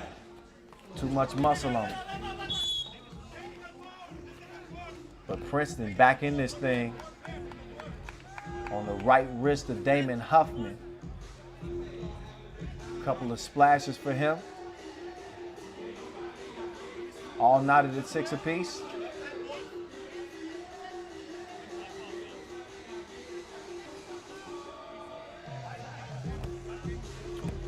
Look like we got a technical. I might have missed that one.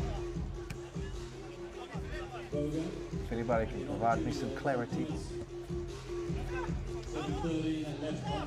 Was it maybe a warning in the restricted area? In any case, they go back to Schick. He's real comfy in the restricted area. He's trying to do some unsolicited things to Craig Moore on the block.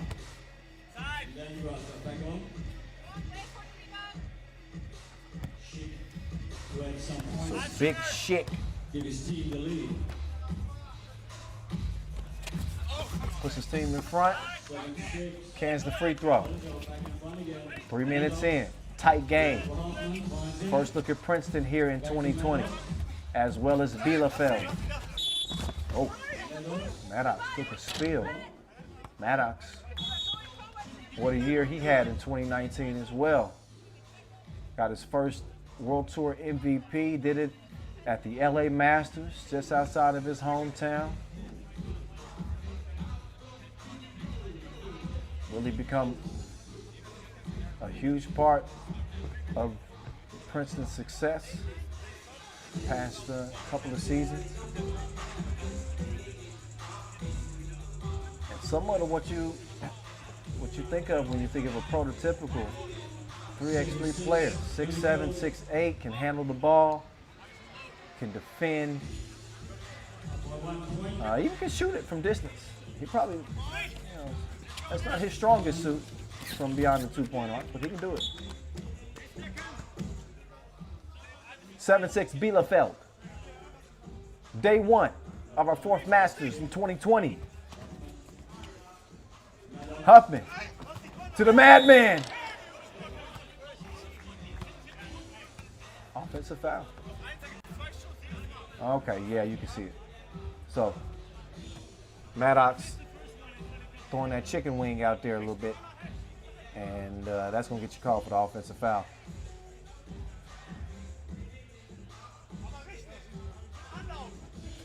Ball back over to Red. Straight on two-piece, nope. Maddox, board. Brady swings it over. Huffman, hezzy, kick. Brady's two-ball corner pocket. In the face. 8-7. Here's Big Schick. Huffman's down. Schick's looking around like, that's what he did. He hit him with the caboose. That's a wide load. Princeton in front, 8-7. Maddox with the handoff. Moore reroutes, changes direction, hands it to Huffman. Huffman pulls the trigger, fires a blank. Moore's down. Looked like he took a shot. Either to, oh yeah, he definitely took a shot. Yep, he and Schick got acquainted. He had a tussle with the bear. We saw who won. Brady's quick move right. Good to see Dan back. Oh, nice dime piece and a mean smash. The Grinch would be proud, Madman.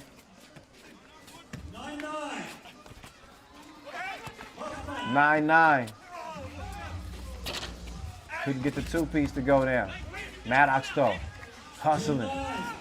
Huffman left alone, back to Kareem. Kareem he's trying to draw the foul, but he missed the layup instead. Oh, what a shot. Teletovic rattles one in. Brady's, no.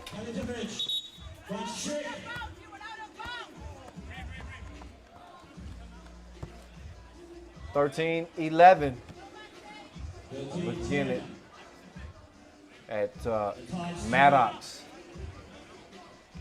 Taking off. One-handed punch.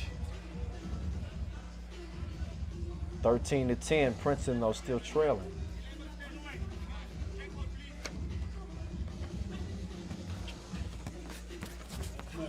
Try to get Huffman on the back door. Instead, it's back out there, Craig.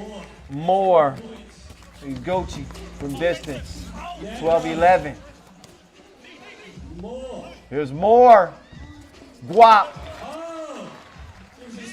14-11. Back-to-back double dips. They didn't tell us rain was in the forecast. Both teams. Oh, good hustle. Moore better give it up or he's going to get tied up with the Rocky. He does. Brady's stripped. And All right. Moore. Kicks it over to Brady's. Brady's front rimmed it. Huffman with the cookie in hand. Moore got the step, got the easy layup. Princeton back out front. Swipe over to Moore. Brady's about out of gas. You see both Brady's and Huffman. And now Moore with the hands on their knees. Again, I emphasize these players and these teams have had very little time to condition. Very little time to work on plays. Very little time to practice together. In an unprecedented year. So when I talk about them being gassed, I'm not taking shots at them. I'm just pointing out that this is what this year has brought. These are normally some of the best. You have to be in great condition to play 3x3. In any case, they got a little bit of a breather now, so they got some wind back. Craig Moore will get a free throw attempt here. And actually, Bielefeld is up to 17 fouls, which means Moore will get 2 free throws. 15-14. And Moore's second one is good. 14. He quickly gets out to defend the 2-point arc. Huffman, he's beat. Maddox, good contest at the rim that threw that shot off. I think a shot clock violation. Did not touch the rim. I think that's what Ref Vlad is looking at. That layup attempt looked like it might have glazed the glass. Grazed the glass, I should say.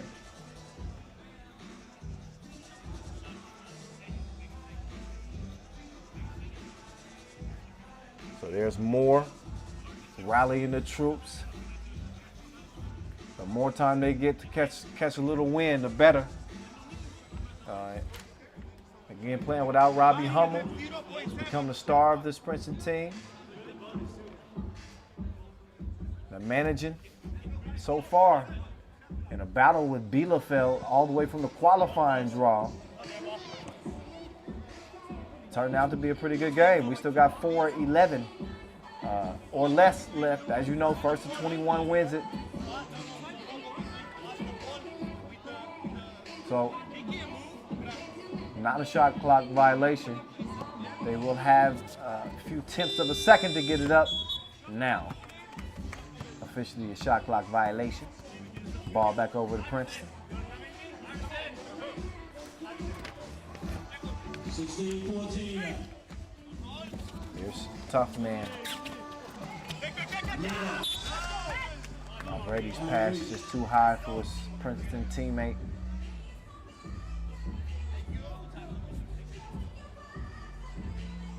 So wasted possession here for Princeton. D up now.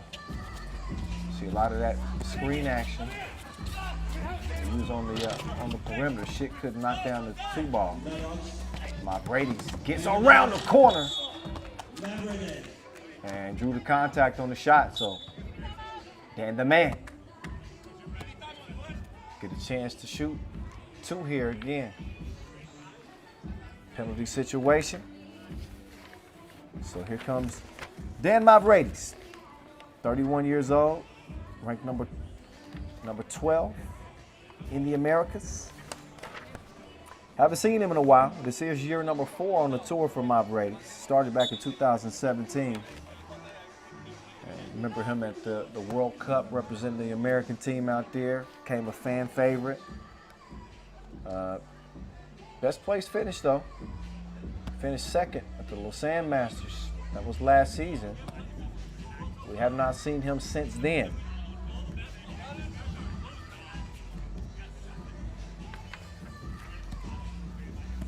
So my Brady's.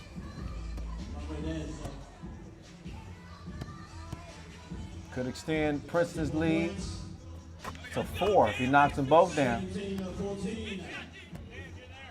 Scored over 1,000 points during his Princeton career.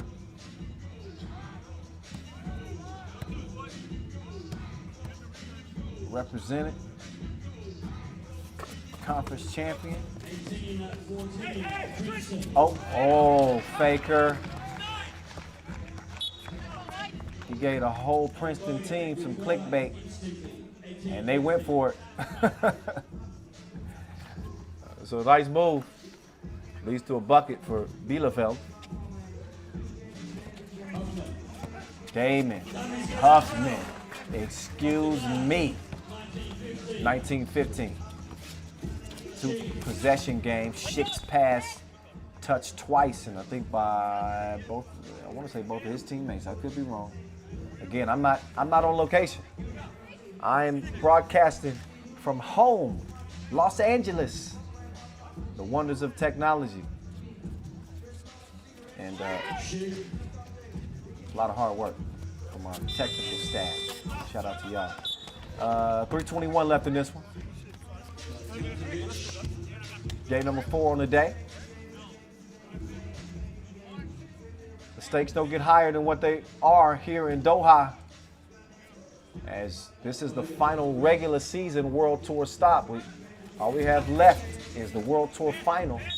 And we managed 4 regular season Masters this year.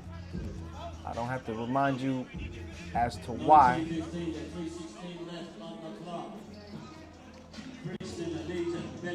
But after a stretch of 3 Masters in Hungary, we arrived here in Doha for the 2nd straight year for a World Tour Masters. Oh, nice. Dive. He fit that through a pin needle hole. 3-point game. Princeton in front. Huffman, hand up. And it rattles off. He gives it up this time. Craig Moore, left wing. Nil. Maddox. Huffman. Plenty of time. It's time to shine. 21-16 ball game. 5-point win for the Americans over the Germans. Much to Max's chagrin. Bielefeld falls to Princeton. But a good showing from a team that came all the way from the qualifying draw. And I ain't writing them off just yet. Not the way that they wanted to start, obviously with an L. But we'll see what they're able to do against an undermanned UB team. Again, it's the top 2 from each group that move on. Princeton is in the driver's seat with that 21-16 win. Let's look back at how they got it done. Well, it was Huffman with the hot hand early. Got him started, 2 ball from the corner. But we saw a German team that was not willing to back down. From Teletovic knocking down 2 pieces, from Marion Schick battling down low. Boger and Landgraf doing what they do as well. But there's that Damon Huffman man again. 2-piece, hezzy, drive, kick. Got great contributions from Dan Mavridis, who looks like he's rewound time a little bit. He's been sipping from the fountain of youth. Speaking of the fountain of youth, Kareem Maddox looking like he did back at Princeton, rising up with a one-handed punch. Craig Moore, take that home with you. We saw Princeton expand that lead. 18-15 at this point. Huffman, easy money.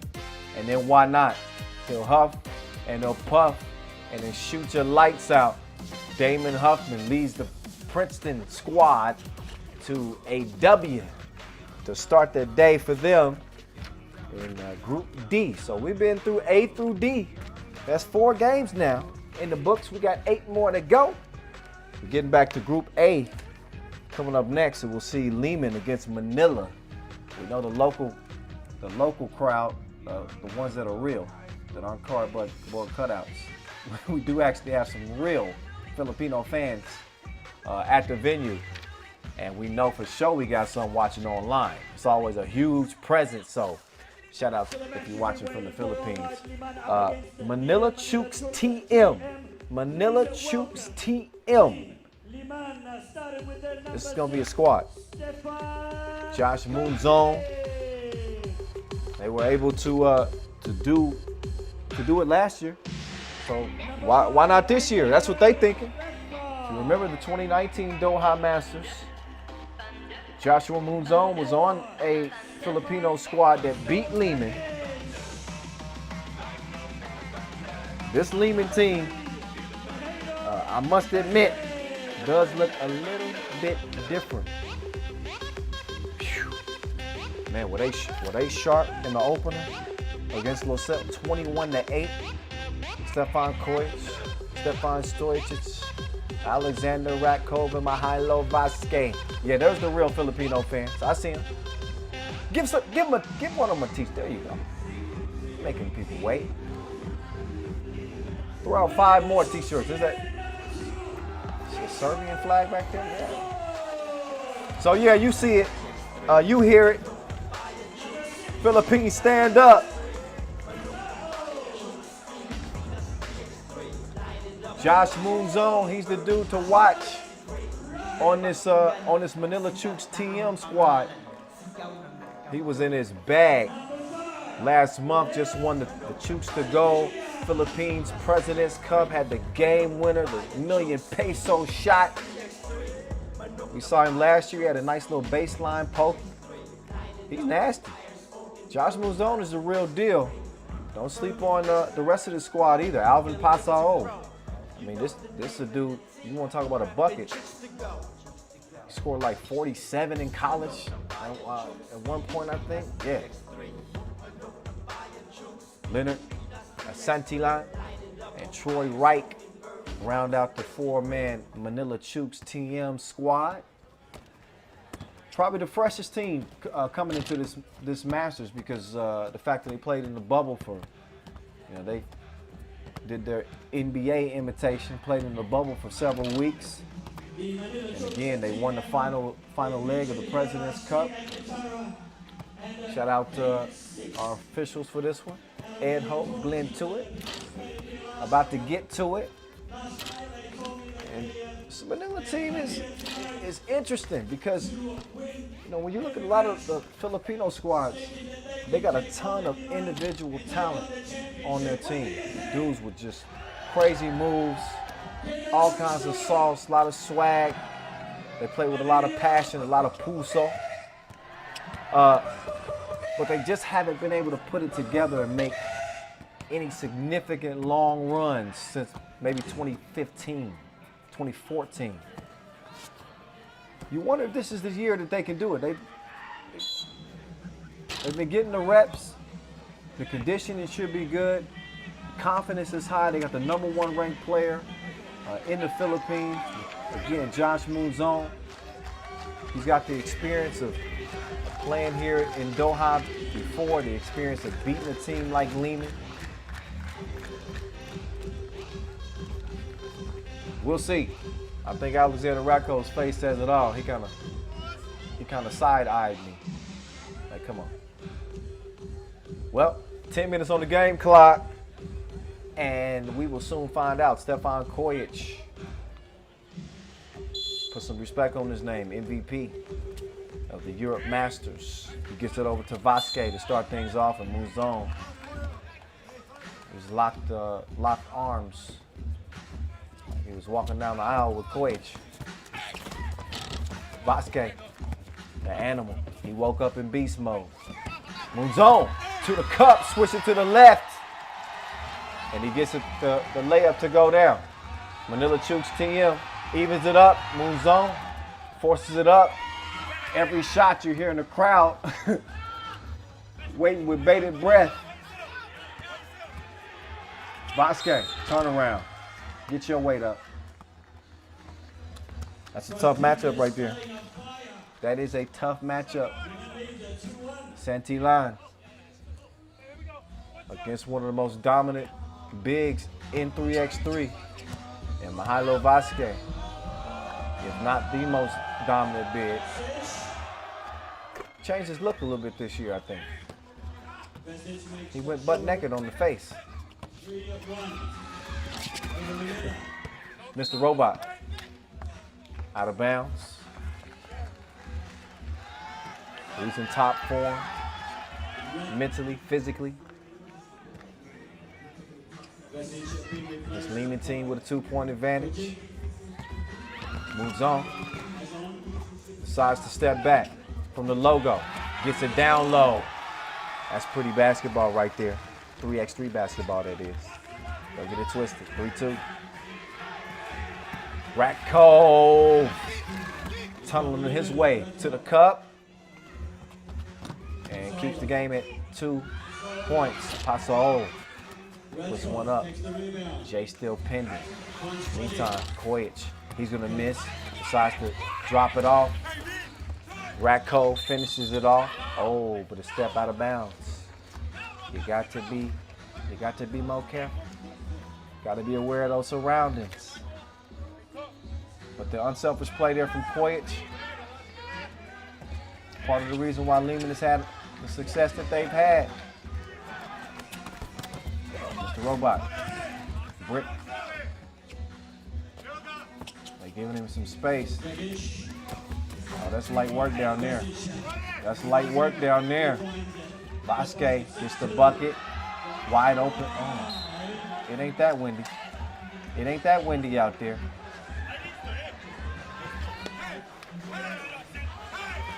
So after the air ball, back over to Mr. Robot and company with a 4-point advantage. Vasquez, Kojic, couldn't serve him up. Red ball. So Manila Chooks TM will take back over.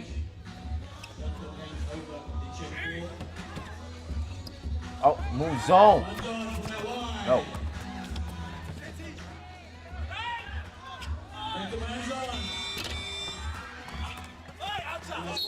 So after a couple of misses from deep, ball will still be in Red's possession. Moves on.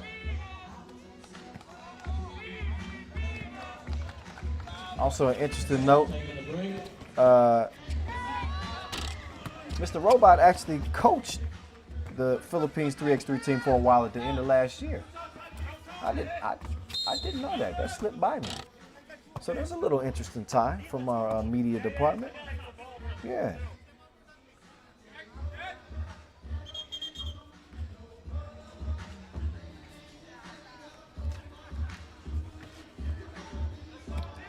So Manila, one of the 7 debutantes making their debut 2020.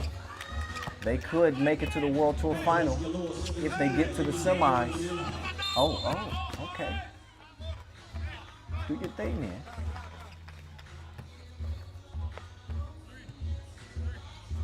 Nice little dribble move, but Ratko got a hand on it. It's 7-2. Skip pass down low, defended. Maybe too aggressively. Ratko coming over the top. He's called for the foul. Only number 2 on Lehman. Moves on. Step back. Cross. Scoop. Miss. Vasquez couldn't get the rebound. Ball stays with Red. Kicks it out. Pasa. Oh, no. Okay. Vasquez. Give me that. Out of bounds. Off Red. It's going to be Lehman Rock TV timeout as we're under 7 minutes to go in this one. 5-point cushion for them. 7-2. And they'll have 7 seconds left on the shot clock. So even though Lehman hasn't had a whole bunch of practice time together, they look pretty fresh.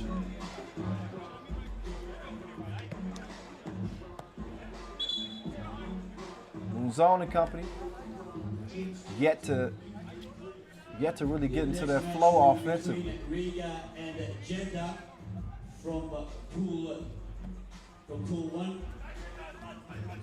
Ratko sets the screen. Kojic gets free. And he's Gucci from the right wing. Moves on just in front of the logo. That didn't touch nothing but 9 line.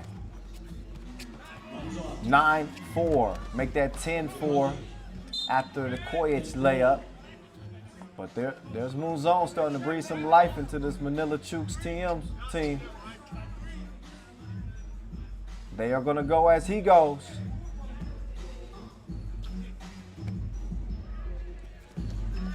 All right, here's Mouzon. Mouzon.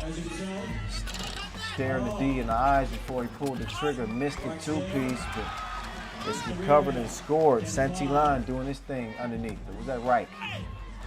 In any case, it's Vasquez extending that Serbian lead to 6. Versic takes the rebound. Goes it back to Kojic. Kojic. Mr. Robot Versic. defending well from Moon Zone. He's giving the layup. They try to get a good look. Oh my goodness. That man good. That man good. 12-7.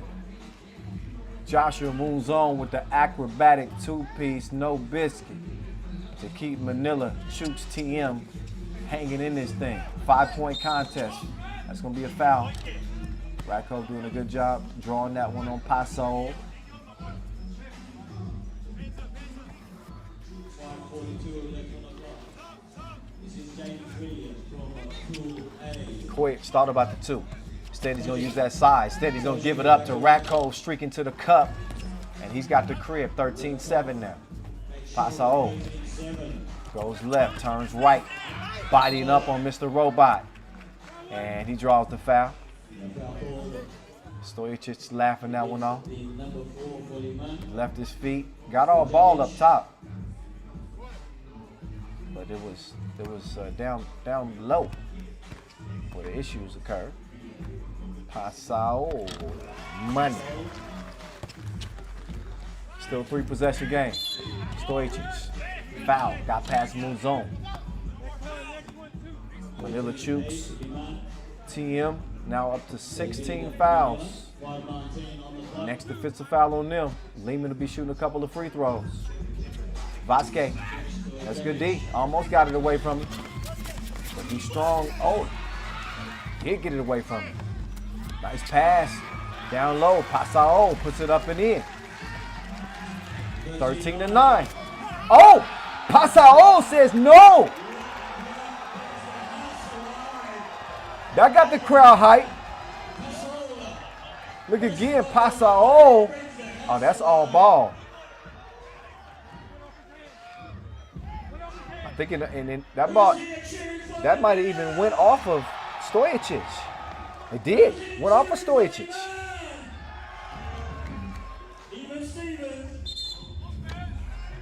Offensive foul, though. They give it right back.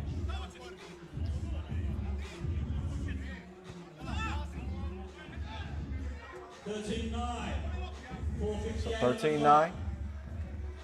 Past the midway point in this one. Ratko, Kojic, Vasquez left all alone. Couldn't get the two to go. Moon Zone, up fake, step back. He got a look. Nope. Oh, Vasquez. Can't believe he blew that crib and he was so busy complaining. He forgot about Moon Zone, who's raining. Get your umbrellas out, 13-11. Kojic now. He's in a rush to the cup. Moon Zone! Moon Zone turning into a monsoon. 15-13. Josh Moon Zone, one leg. Come on now. Great hustle. Almost created a steal. Instead, Vasquez recovers the rock, makes it 16-13, Lehman in front. But here come Manila. Here come Manila Chooks TM. They riding the hot hand of that man. We told you he was gifted. Joshua Moon Zone on a personal run. Who's he from Manila? Take another look. Who's he from Liman? Quick on the release. Liman. You see the crowd's response. What a great encounter this is. I think even some of the cardboard fans stood up. I think if you want Manila How they to do win, that? You need to give them some noise. A little bit of miscommunication there. Turnover. Stojic with a fresh shot clock over to Ratko. Ratko moving towards the center of the court. Kojic swings it over. Mr. Robot, no. Mr. Robot glitching a little bit from distance. You're gonna have to rediscover that touch. They want to continue to try to hold off the Filipinos.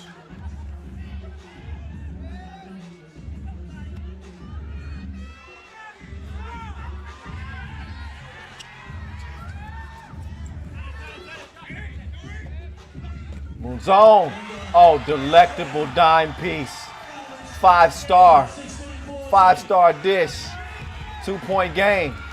Kojic. Oh, smooth drive.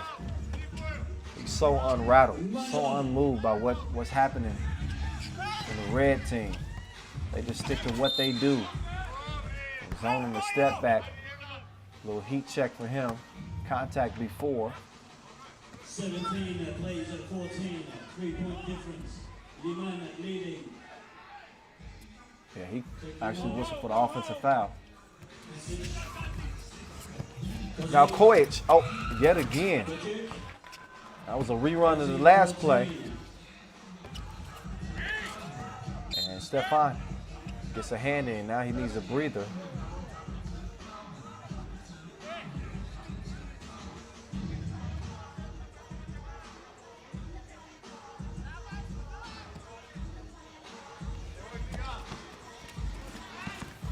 Skip pass. Oh. The Manila Chooks TM have got another match, second match at 8:30, so make sure you don't go anywhere. Again, Ratko from the elbow. Leaving 3 points away from putting this one on ice. Make that 2 points away. Give and go. Extends the lead, 19-14. Pasao trying to use some of that size on Ratko. Foul call. Process of the shot. They'll shoot one. Ratko got caught reaching in the cookie jar right there.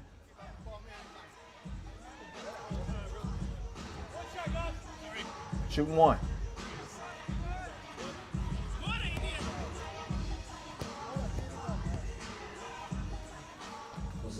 Pasao. Good. Now Kojic. Point game for Lehman. Moonzone to Pasao. He likes that spot. They didn't like him back.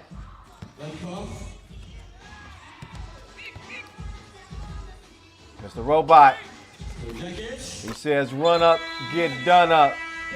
2 to the head as he puts Manila Chooks TM to bed. Lehman 2-0, unbeaten. Day 1, 22-15, they get it done. Number 2 out of this group is going to come down between Manila and Lucelle. But Lehman's job is done on the day.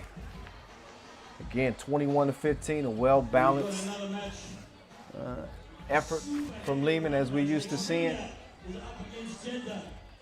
I keep comparing them to a machine. They have very few flaws in the way that they approach the game.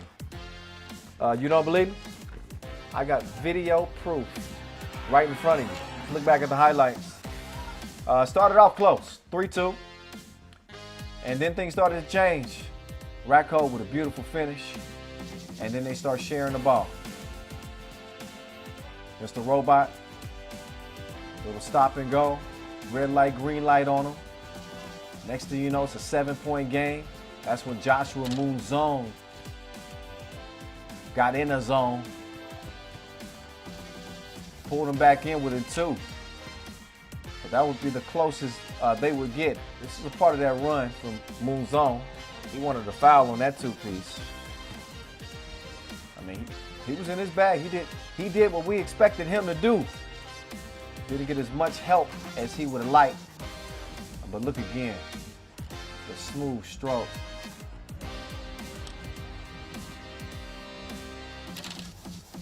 (14-11). This is when things started to tighten up. 3-point game. Pasao got the bucket to go, and right, this is when you're thinking Manila Chooks TM might have a shot here. But I think after this feed, which made it 19-15, it was all she wrote at that point.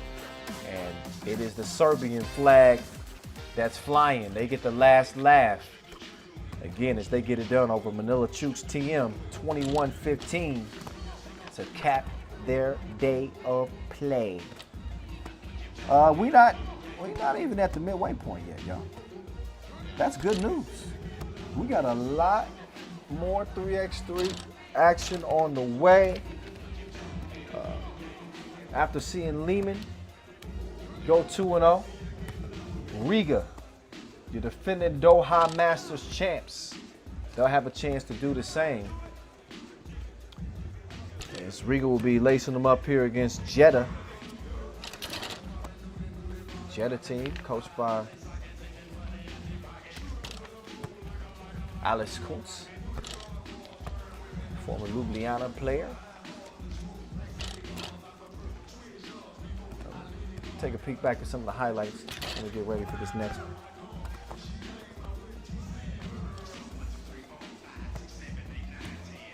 Is that Yin Yang Twins playing in the background?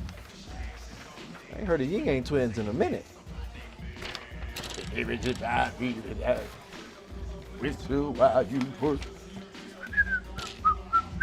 Y'all know that one? All right, let's see. What we got next? We got, Riga, Jeddah. Following Riga, Jeddah, we'll have New York, Harlem, Lausanne. Then we'll have Princeton, followed by Manila, Losail, Jeddah, Yoyogi, Lausanne, Utena, and then finally, to cap the day, it'll be against our qualifying draw winners, Bielefeld. We got one team that's already going to be playing day 2. And again, we got 7 teams here in this tournament that are vying for a spot at the World Tour Final. Only 2 remain. That could potentially get you in the 11th, 12th spot. Amsterdam and Ulaanbaatar, I'm sure, are looking from home very closely at this weekend's action.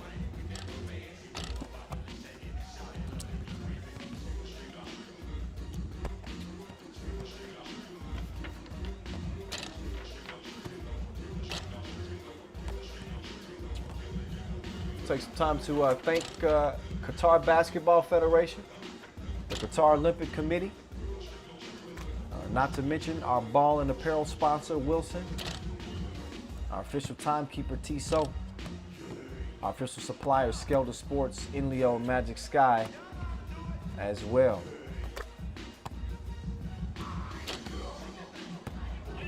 So as the players get ready to exit the court, you know what that means. Introductions come up next, and then we'll be hooping before you know it.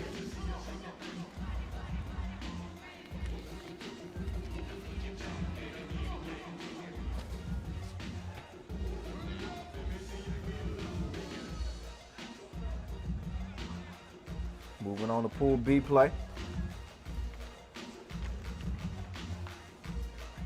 So we'll see Carlos Lasmanis and crew get back at it.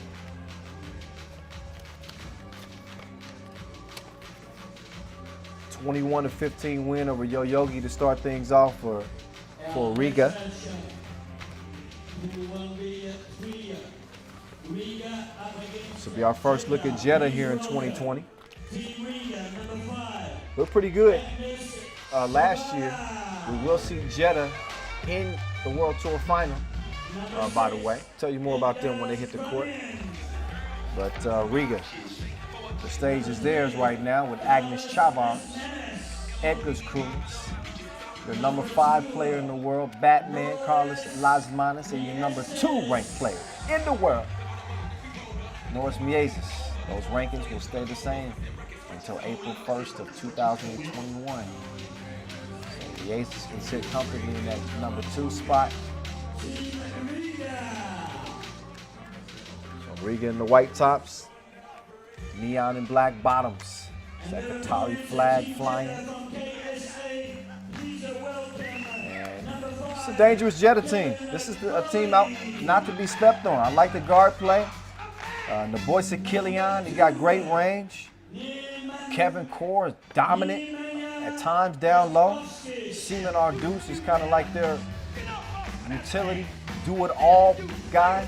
Great defender. He can heat up on you. And then Manja Draskovic. That's another kind of versatile player. Got good length. Can shoot it. well-coached team, and have had some good wins. Beat Lehman, excuse me, in the pool phase of the Debrecen Masters. Beat Little Sand before.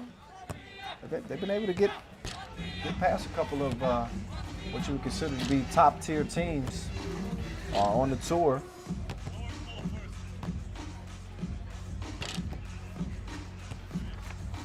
We'll see if they can do it here against Riga.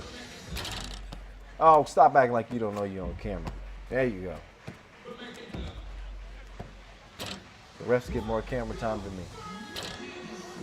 Yeah, I'm jealous. No, I'm not with you. Y'all don't want to see me right now. I'm sitting in my living room. I got no shirt on. I'm just playing. But I'm comfy. I got some sliders on, sweats, and my Wilson my Wilson polo. I'm ready to go.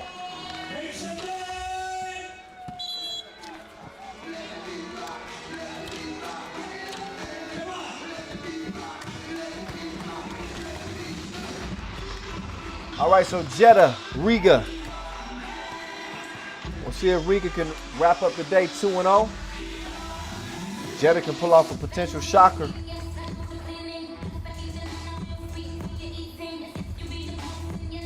Again, Riga, your defending champs. They have played in 9 other Masters prior to winning in Doha last year. High scoring team. They average about 20 points per game.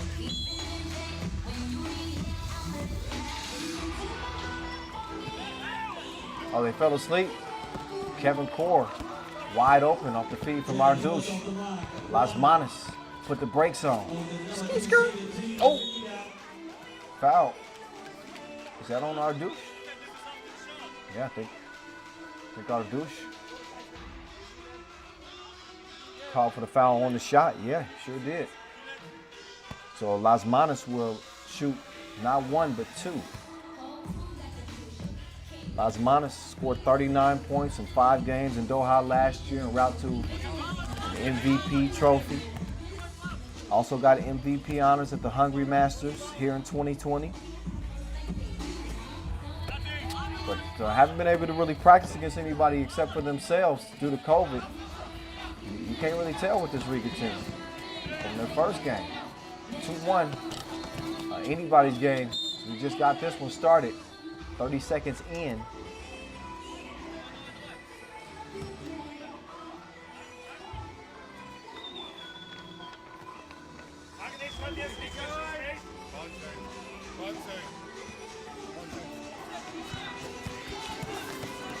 Riga team also won 3 Masters in 2019.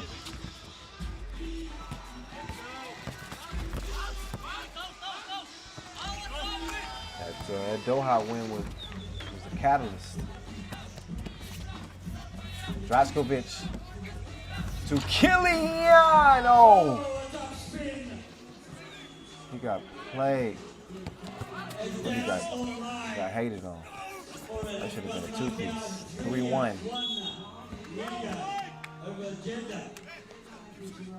3-1. Take another look. These goals ain't loyal. 3-1. Ref Ed giving Norris Miezis a reminder. You check the ball in. No funny business. You get a warning the first time, you get a technical if you have to revisit the discussion.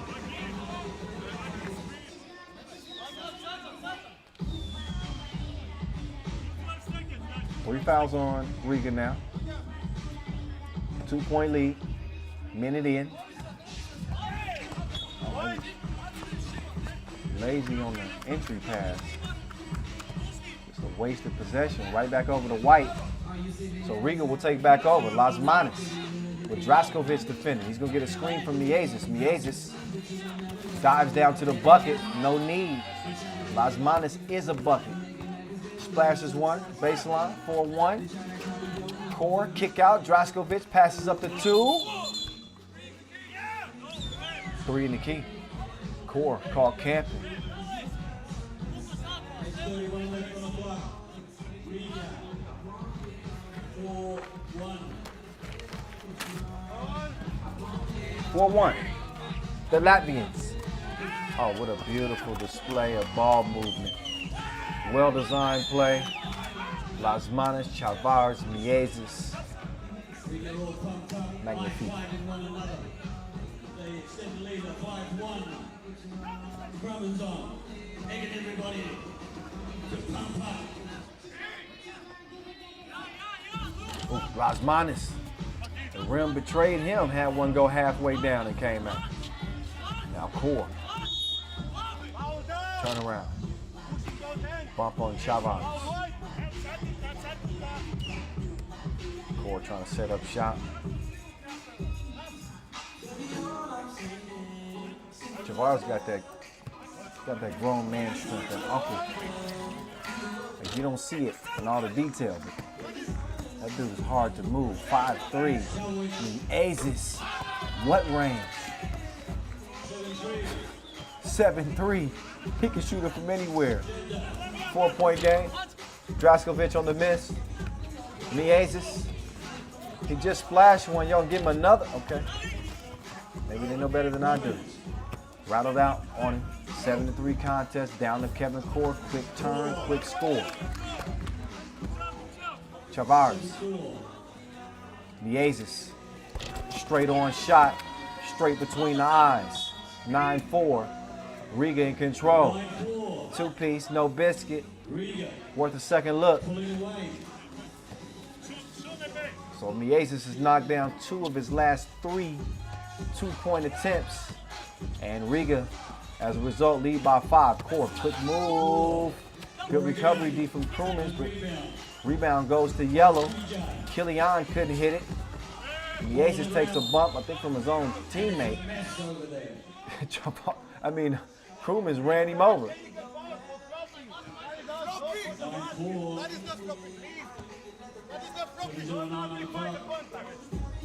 4 fouls for Riga, 2 for Jeddah.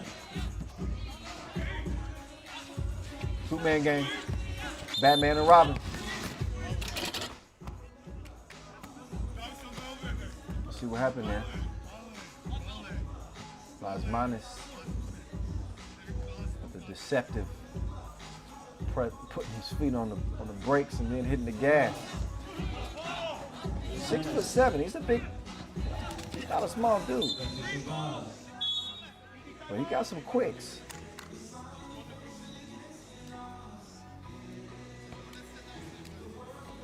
You may notice no Novi side here in Qatar. They did not qualify for this Masters. You will see them at the World Tour Final. This is a Novi side team that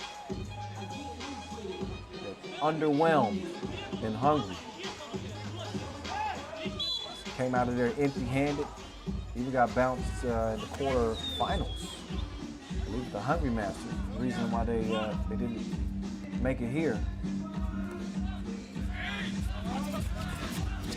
They'll be motivated once we see them in Jeddah next month.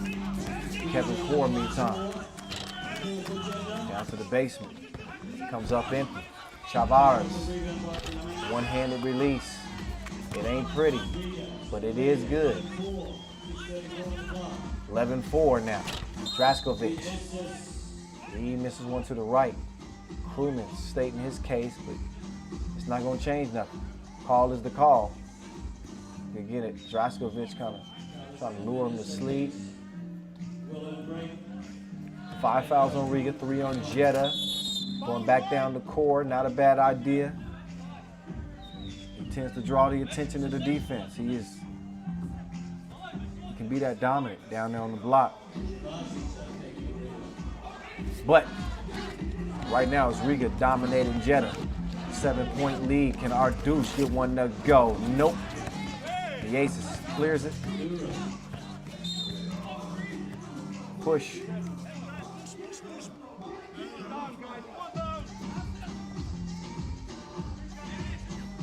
The Aces just weaving through traffic. Lasmanis, oh, don't do didn't do him like that. But he almost did him like that. He had our dude slipping and sliding. Offensive foul. Yep, you can't do that. Just waiting for ref Vlad to blow the whistle. Lasmanis was boxing out. He's gassed, so KLM will get a rest. It'll be Miezes, Krumins, and Chavars. So our Dukes fires too long. How's Krumins? He creates some space. Oh, he gave him a taste. Mouthpiece. 13-4. Core takes one back, and then he's probably going to give one back because he's arguing with Ref Vlad. That is not an argument you will win. Okay, so he didn't like the defense. So he gets hit with a technical. He got hit with a two-piece just then. Krumins couldn't make that one count. Front rim the first. But a comfortable lead for Riga. 13-4. Oh, I said the first one. The only one. It's a technical. Oh, whoa, good D. Draskovic. Thievery. Attacks the rack. Misses the shot. Good, solid defense. Hand straight up from Chavars and Lasmanis. Krumins trying to throw that one off our douche. Take another look, and oh no, stepped on the line. Yep, out of bounds, good call. Ball to Jeddah. But an 8-point deficit is what they face. Oh, Lasmanis ran into a brick wall. Draskovic was not having it. So he's got 7 to work with on the shot clock. He forces up a tough one. Chavars recovers the rebound, gets it over to Miezes. Miezes, he kind of rushed that layup attempt, missed it. Now he might be in trouble.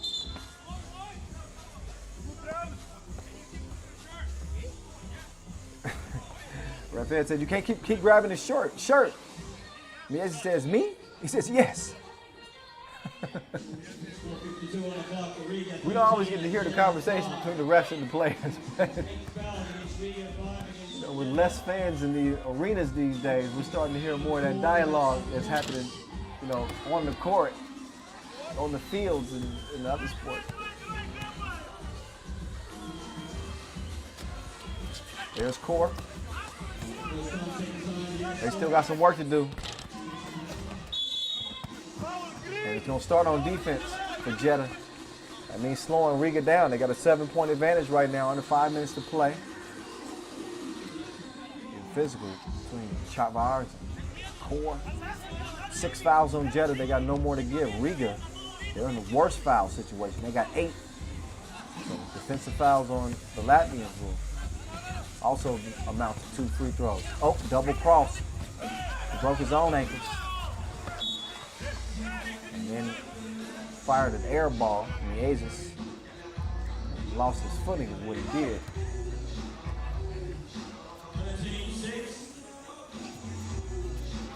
Yeah, might be a slick spot on the court.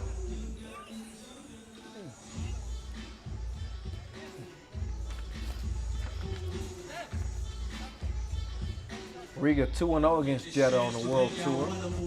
Beat them in Debrecen. Also beat them at the Jeddah Masters last year. So they haven't had trouble with this team before today. Staying true to course so far as Draskovic. The Baby J is missed. Oh, kitchen's closed. No soup for you.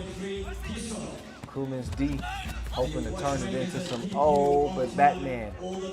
Tough shot, Arduch by himself. Missed it long, got the rebound, missed it close. Miezes wrapped up.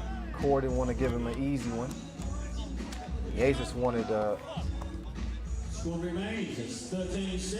flagrant foul. Over 4 minutes left on the clock. I don't think he's going to get that, but he's going to get a couple of free throws anyway. That being due to the penalty situation. So now that lead is at 8. Could be 9. Not yet. Core, rebound. The voice of Killian waiting for a screen. What you gonna do, Ardouche? Ardouche halfway sets the screen. Killian decides to take the two-piece. He misses it. Chavars, rebound. Agnes. Did he throw it through my guy's legs? In any case, hell of a pass. 15-6. 15-8. Double dip. 7-point game. Miezis licking his chops. The menace. Step back. Nope. Foul on Chavares. That's a defensive foul, so free throws will come for Jetty. Oh, yeah. And Chavares had the nerve to act like he didn't foul him. That was a full-on arm lock. Ooh, a little cross there. Create some space. Okay.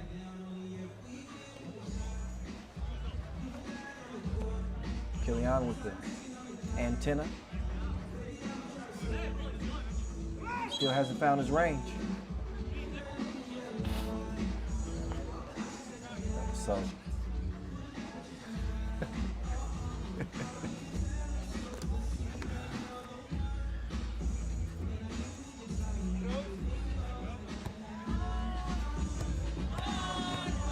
So here's the voice of Killian. Shoot, splashing. You got a pretty good look at that specially made 3x3 ball, by the way. I want to remind you, you know you can get one for yourself. No lie, no joke, you can get one. First log on to FIBA3x3.com/ball for more information. And if you want to buy a ball, you can go to Wilson.com. Top one for yourself. Oh, Weddy. 18-10. Riga running away. They give up a crib to Draskovic. Got to make the score look respectable, but it looks like Riga is closing in on the dub here. Oh, cool. 19-11. Gorgeous reverse. Take another look. This is why I say that Krumins is underrated. Oh, that was saucy. Little filet. 1911. Better on the replay. Draskovic, oh, split the D. Nice move. Oh. Dude struggling. Oh, Miezis. Is Miezis gonna dunk? Miezis never dunk. He's gonna give you an exciting layup. 4. Yeah, fouled by Chavares. All Riga need is 1. And it'll be ball game. So Jetta, what you have to think about, facing, depending on what happens with Kevin Core here, this is not a very high scoring game. And in the event of a tiebreaker, again, total points will decide who will be the second team to come out of this group. Riga's going to be number 1. I think that's clear.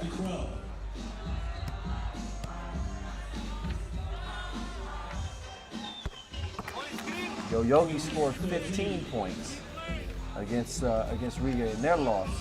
So Jetta sitting at 14 now. And they'll get the ball back too.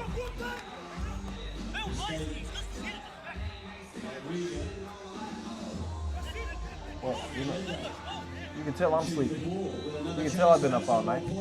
Tiebreaker won't even matter. Winner between Jetta and Yogi will be the number 2 team out of the group. Oh, from 2. Krumins couldn't put it away. Now Krug tracks it down from the corner. Money. 22-15. It's all over with. Another dominant performance from the Latvians. Lalis.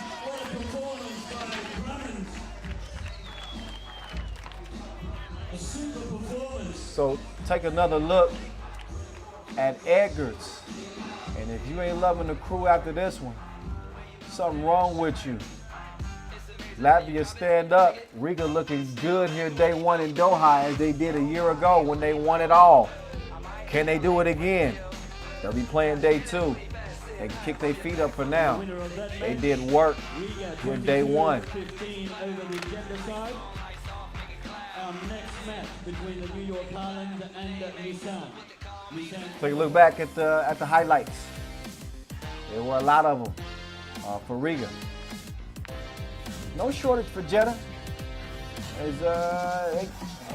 got betrayed a couple of times. Might have been a closer game, but the ball didn't bounce their way on some key possessions.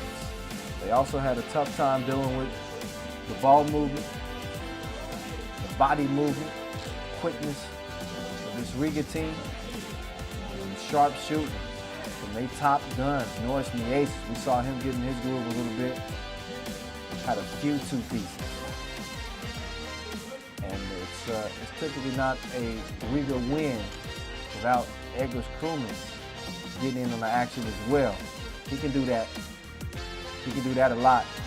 And he did do that a lot. Nice cut to the bucket, finished the layup. But he tends to do most of his damage outside of that two-point arc. As I say that, he hits a baby hook. But here's what I mean.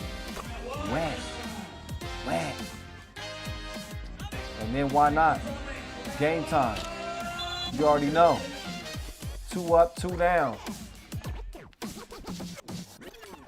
Not only the case for the end of the game, but the case for Riga and their opponents here day one. 2 up and 2 down. They will cruise into the quarterfinals tomorrow with an unbeaten record. Meantime, Jeddah and Yo Yogi will lace them up in our third to last game of the day.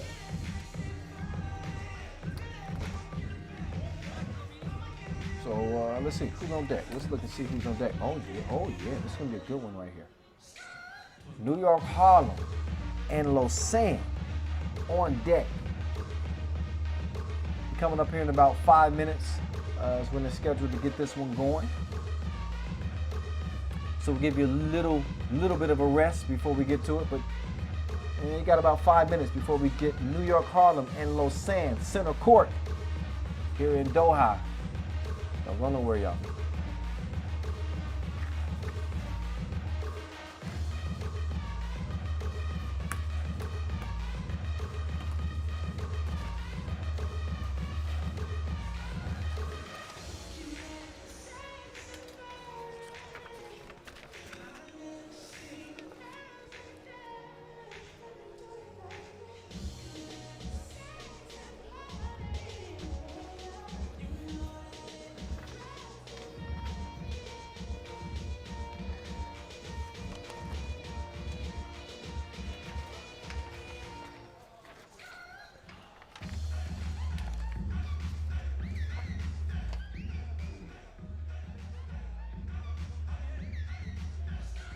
Next scheduled match will be between the New York Highlands and Lausanne. First of all, please welcome the New York Highland of USA, number 7, Marcel Esson Rooney. New York Harlem hitting the court, trying to bounce back after a disappointing start to their day against Utena Uni Club. The Harlem boys only managed 8 points, but everything has context. As you can see, they do not have a substitute. And they also are missing some really key pieces to their team. Joey King and also or Kadani Brutus. They switch their squads up sometimes, but you know, not having the ability to substitute neutralizes even the most talented teams. We're gonna see what they got. We got a new look Lausanne team, a Lausanne Catapult team. This is a Swiss team. You know all about this squad. Wes Montagny, King West, the Juice Man, Marco Lemon,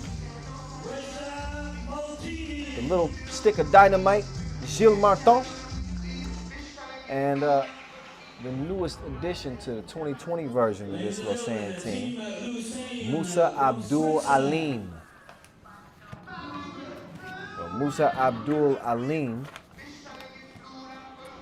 is an American. He's based in Saudi Arabia, played in one challenger with Team Jeddah last year, the Edmonton Challenger. It was a last-minute add to the team because one of the players from Lausanne tested positive for COVID, so they had to make do.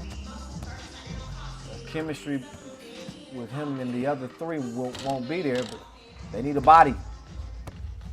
New York Harlem could use an extra body right now too. Things might, that first outcome might have been a little different. Not to take away from Utena Uni Club because they are a squad, but man, they were just outmanned in that first game. But they got Disco Damo. He's number 1 in drives, number 2 in highlights, number 8 in scoring. Well respected. Right? That's without a doubt. But even the cardboard fans can see this is going to be a tough one for New York Harlem. See? Nobody's even disputing what I'm saying.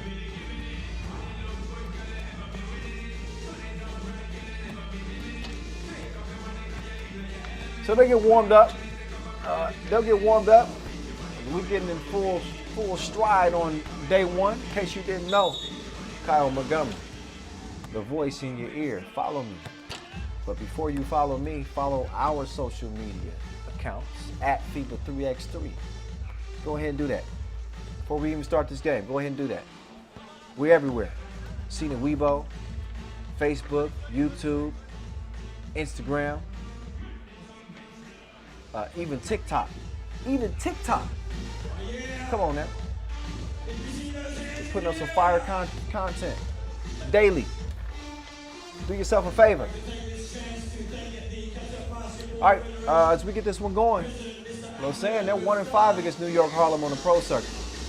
So the New Yorkers have owned them. They mostly played in challengers, just one time on the world tour.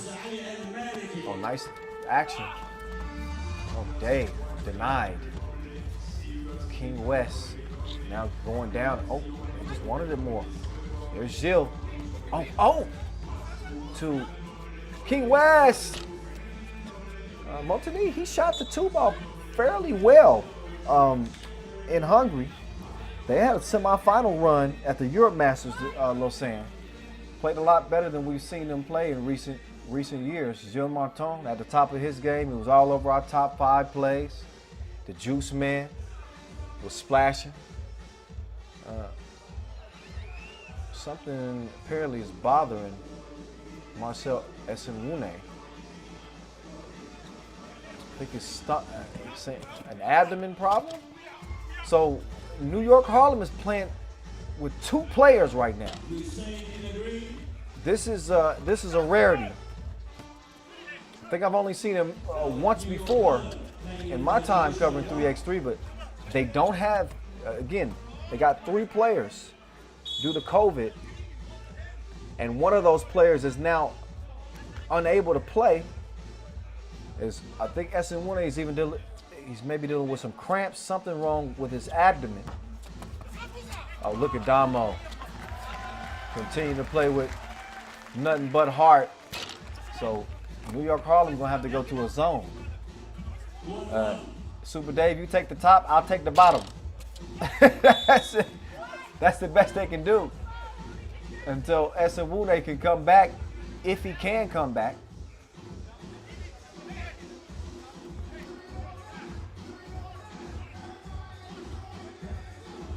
Esenwune icing down them abs.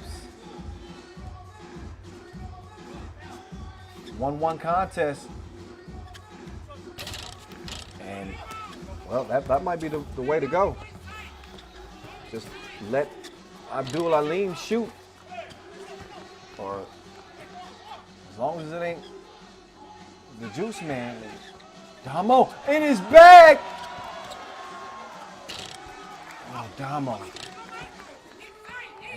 Set the table, but okay. They said, we're going to let you shoot. You're going to have to prove it to us. He cashes in that 2-piece, and then they toss it away, though. So all New York Harlem really want to do here is just stay afloat. You don't want to get buried right now. Oh, speaking of buried, there's some money in the grave. And Musa Abdul Alim, he's starting to prove that he got a gun out there, don't he? Is he going to hit another one? Nope. King West, though, he's going to clean things up. It is 6-1. Damo taking them both on. And he gets the runner to go. Marton, wide open, 2-piece, money. Dave is out of gas. Damo still got some more to go. Here's West. Marton going for another 2-piece. That one rolls out. Gilles, drive kick. Abdul Alim, smoother than cream. 10-3. You heard Damo say foul instead of giving him another look at 2. But Gilles is able to get it to go down, and you see Esenwune, he's saying no. And you see him shaking his head no. So Marcel Esenwune, the Minister of Defense, giving it everything he's got. If he is dealing with cramps, you could certainly understand. I mean, look at Dave. These dudes are exhausted. You think about the travel from the United States combined with the fact that they haven't been able to get any real conditioning or practicing in, and then you throw on the fact that they have a player test positive for COVID, puts them in a bind with just 3 players.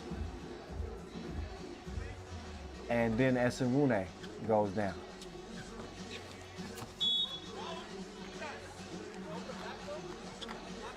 Damo getting a little frustrated. I think they slapped him in his ninja claw. He's a different player with that bandana tied around his head. That's got some magic. So they double Damo. I tell you, Damo might give us some highlights in this one. He ain't afraid of a double team. That's oftentimes when he works his magic most.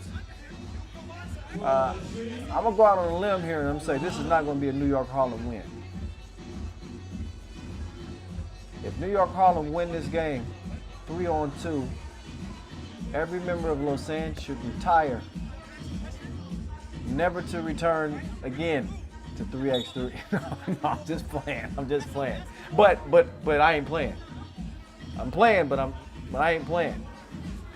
Like that. That would be unheard of. It's 12-3. Crowd trying to show New York Harlem some love. Oh, what? Oh, Esenwune is back. Came back to see that. That man, Abdul Alim, is dripping. So Esenwune returning, giving Damo a little boost, but you still see Esenwune grimacing, holding that abdomen, trying to stretch it out.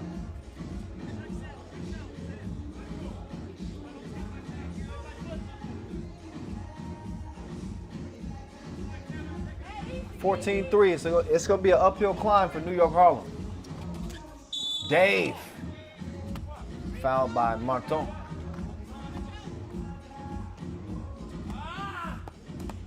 So Gilles ill-timed it. That'll put Super Dave on the strike.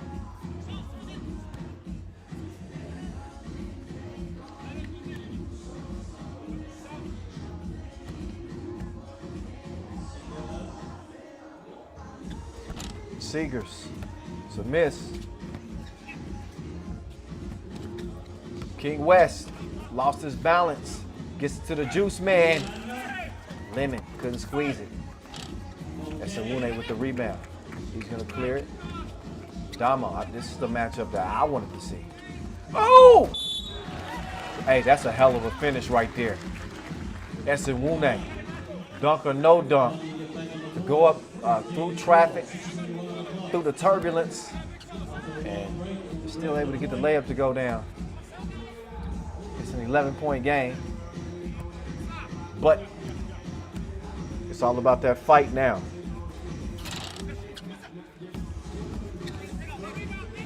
Abdul Alim, not that time. Dave, that's Nwune. Oh! Yeah. That was an angry Yam. A frustration finish.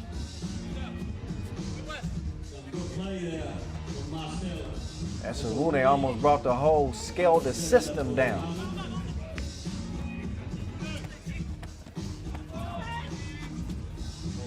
Shield. Bang, bang. 17-5 game. Damo said, clear it out. Give me some space. Damo. Oh.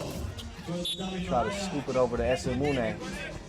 But, man, let's show Nwune some love, man, for coming out here gutting through that abdomen injury.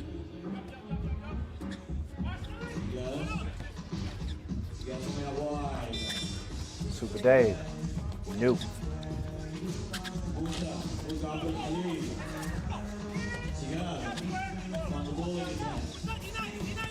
That's Nwune. It's a good matchup between he and King West. Without all the other circumstances. Oh, West. So I can get up there too. He climbs the ladder. Two-handed flush.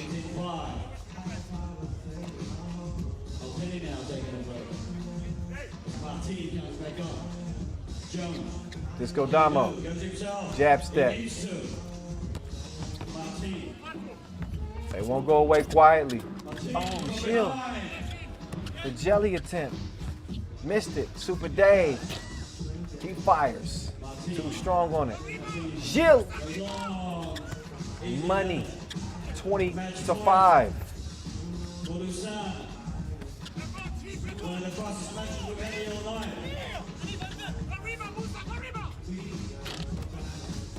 So point game for Lausanne. Damo gets the double dip from the top of the key, but it's Gilles. He's drenched. He's soaked. And New York Harlem is drowned out of this tournament in Doha. 22-7. You see King West and showing them a lot of respect. They understand the situation and the circumstances. And tough situation for New York Harlem. Undermanned to begin with. Had to play a good bit of the game without Marcel Nwune due to the abdomen issue he was dealing with. And Lausanne do what they're supposed to do. They come out here, they get it done. They also, we will see them at the World Tour Final. They are 7th in the standings, so no worries there. You'll see New York Harlem in Jeddah, Saudi Arabia as well. But when you get this many open looks from two range, this is just target practice. I mean, this is just shoot around. They got as many open looks as a team can hope for, playing 3-on-2. And credit Lausanne for knocking them down. These aren't always easy makes because of the fact that they're supposed to be easy makes. Sometimes that pressure causes teams to miss them. But I like the new addition, Musa Abdul Alim. Hey, yeah. He got a strap. He got a burner. He was on fire in this one. One last warrior yell from Nwune as he stuffs that one. But we all knew what the outcome of this one was going to be. The moment Nwune went down and maybe even before, understanding the New York Harlem only had 3 players coming into this one. So New York Harlem will not be playing on here in Doha. They are done 0-2. But they did give it a shot, without a doubt. It's going to come down between Utena and Uni Club and Lausanne in terms of who's going to be the 1 or 2 seed, but both will be advancing to play tomorrow. And those two will be linking up here on our second to last game of the day. So we'll see them get back to it. But we got, we got 3 games in between now and then. Next contest coming up is going to be between Princeton and UB. So another Serbian-American clash coming your way. That's going to be coming up at local time, 2010. So we got about 10 minutes before we get to that contest. That gives you a little bit of a chance to catch a little breather before we start heading towards the final stretch of day 1. So you just do just that. Got about a 10-minute break, and we'll be back to 3x3 Hoops in a minute. Stick and stay, y'all. Oh yeah, are you ready to party? How we going over here? Here we go, I'm coming to you. Drop the bass.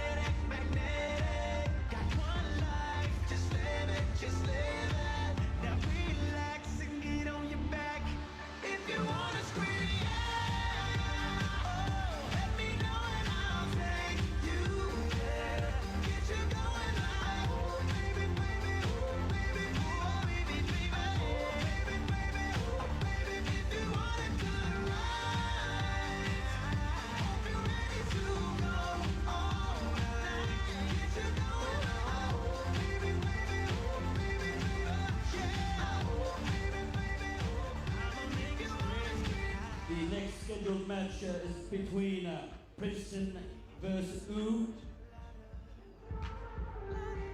Please welcome Team Princeton, number 2, Damien Huffman. Number 4, Karim Maddox. Number 3, Dan Mavridis. 5, Craig Moore. Ladies and gentlemen, Team Princeton from USA. Representing the Soviet city of Uber, please welcome number 2. Bielefeld of Germany, who came out of the qualifying draw. Tougher game. Fairly tough game for Princeton to get started. They knocked off the rust a little bit. They hadn't played in over a year, I remind you. And one of 7 teams that are vying to still make the World Tour final. You got an UB team. We just saw a New York Harlem team that was affected by positive COVID cases that affected their roster. This UB team is the same. They don't have their 2 top players. Pashailic, you remember him from the Hungary Masters, and eliminating Novi Sad with that game winner on Dushan. He's not there. Neither is Strahinja Stojic, Mr. Robot's brother. He's a baller too. They're 1 and 2 on that team typically, and they don't have either one of them. So undermanned, and happen to face a very, very, very difficult Princeton team. But UB made an impressive run to the final of the Hungary Masters. They ended up losing to Riga. For them to make a deep run here in Doha, to say that would be a shock would be the least, saying the least. So they'll get a couple more jumpers up, get warmed up and ready to roll for this one. We are at the latter portion of the day as we head down the final stretch. Been a good one so far. We got some top 5 material. We had some of the top players step up and put on some pretty big performances. Even Joshua Moonzone of Team Manila Chooks TM in a loss. He went bananas. Saw Edgar Krumans have a big game for Riga. All right, this one is on and popping. It's Princeton. It is UB.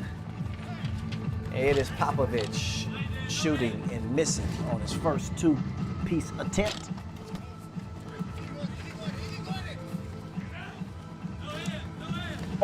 Oh, put him in the blender. Popovich spinning baseline. Brady's laughing that one off. Oh, yeah.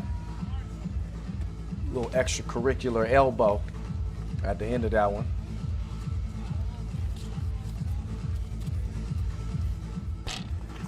Huffman, he misses. Popovich, he'll get it across court. Oh, Maddox left his feet. Oh, but the layup is missed. So, all you got on this team is Ivan Popovich, Marko Brankovic, and Yusef Badr on this UB team. That's what they're left to play with. Good players. I ain't discounting these dudes, especially Popovich. Popovich has been a tough player on the tour for years now. Maddox got a mismatch. Smart decides to take the jumper, otherwise he might have been called for 3 seconds. He gets Princeton on the board. Ooh, looking to answer back. Can they do it? Nice drive. And the score, that comes from Brankovic. Huff over to the Madman. He thought about the 2-piece. Instead, he drives. Oh, good hang time. Took some contact on the way. Popovich whistled for the foul.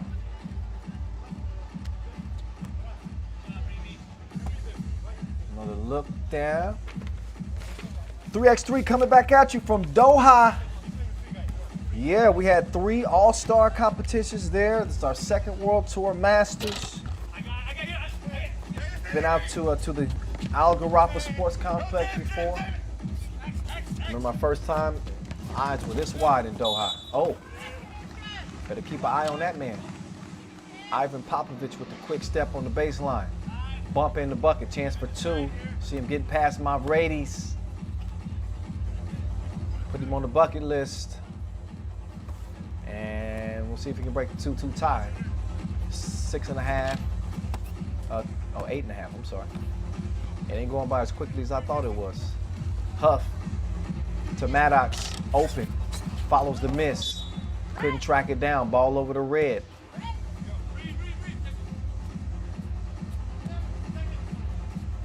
So Princeton with pretty big advantage here. Big advantage with Maddox. And also a huge advantage in the fact that they can substitute Brankovic with a one-legged fadeaway. Not happening. Moore with the clear. He'll hand it off to Huff. Huff back to Moore. Up fake. Moore. Over to Huffman. Huffman. Oh, wiped it off because he stepped on the line. So, missed chance right there for Princeton. Ooh, hanging around. Oh! Gone with the wind. Mavrades felt the breeze. Popovich just went right by him. Good hit there from Maddox. He was a little bit hesitant to shoot that 2-piece, but he let that one fly and made it count. Now he said, I'm feeling it. Got a little heat check. Huffman with the aggressive defense here. Get it over to Popovich. Pop takes the screen. Got a good look. Flat shot though. Not enough arc on it. He does get the ball back. Decides to give it up. He didn't want no parts of Madman down there. 3 seconds in the key. That's good defense from Princeton. No easy looks for Oob.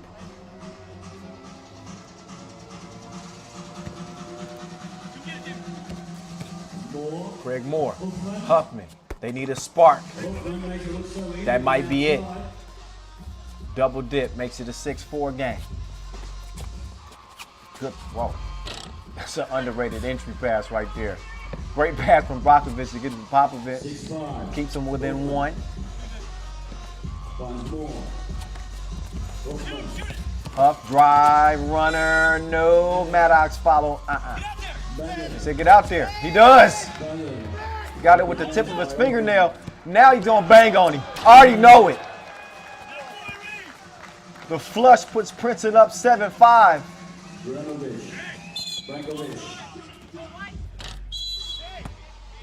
TV timeout. Look at Kareem. He all about the bass, no treble. That's the 808 version right there. Boom!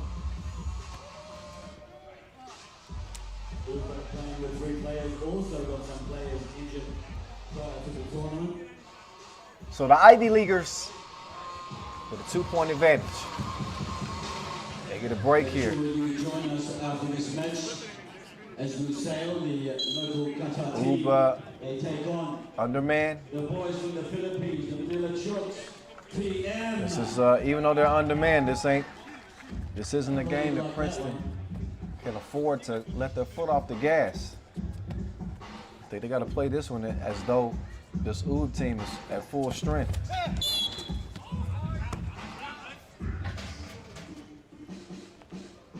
Offering too much contact on the defense there. Yep. It's a good call. That'll put Ivan Popovich on the strike. Popovich, ranked number 9 in Serbia. And I mentioned we've seen him on the tour many times. 15 appearances. He's been playing on the tour for 7 years now, since 2013. Before Oob, he played with Belgrade, played with Virtus. Hasn't won a world tour yet. He's got the game tied at 7 apiece. Huffman, threads, 9-7.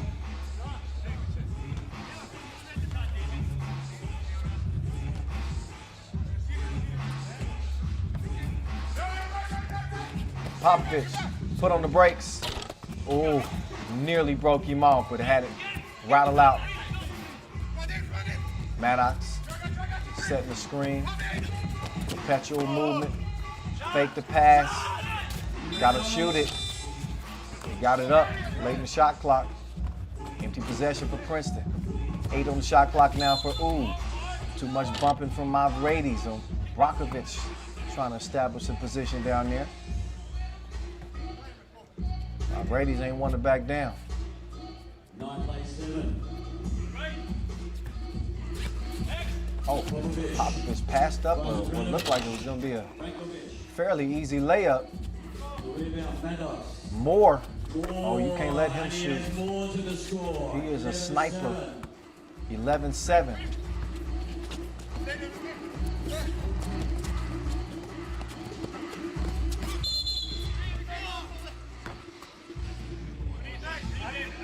Foul before the shot, before the shot, before the shot.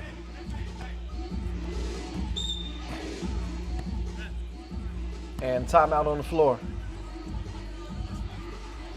So this is taking everything that Oob has to just compete with this Princeton team. When we're starting to see Princeton pull away a little bit. It's only a 4-point game. But as we near that 5-minute mark, even with a full complement of players, that condition is going to be tested. Even more so when you got just 3. So you see Popovich kind of slow to get up, get back to the court. They don't have a fresh body to put in there.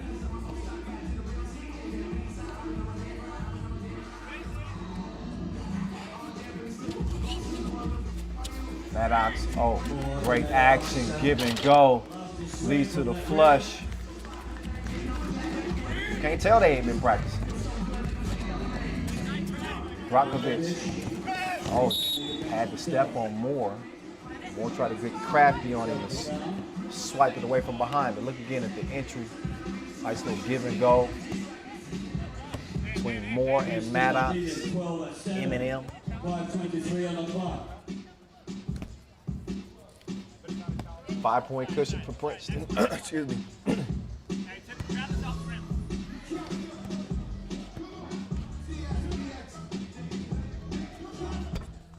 Brankovic, knocked down. Can Huffman answer? Not that time. Got him something to drink. Oh, the madman on the mad dash to the rack. Oh, but I think he gets called for the offensive foul. He was looking for, oh yeah, it's those long elbows. It makes it look worse than maybe what it is. But anytime you extend it, yeah, that whistle's gonna follow.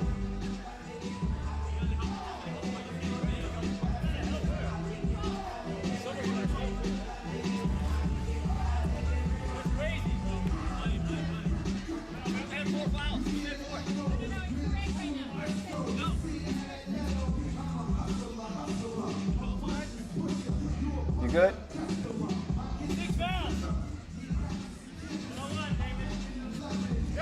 Okay, 5 fouls on, well, 6 on Princeton. They probably should have fouled. No, not they. If they would have fouled there, they would have been giving up 2 free throws. Princeton a little bit of a pickle foul-wise. They do have a 3-point lead, but one more defensive foul on Princeton, and as you know, they'll be in the penalty. We'll be shooting a couple of free throws. Game like this can still go either way because Oob have hung around. Brakovic with a big 2-stroke, Mavrades with a bigger answer. 14-11, Popovich taking advantage of Moore. 14-12. Moore to Maddox. Maddox. Oh. Maddox, no legs on the shot. Try to come and get the rebound. It's an easy over the back call. That could have been. Popovich forces one up. Kareem. Rebound. Moore setting up shot, left wing, back to Maddox. Huffman wants to cook it. I'm wide open. Give it to me. Why not? Oh. They double dared him. He couldn't make them pay. Oh, great defense. Huff holds his ground. Not to be bullied by Popovich. He said, I ain't no manager, no. More. No. Oh. We got foul on Huffman. Trying to hustle and get the rebound. Oh. Yeah, he knew it. No argument there. That will put Oob on the strike, though. And that will give the Serbians a chance to tie this game.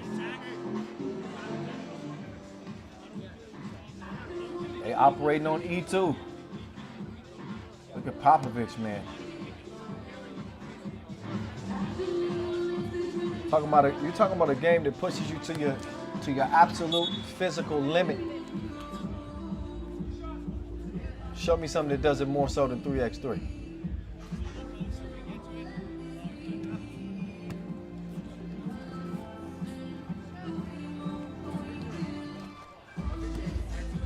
Good looking crowd in Doha. 14-12. They might be on the edge of their seats all the way to the finish of this one. Free throw by Yusef Badar. First of two is good, second of two is good. Clean trip to the stripe. It's 14 up. I think not only just the score being tired, something that's been maybe most impressive about Oob, they haven't fouled in the game. They're playing with 3 players. They got 3 fouls. That's significant. 3.5 to play in this one. All tied up. Princeton in the penalty. It's another bump. So 2 quick fouls. Brankovic couldn't do much with the madman. Full steam ahead going baseline there. So 3:28. Huff looking for Maddox. They seem to be pretty content letting him shoot that. He's gonna take another one. Got to knock him down though. Either that or do that.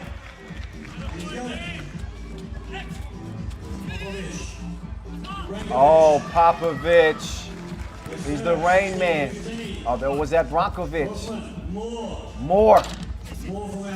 He had no answer. 16-15. Brankovic. Oh, crossed him and sauced him. 17-15. Princeton trailing. Oob in the driver's seat with no sub.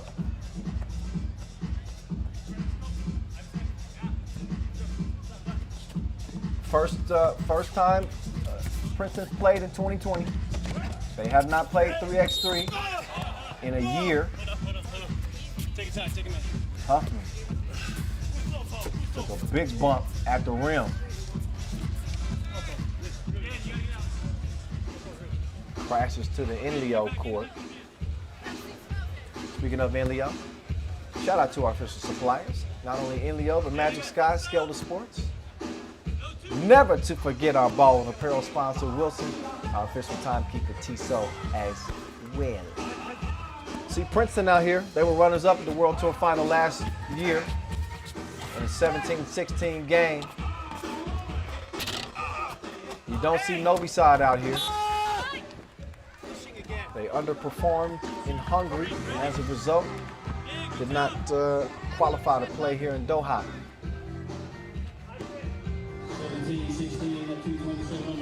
14-team field. Started with a qualifying draw. Maddox with the up fake. Giving the crib to tie things up at 17 apiece. Just over 2 minutes to play in this one. Brankovic jab left. He's got Maddox in front of him. His legs might feel like spaghetti noodles at this point, but he holds his ground. Maddox. Mavrades look like he got a little extra boost. He's got Princeton just a step ahead.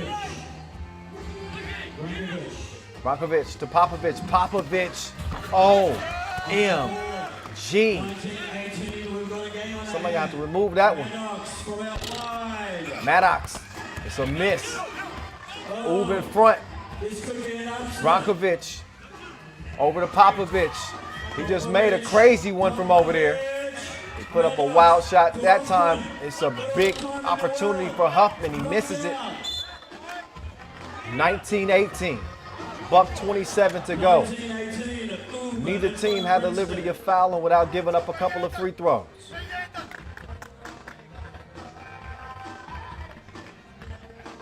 Take another look at this hit right here. I didn't know he glassed it. But Popovich, no hesitation. Shot it with Maddox in pursuit. Was able to glass it.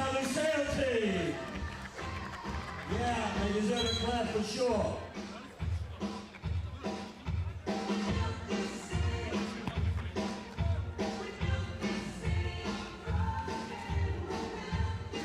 So here we go.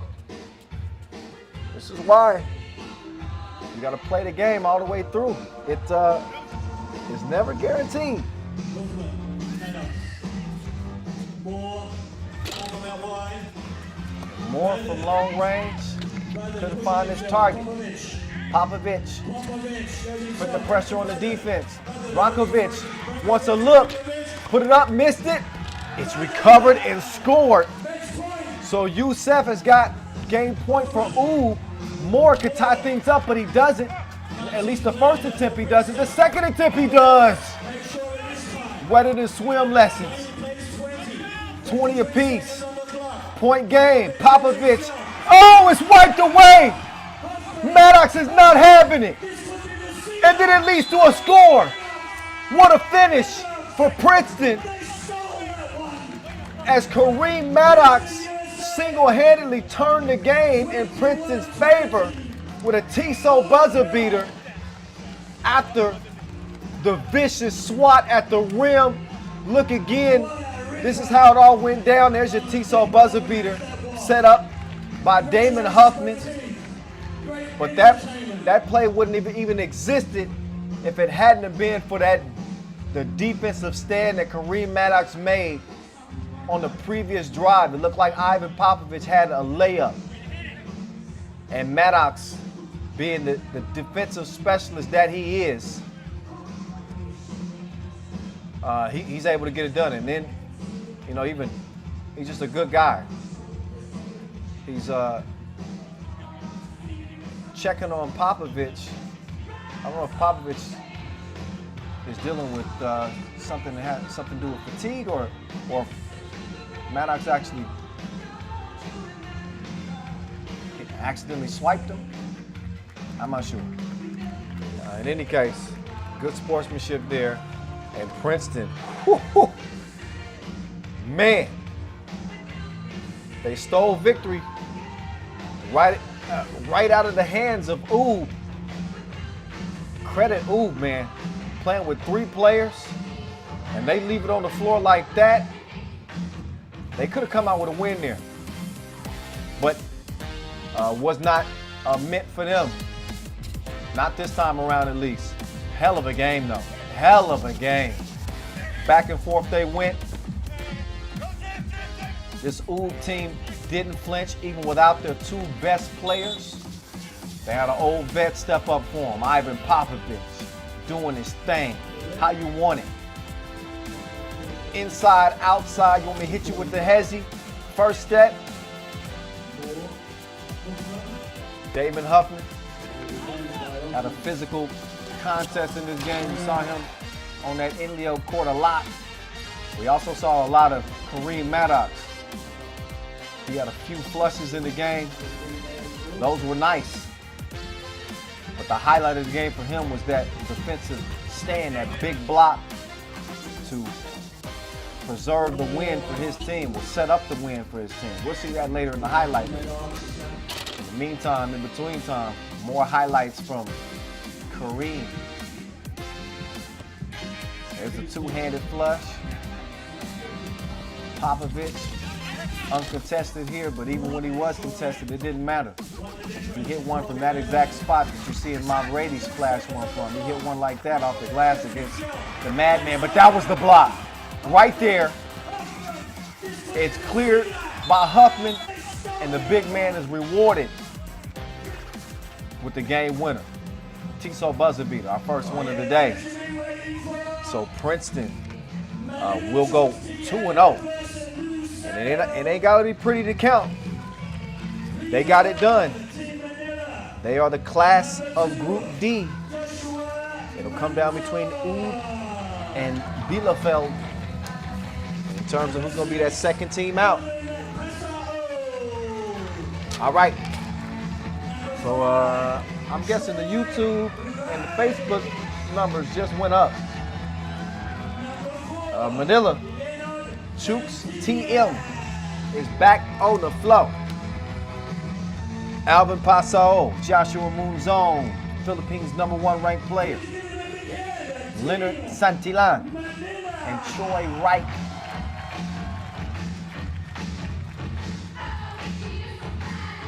So we're back to Group A play.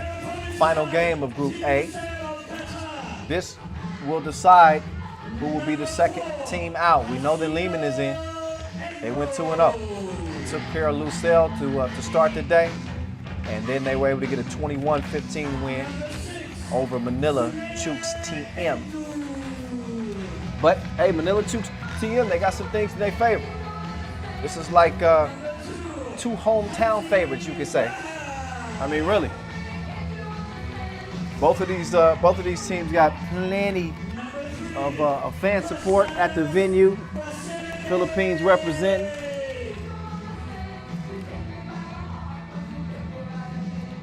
And obviously, Lucelle, the local favorites in Qatar. So this is somewhat of a game between home teams.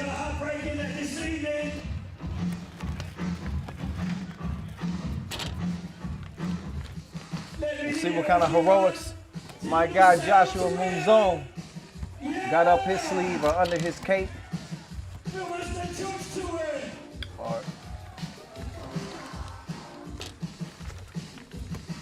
So they'll get it warmed up.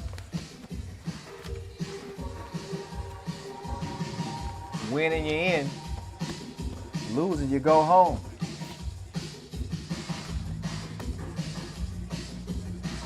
Only thing at stake is only a spot in the World Tour final. No biggie. It's only the biggest prize of the Pro 3x3 circuit, you know. 50 bands at stake, you know, it's nothing. We're playing big out here in Doha.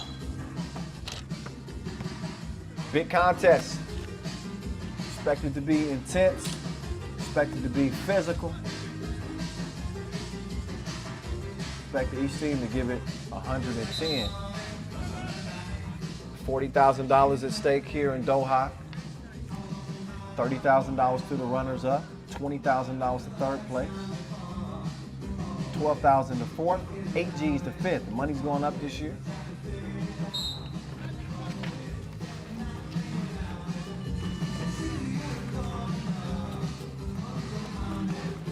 So it looks like Lucelle is going to try to take advantage of the size they have down low. Get it cleared. Right back down low. Ooh. One-handed finish on the tippy toes. Enjoy. Oh. Quick answer. Now the big man trying the mid-range J. But, couldn't get that one to go down. Moonzone. He'll flip it. It's a long 2 attempt. And the miss. Another miss. Stays 2-1.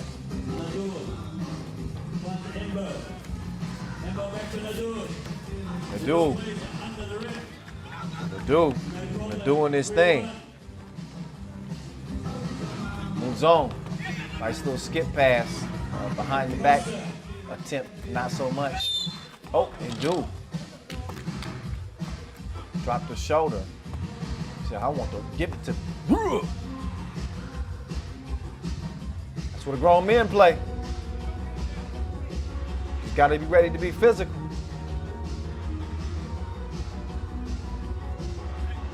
So Lucelle with a 2-point lead, almost made 4, but Ndu's shot missed. Moves on. Weaving through traffic. Tough shot though, he missed it. Ndu going to the drop step. And Paso, no choice. I gotta hold on to this monster. I gotta hold on to this big beast.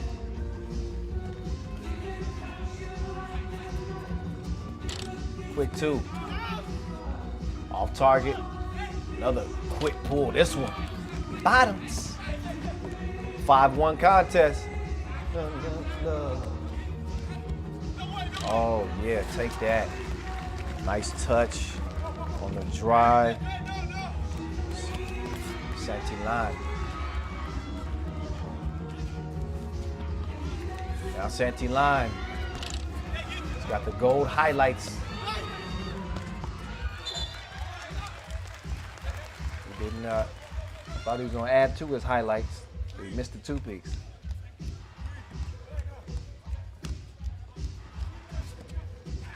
Oh, nice setup.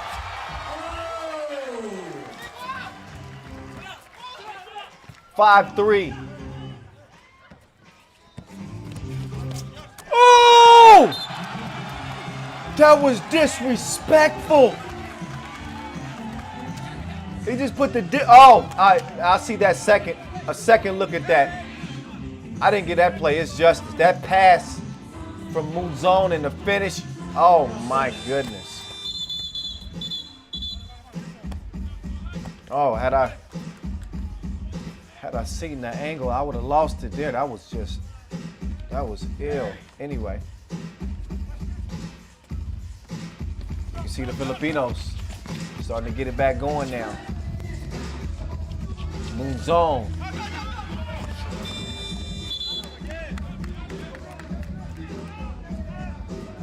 He wanted a foul, not happening. Lucelle, 2-point lead at 5-3. 7:20 on the clock. Costas. Let's go back to Costas. 2 ball. There's a miss. Mbo couldn't get it. Stays a 2-point game. Pasa, he is comfy out there in the deep. Oh, Pasa, he blocking like an IG model. No more requests.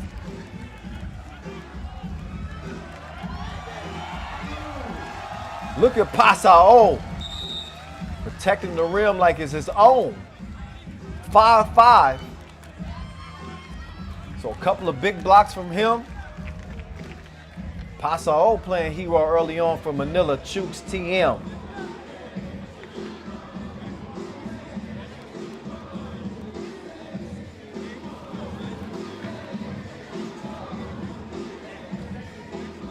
So Manila Chooks TM again coming off winning the Chooks to Go Philippines President's Cup. 5-5. That's how they earned a spot here in Doha. 7 left on the clock. Feeling right at home. Doha's like their backyard.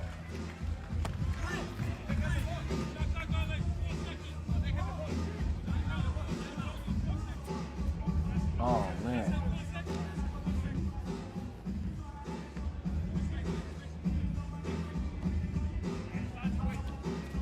Mouzon. He's going to get the screen.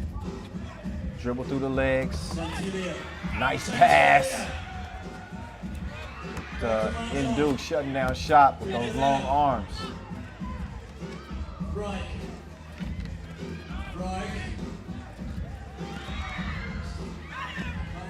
Mouzon, off balance, no. Mbo.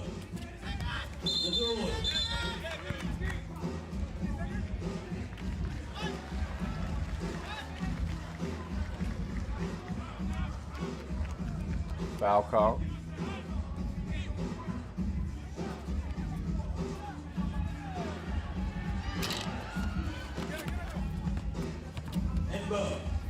5 apiece. Indu. Fading away. Big man takes that up strong. He might draw a foul instead. Now he's on the island. And Pasao couldn't give him two. Costa with the drive and the lay. And he runs out to Pasao. Pasao, he had it off safety. Still missed his mark.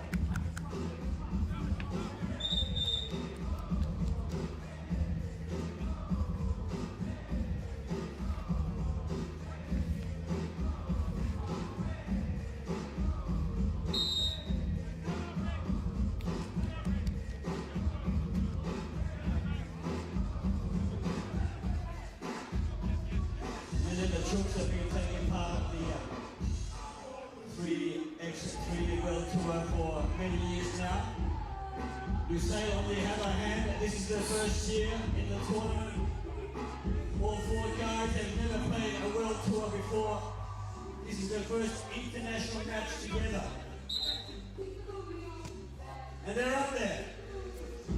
All right, you got the local favorites, Lucelle, and the local favorites, Manila Chooks, TM, Joshua Moonzone, trying to get back in his zone, 7-6. He's starting to precipitate. Here we go. Oh, decided to give it up. They gave it back to him. Mazone behind the back. Oh, mishandled. So, missed chance right there, Santillan.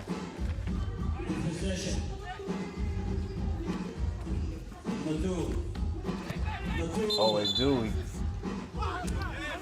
He had a great advantage there, Pasao. But, oh, Pasao, he pulled the chair on him. Oh, crafty.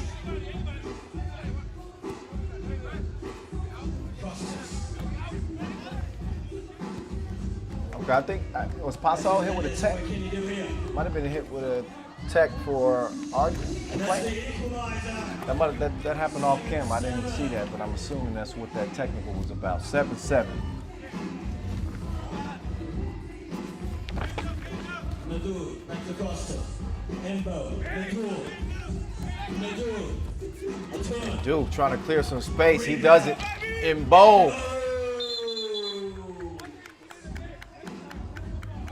Oh, they were defending in the restricted area. Something you cannot do. After a made bucket, they get a warning. Next one's a technical. But in the meantime, Lucelle is in front 8-7.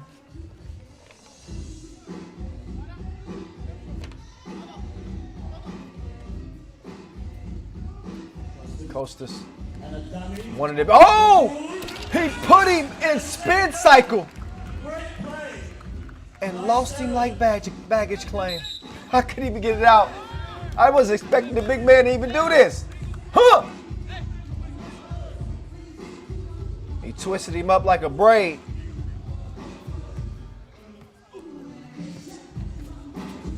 Nine, 7. Oh. Not nearly enough. Not nearly enough. 2-point game, it stays.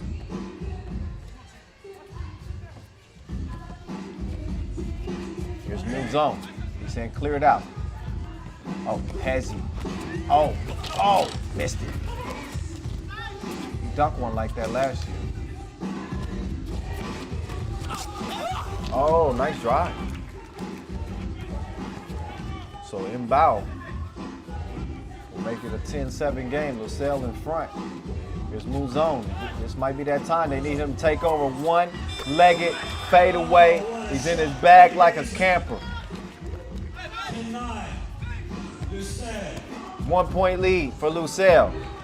You know who they looking to get that rock back to. Yes, sir. Joshua Moon Zone. Are you kidding me? I was about to say.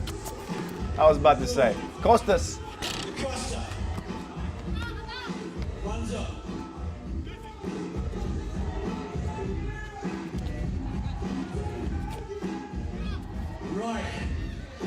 Straight on. Santillan couldn't get it to go down. Now Santillan gonna have to D up here. Oh, they double dared him. Moonzone said, I don't believe you. And then Bao didn't make him a believer. Santillan couldn't knock his down either. Moonzone gives it up.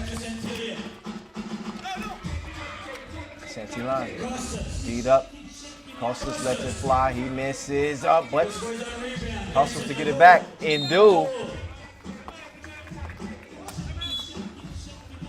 He's fouled. And also looked like Troy Reich might have got hurt on that play some way. Tight game though. Would you expect anything different? It's an elimination contest. Both of these teams with an outside chance to get to the World Tour final, but you got to get through day one. So one of these teams' hopes is going to be dashed at the end of this.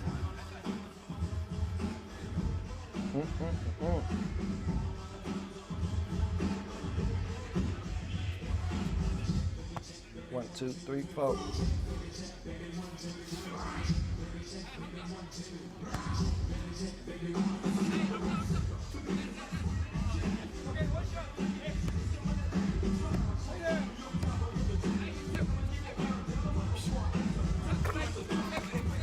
And Ndu's free throw, good, quick to the corner. Good defense there to get out there and defend it.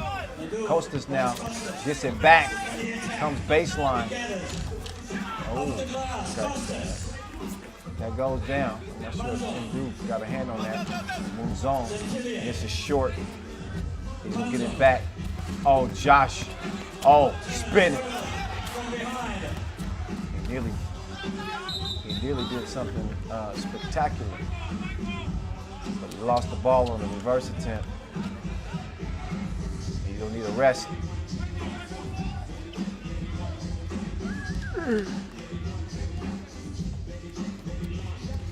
Good idea on the pass. Didn't execute it that great. 4-point game. Right to the corner. Pasao, after the miss, couldn't get control of it. Just over 2 minutes to play. And Lucelle is in front, still by 4. 2-possession game. Top scorer Joshua Moonzone is on the bench for Manila. Chooks TM. Oh, nice move. Oh, way to stick with it though. Good activity around the glass. Get a second opportunity here. If Costas can hit it, that'd be a big payoff, but he did not. Instead, it's 13-9. Moonzone is back in the game, and he's pulling the trigger. Follow the miss. Bodied up. Light work. Light work. 13-10 now. 1:42 left on the clock. An exciting finish to this match.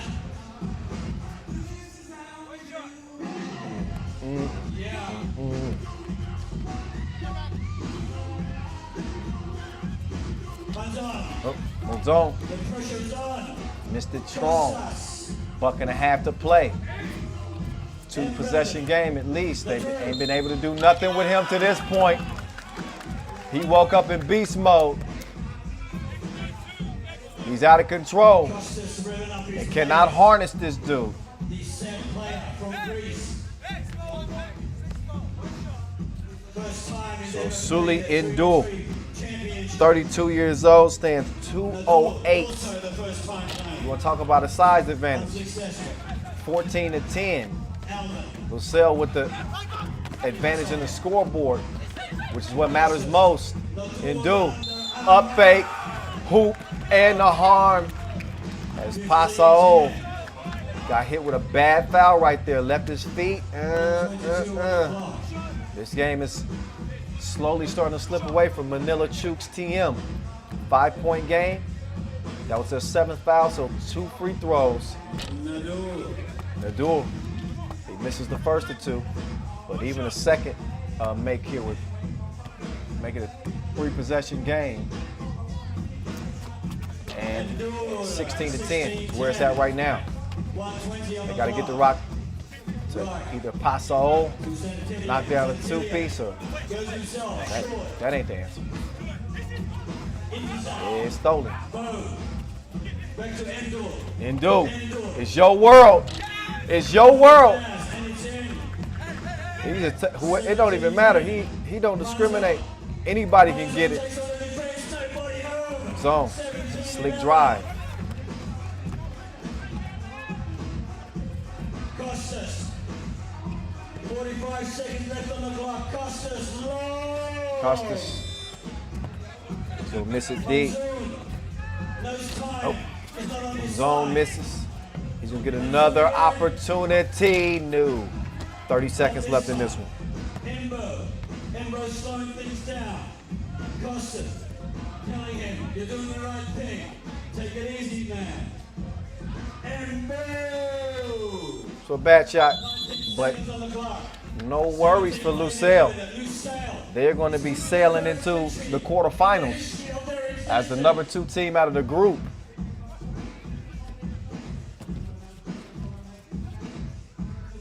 But Monzoon, he could cap a nice individual day for himself. No surprise to see him come out here and put in work. What the concern was, if you were a fan of this team, is how much help would he be able to get?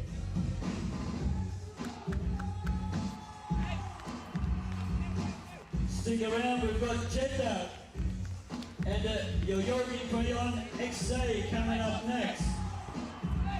As the countdown is on, 5.7 seconds left. Lucille leading by 4 points, 17-13. So with just 6 ticks left, They've come together. And their first it's going to be a short trip, 3x3 championship. or short visit, I should say, for Manila Chooks to go. Costas. Yeah! 18-13.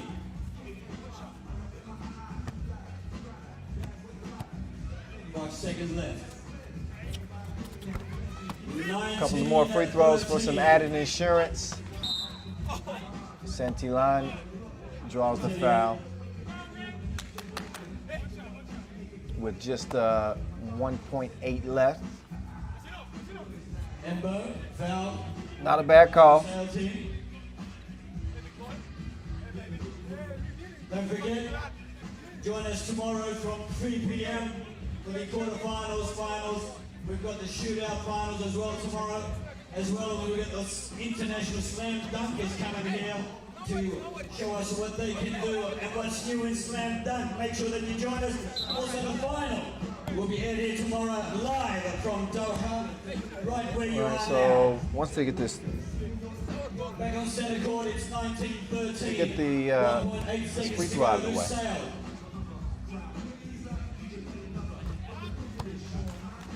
Two free throws out of the way. He was behind that 2-point arc. I thought he might have had a foot in front of him. But it was a 2-point attempt. And only one of the 2 free throws goes. It is Lucille in a hot contest. They shocked Manila Chooks TM and the young star Joshua Monzon on day 1. It is Lucille, the local favorites, riding the big old back of Ndu on into the quarterfinals. So Manila Chooks run, Manila Chooks TM's run is done. The number 2 from Group A is going to be Lucille, and they will face the top team from Group C. That will come down to Utena Uni Club and Lausanne to determine who their quarterfinal opponent will be. Look again at this dime and a dunk. Who doesn't like double D's? I know I do. There's some D for you. Paso had a couple blocks. Saint-Elon had a nasty one. Looked like it was going to be a game that came down to the wire when we were trading buckets, but I think that Lucelle found out. We have a dude that stands 208. He's big, he's nimble, he dunks on people's heads. We should probably just give him the ball. And that's what they did. They got a whole big helping of Suli Indu. And I bet the Filipinos got a bellyache. They had so much of that man. Josh moves on with a valiant effort. He fought all the way to the end. Costa and the rest of his Lucelle teammates will do enough to secure the win and secure an opportunity to potentially secure the bag. 40 G's out here in Doha. We still ripping and running. Kyle Montgomery, aka the voice in your ear. Have no fear. Been doing it strong. My 6th season now. Can y'all believe that? 6th season. It's been a crazy one. It has not been what we anticipated or expected here in 2020. I was fully expecting to have had the Olympic Games under my belt. I made that historic moment, but it was not meant for 2020. Instead, it is meant for 2021. The games ain't going nowhere. We just had to move them back a little bit. 3x3 will make its Olympic debut in 2020. Looking forward to it, without a doubt. Looking forward to our final 3 games as well. Next one on deck is coming up between Jeddah and Yoyogi. So they'll be taking the main court here in a moment. And when you look at Group B, Riga, top dogs, no shot, reigning champs. They go 2-0. It's going to come down between these two teams on who will be number 2 out of the group, and will face the number 1 Lehman out of Group A. It's a tough draw in the quarterfinals.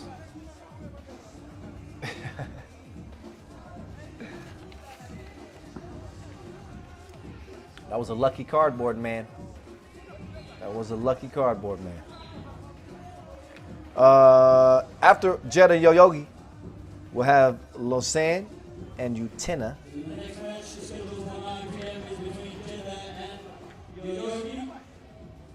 And then our final game of the day. Ooh. And our qualifying draw winners, Bielefeld.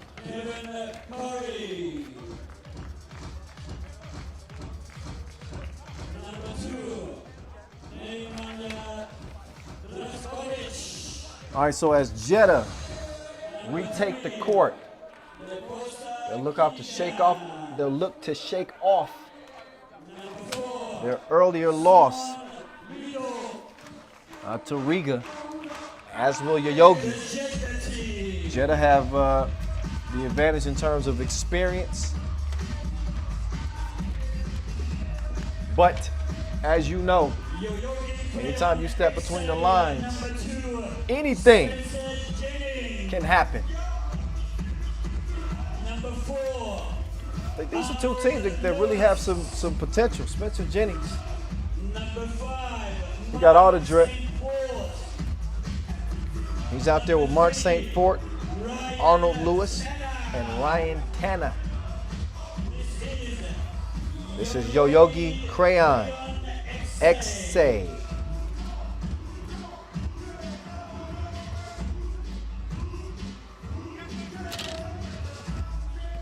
So Jeddah representing Saudi Arabia, obviously where we will be holding the World Tour Final coming up next month, 3rd week of December, middle of the 2nd week of December. Whether or not we see Yoyogi Crayon is still to be determined if we're going to see them at the World Tour Final. We are going to see Jeddah at the World Tour Final. They are 10th in the standings, and as I mentioned earlier, the first 10 slots of the World Tour Final are set. They locked in. Those teams are good. If you, it's the last 2 spots that are up for grabs. 7 teams could potentially leapfrog either Ulaanbaatar or Amsterdam to earn their spot in the final. But you got to get all the way to the semis to do that. Let me see that zero.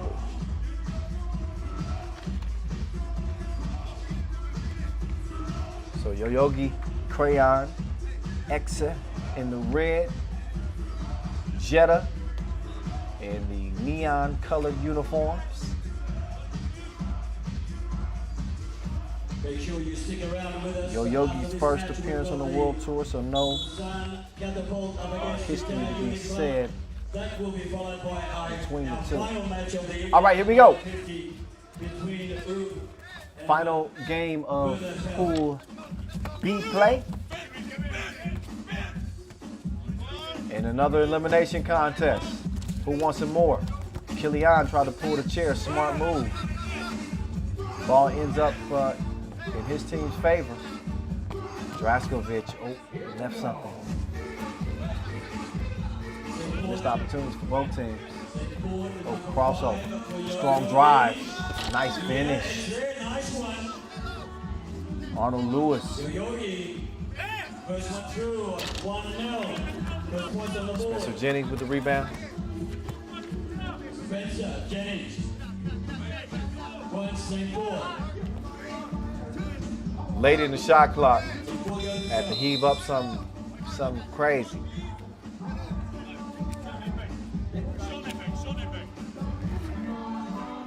Lewis will stay in. Ryan Tanner has checked in. St. Fort gets a breather.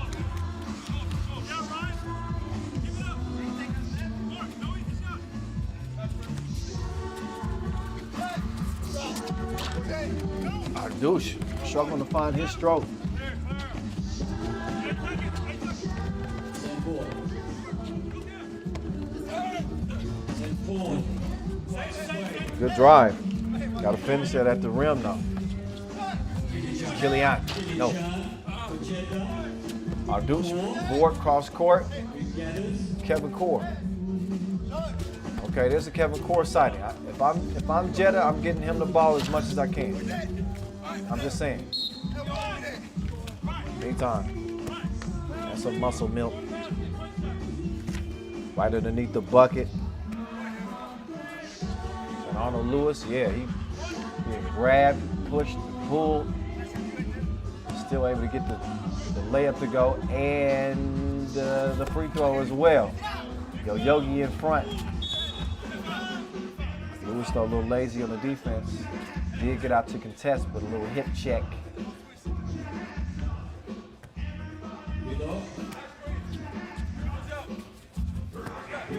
Draskovic, nope.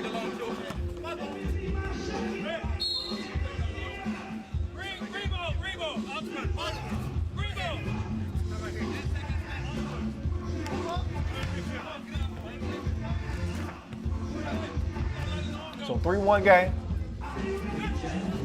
Ardouche and company needs some offense. 2 minutes in. And right on cue is Kilian. Getting a quick step right in front of the rim. Turn around. Miss. Stay going to work. Mouse in the house, that should be easy money, but Kilian held his own. Draskovic, did he step on the line? Lewis coming up. Give him a break. Spencer Jennings back on. Another look at Draskovic. No, he didn't step on the line. Foul away from the ball. Core will get it. Kilian over to Draskovic just in front of the free throw line. And he gets the roll. 3-3. Spence Jennings. Cat-like quickness. Hezzy. Tough shot. 4-3. Kilian waiting for the shot. Takes and misses. Foul on red on the rebound attempt.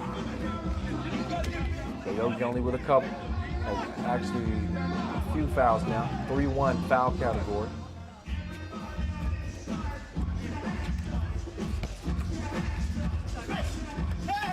Core to Ardouche. No. So a foul before the shot.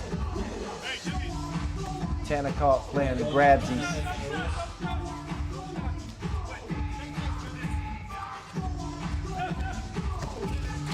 Kick out. Draskovic thought about the two. Oh, nice pass. Unselfish play leads to a good look. And Core cashing in. Nope. Draskovic. Oh. Lost him with the spin move. Nice change of direction right there. 4-4. Oh, almost took him. Jennings trying to draw the foul. Ain't happening. Draskovic faked him. Dished it down low. Core missed the first time. Back out to Draskovic. And TV timeout. Did he get hit with a 3 in the key? Whatever happened, that was off camera. I believe it's going to be red ball. I think that violation was 3 seconds. 4-4. It's gritty. It's grimy. It's tough. It's the way it's supposed to be when you're playing for a spot in the quarterfinals.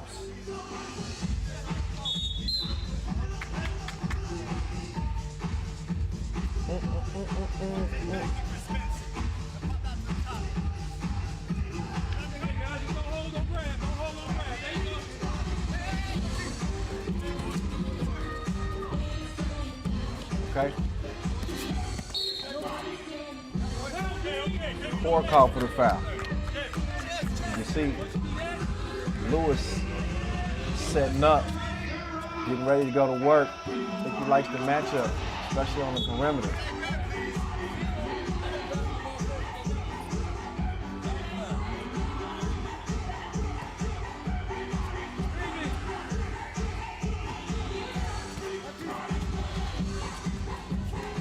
There they go, right over to Lewis.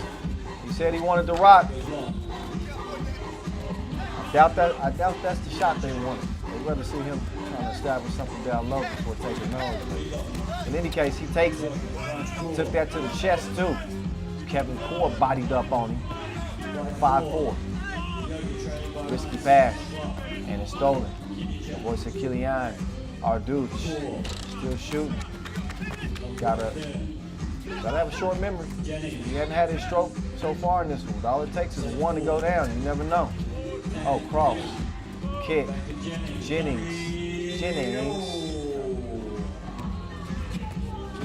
Oh, Jennings got his cookies took. Almost. Ardouche. Reaching in there. Kilian will check up on Jennings.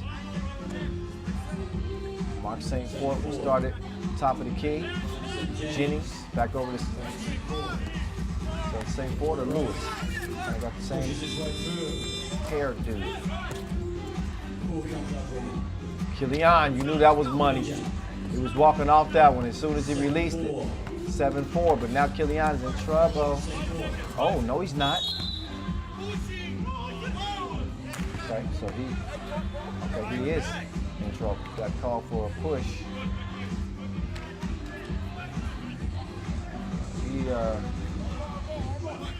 I think he's got an argument there a little bit. He pulled the chair. It's a savvy play from a smaller player.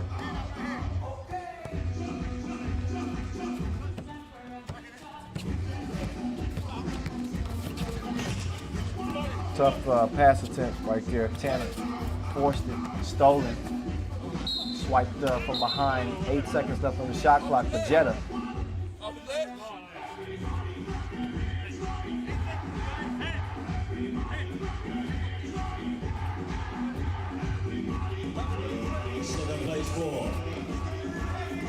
Oh, Draskovic.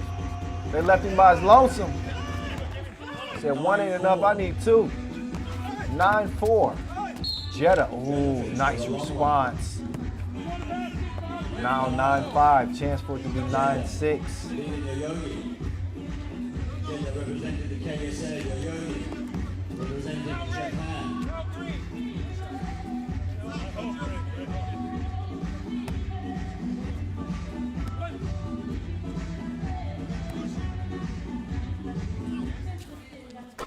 free throw is money.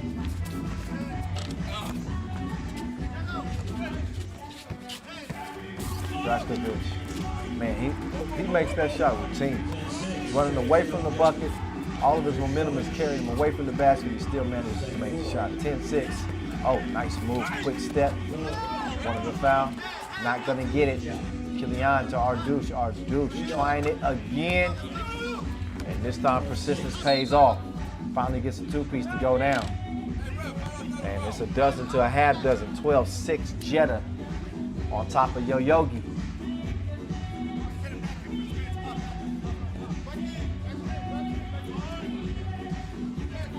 Jennings off target, foul away from the ball. 12-6, 4-13 on the clock. 6 fouls agenda, 4. I believe that was called on Core. Yep. Jetta sitting at 6 fouls. Lewis. Deep from Core. Oh, Tanner. Ski skirt. Put on the brakes and then he broke him off. Oh, Jennings. Plays the passing lane. Doesn't lead to a two-make, but a rebound and a score. That man scrum. He real scrum. Take another look. Like, you're not supposed to be able to make that.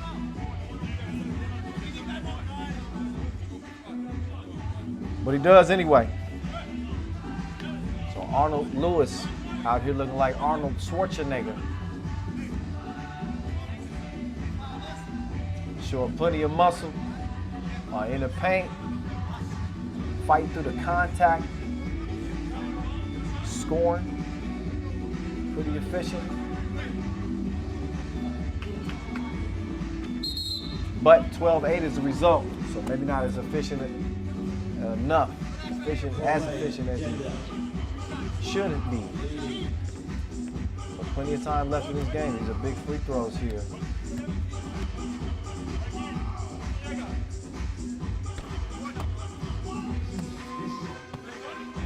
.9, 3:50 on the clock. Stay forward.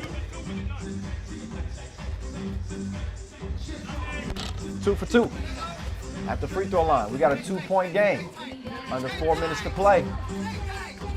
Killian, drive, kick. Core ran into a double team, decided to pass out. Rebound though. St. Fort.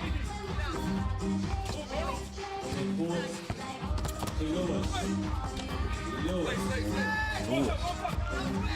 Continue to do damage. That was actually, I think that was Fort. Scored. Oh, Jennings. Oh. Tough shot. Jump hook is able to go down. 12-12 now. Here we go. Back and forth. These elimination games, they get crazy like this. But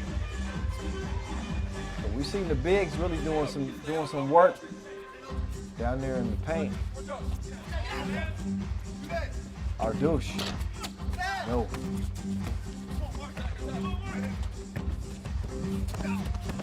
Oh, Tanner. 13-12. Long. Tanner. Jennings, a scramble for the ball. Still scramble. Draskovic now. Draskovic. New. Lewis. Strong rebound. Approaching 2:30 to play in this one. Yo-Yogi out front by 1. Lewis double cross. Took a little contact, fought through it. Jennings couldn't come down with the rebound. Core will have it. Ardouche. He lets it fly. Goes ain't loyal. No, they ain't. Jennings lost his step. Lost his footing. Core trying to take advantage. Misses the shot, but he's fouled in the process. That's number 5 on Yo-Yogi. So he won't shoot 2, but he will get 1. Big free throw that could potentially tie this thing up as we get closer into that 2-minute mark. Better yet known as crunch time. fourth. Knots it up, 13 apiece. Good defense.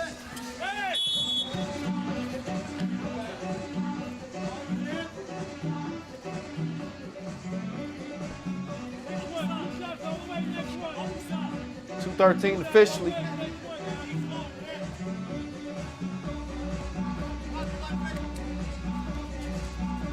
$13 Jeddah already in the penalty. Yoyogi was only, well, they don't have any more fouls yet. They got six team fouls. Oh, but mishandled it. That's tough. Mark St. Fort couldn't hold on to it, so possession back over to the guys in neon green. Draskovic comes around, pulls the trigger, still unable to find his groove. Aggressive drive right here. Better defense on the inside. Kevin Cole wouldn't have it. Kilian, cross court. Draskovic passes up to two. He's fouled after the fake. Smart decision. Now instead of taking that two, the fact that he passed it up, was able to draw the foul, he's going to get much easier attempts, in theory at least, from the free throw line. So a couple of free throws is as good as 1-2 piece. He's got the first half of those 2 free throws to go now. Minute 40 left in this one. Draskovic, splash, 15-13. 1:38 on the clock. Turner slips. St. Paul. Touch to fly. Draskovic, it finally pays off for him in the corner. Turner. Jennings.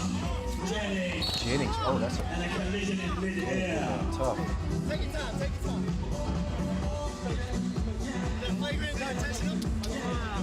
Shot to the face. Definitely went down. Jennings slow to get up. I don't see no blood.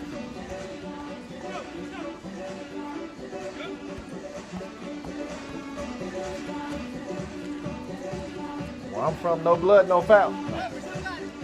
Seriously, but this is the pro league.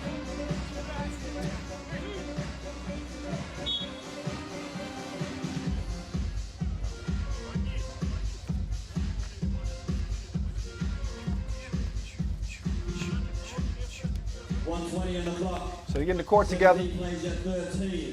If you're just joining us, or what you've been waiting for, this is our 4th Masters of 2020 and the last stop before the World Tour Final coming up next month in Jeddah.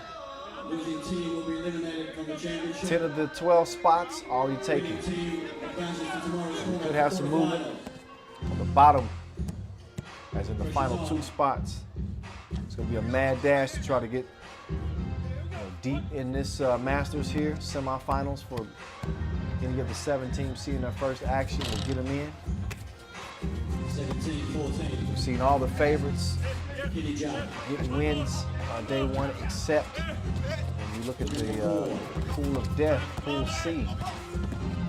New York Harlem coming up empty-handed. Maybe one of the bigger shots of the day. But Riga undefeated, Neiman undefeated, Princeton undefeated.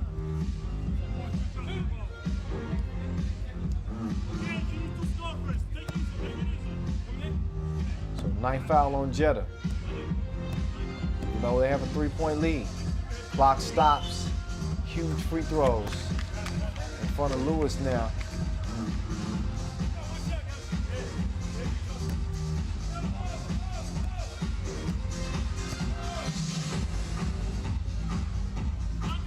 Second one's missed. Rebound goes to Red though. Jennings, you can't ask for a better look than that.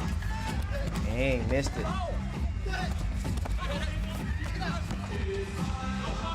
Now Lewis.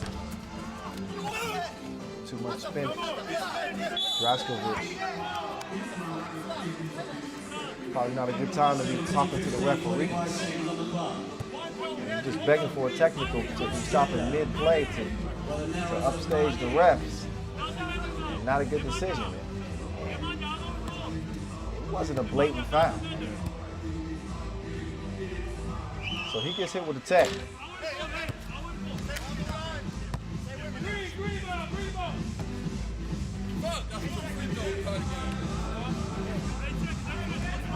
It's 15-17. Good D. Long arms of Lewis. Leads to a steal. The easy score against Killian. He's much larger. Put too much on the shot. Enough time for the double team to come. And yeah, Lewis, his chance there. That would have changed the dynamic of the game here. It was a one point game. But now Yo-Yogi, 27 seconds left.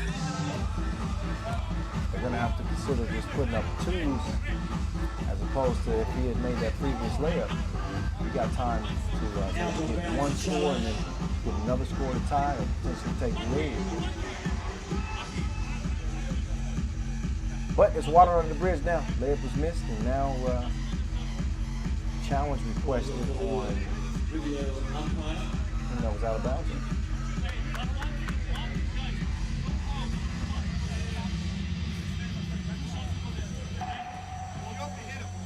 We have 2 more matches scheduled for this evening. Following this matchup, Lucerne will catapult. I need that red Lieutenant Uni. What's up, Nico? While will be up against Belleville. So they get a close look at this. Starts again tomorrow from I'm not 3 sure how many p.m. angles we have to show you. Make sure that you join us. We are filming day and night tomorrow. But a crucial decision nonetheless. Bonanza of basketball let's look. frenzy as the best of the best will be competing for the elusive Dolphin Championship. Wow. So, I don't know. Your guess is as good as mine. What? That could have, looked like it might have went off of Brian Tanner, maybe not. 17-15. Green ball. Red ball. That is the determination. Get in the double penalty too, by the way, which means 2 free throws and possession. Nobody home. Nobody at the crib. 17-16. Lewis walks right in. 17-16. Now they got to D up without fouling.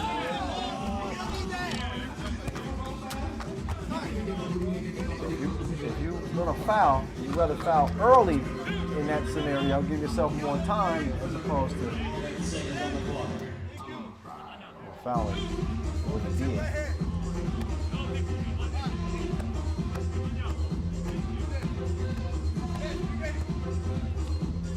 Free throws coming. It's Killian.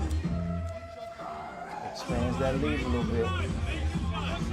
All he needs is one more, and that'll pretty much put it away, barring a miracle.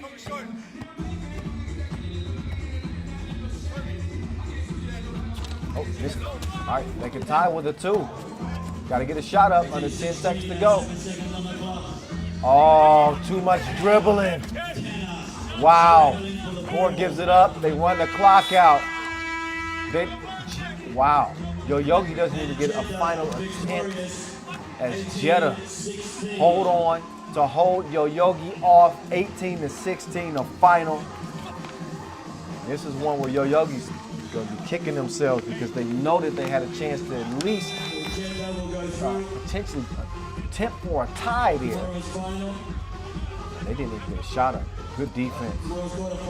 Jetta survived to advance to day 2. Highlights. Credit Arnold Lewis in this game. He was a one-man wrecking crew. There was no question who their best player was. And he got a big imprint on the game. Did miss a couple of opportunities later that we could have swung things in their favor. Jetta kept fighting.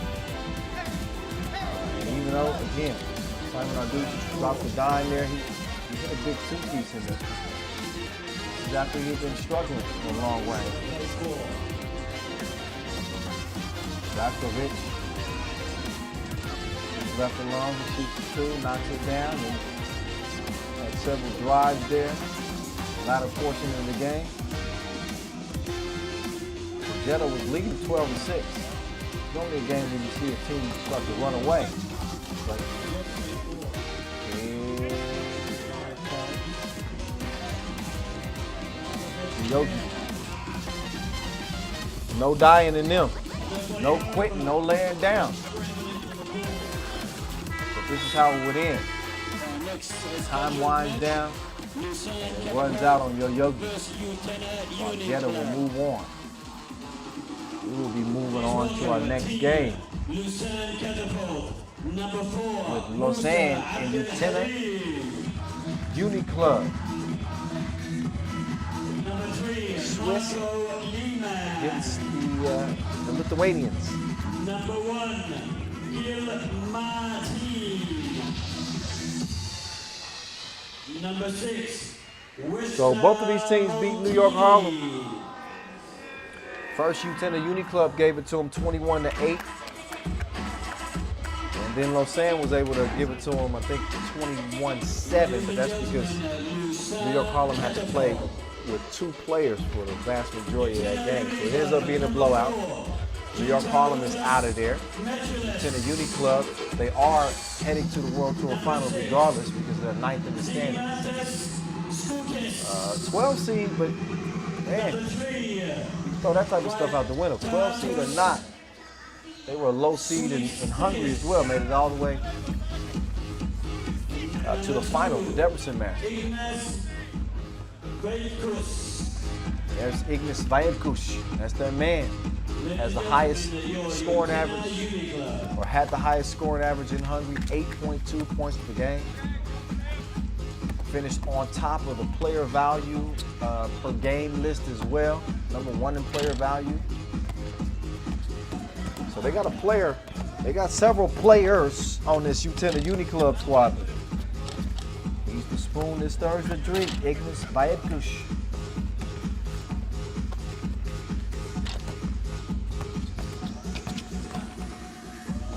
So you see he's got a couple of fans up there.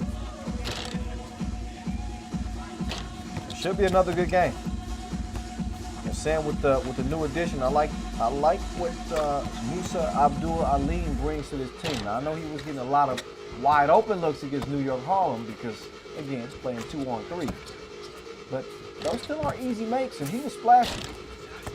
You know, this dude's got a stroke. Handles the ball well too. I'm looking forward to seeing more from him in this contest.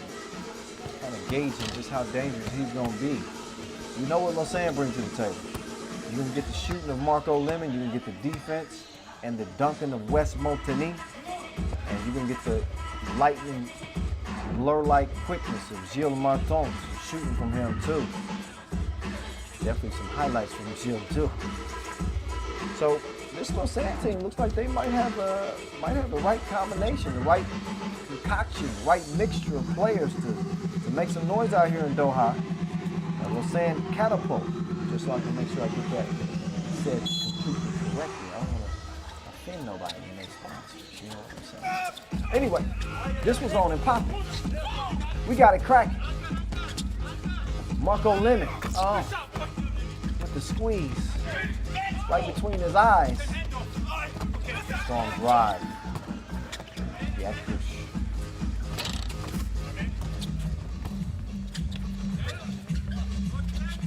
share the ball. That's a good D though. Out of bounds over the red.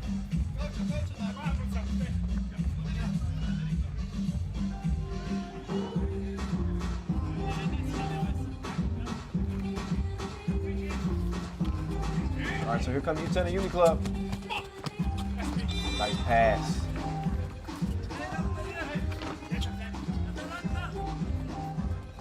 Oh, nice splash. So here we go. This is starting off the right way. Oh, well, point wiped away, actually.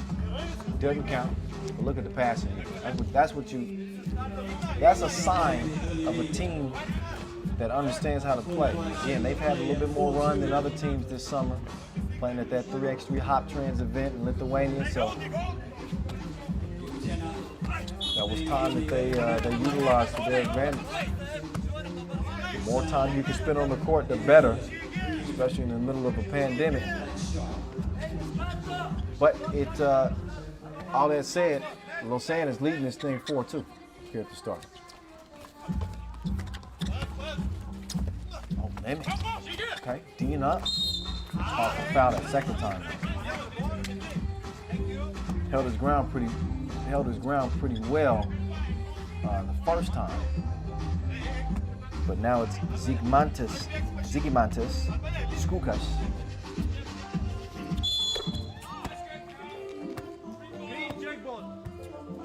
Shooting and making.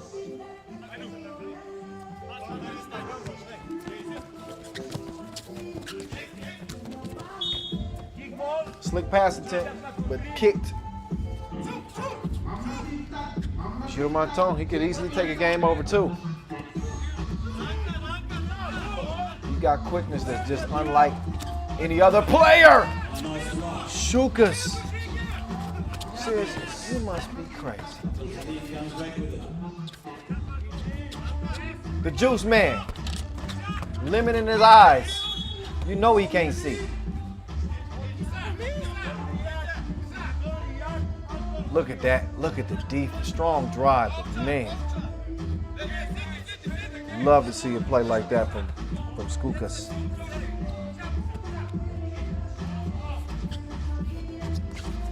Now, Shulskis. He sets up shop. That's easy, breezy work against Gilles. Monton. He misses. Ignis Vaikush.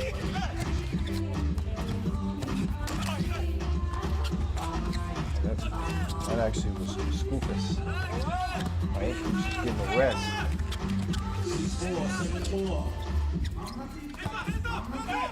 What you gonna do with that?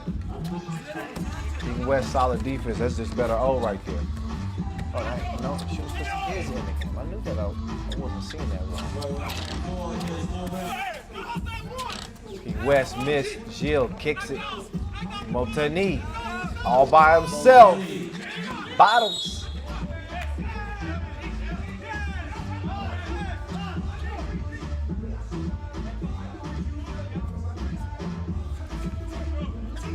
Musa Abdul Alim back in.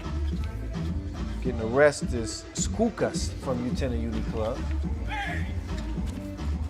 Vaikush defending up top.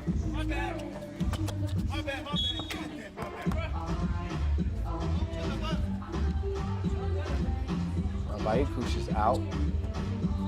Back in comes Skoukas. Oh, straight on, 2 ball. You can't leave that man open like that. Wetter, 9-7. Abdul. Baller alert. Baller alert. 10-7. 10-8. West. Oh, Lemon. Missed it. Oh, nice crossover. West called for the foul. Reaching in, 3 minutes in. It's off to a good pace. It's a good pace. We got some good scoring going on. It's going to be for number 1 in the group. Both teams will be playing tomorrow.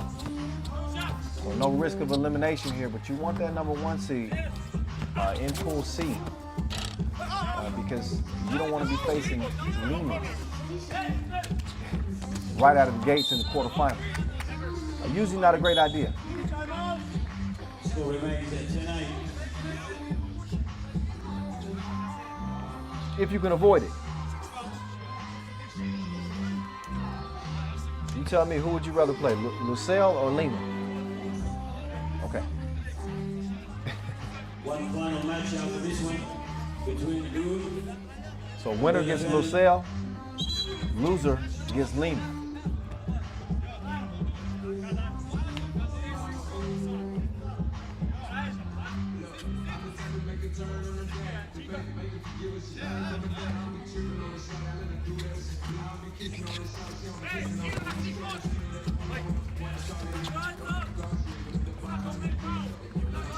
Here's Gilles. Oh, ankle alert. Oh! Missed the reverse. Shoe come on? Skukas. Shooting with no shoes. He don't even need them. Just play barefoot. He's about to block a shot with a size 13.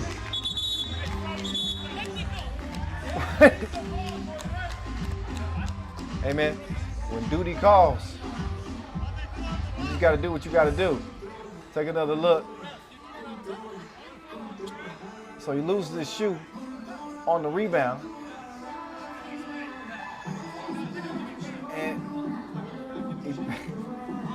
oh, okay. And he also got hit with a technical because he was using the shoe to attempt to block shots and passes. I get it. Can't do that. It was funny. But okay. 11 up. Ball back over to Lausanne. Lausanne catapult, that is. Montigny. Gilles quick on the trigger. And he's going to deliver. 13-11.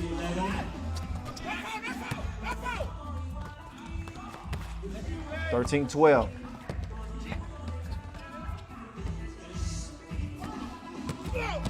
Oh, King West got his cookies took.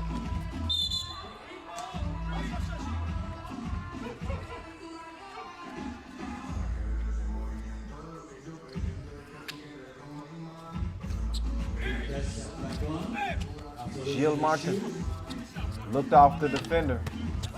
Heaved up the shot from the logo, but he misses it. Oh, you talking about putting some pressure on him. Then giving him a man yell.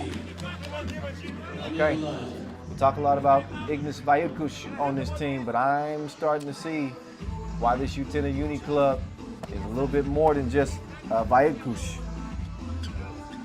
You look at Skukas and Shulkis and what they're doing on the offensive end, the pressure they're putting. Yeah. I say that as he misses the free throw. Still doesn't take away from what I said. This is the youngest member on this team.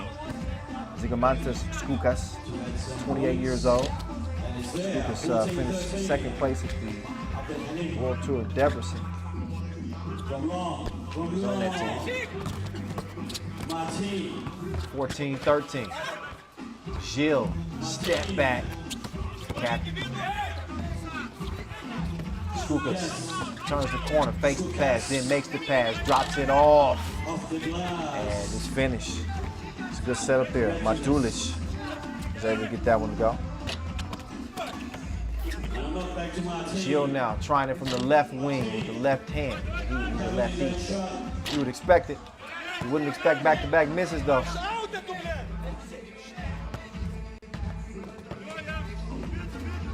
Now Gilles in a compromised position.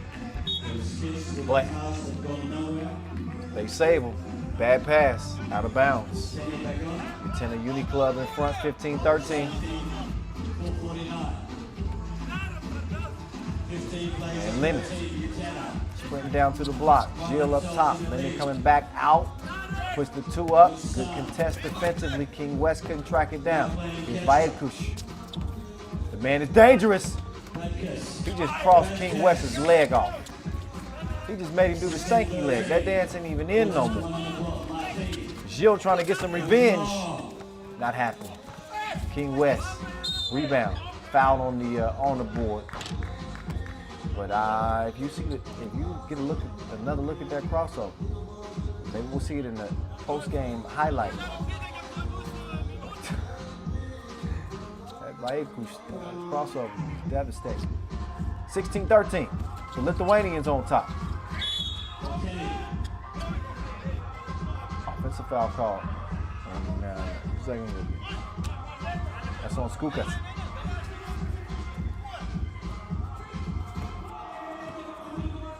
Oh, Skuchas. Appreciate that. King West. Bump and a bucket and one. Lausanne ain't going nowhere. Take another look. Draw some contact, spins off Acrobatic shot. Wake up, Mr. West. We don't see. 4 minutes, 8 seconds. Oh, Montanique missed it.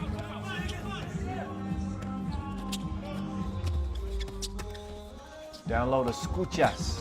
Oh, Scuchas. He said scooch over. I got a bucket to get. Speaking of buckets, there's two. That's 2 for 1. A new addition, Musa Abdul Alim, making this a 2-point game. Abdul Alim, looking again, 18 all. Alim the Dream. 3:36 on the clock. 18-18. So the new ad paying big dividends for the Swiss. Alim with back-to-back 2 pieces, and all of a sudden it's all even at 18 apiece. The 1 seed at stake, and playing this thing like it's an elimination contest. Saw Lausanne lose to Lehman en route to Lehman's Europe Masters win at the quarterfinal stage. I don't know if they want to see him again. Again, I'm sure they would rather avoid it.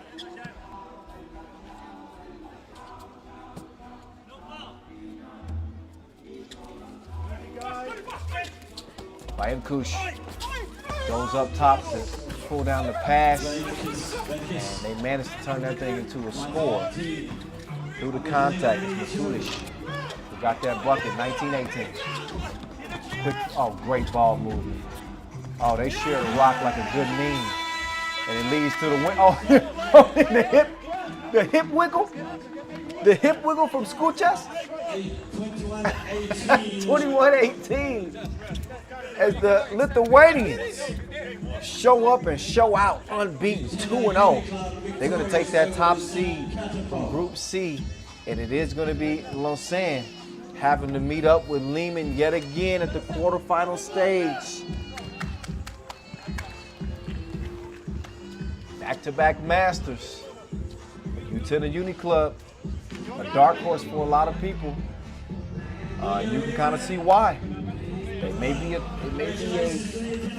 12 seed, 14 seed, or whatever seed they were coming into this one. But they don't play like it. Take another look at some of the tasties. That final 2-piece to end it. Hell of a win, hell of a day for Utena Uni Club. Last year with Shake Gubale kind of stealing the show and representing for the Lithuanians, I'd say Utena Uni Club is on that same kind of trajectory.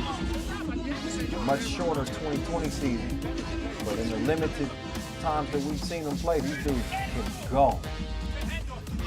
Got our first glimpse of seeing them in the 3x3 Hop Trans tournament. Seeing them defeat Shake Gubale even on that stage. They do it all. They got the length defensively to protect the rim. They got the shooters. They got the slashers. They got enough grit. I mean, anytime you're battling down there with somebody as tough as King West and getting the better end of things, you got a squad that's built the right way. And I mentioned about my guy, Ignas Viatkush. And in terms of how he affects the game, number 1, player value, coming out of Hungary and 2 Masters that he competed in. And that's because he does a little bit of it all. He sets the table. He's the one who sparked that ball movement there to open up that good look for the win, 21-18. Utena Uni Club looking balanced, looking strong, looking like a team that's going to have to be reckoned with the rest of the way. They will get Lucelle in the quarterfinals. So Lehman, Lausanne, Lucelle Uni Club. A couple of quarterfinal matchups already set. We still got 2 more games to get it done for the day.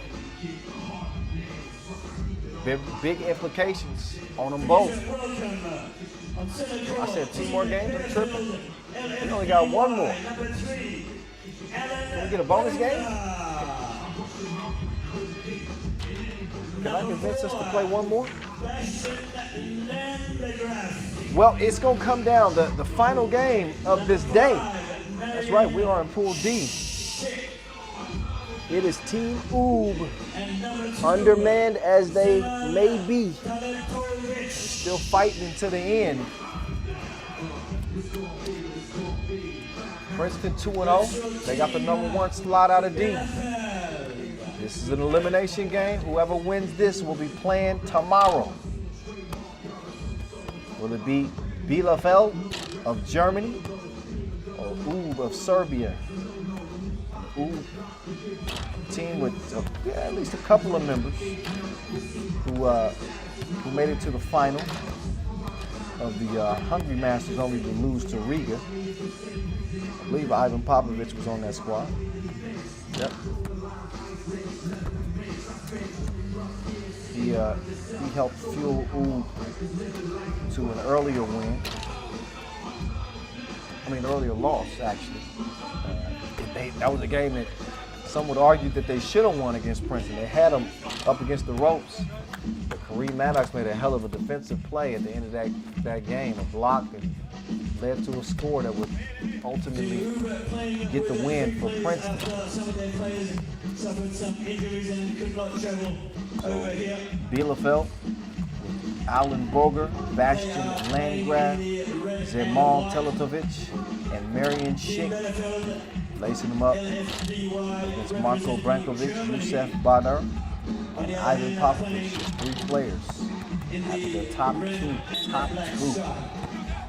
tested positive for COVID.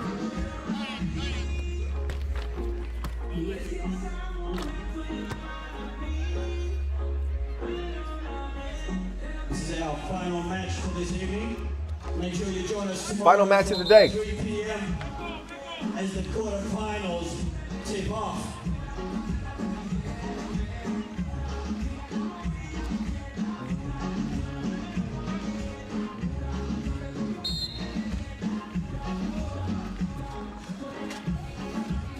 All right, here we go.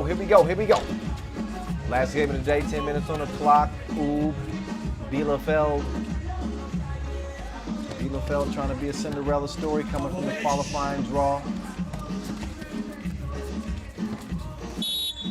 And a foul call, Schick. He had good position.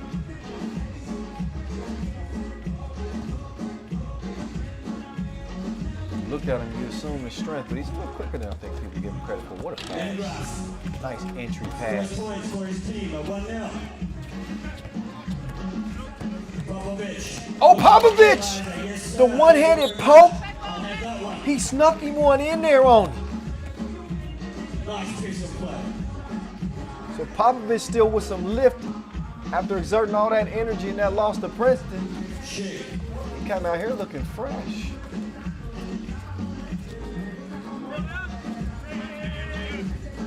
Schick. That advantage guard instead. Trying to get down low to Brankovic, and he makes it do what it do. 2-2. Foul on Brankovic. Oob in the white. Bielefeld in the red.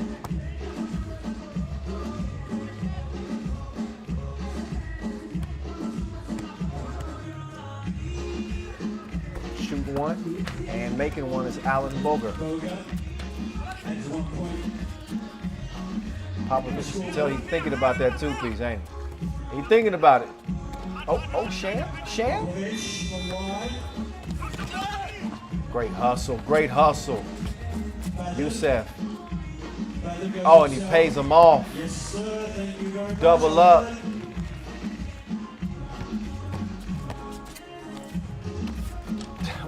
That was one of the slowest drives of the 2020 season. He was just tippy-toeing through the lane. Alan Boger is doing it like that. 4-3.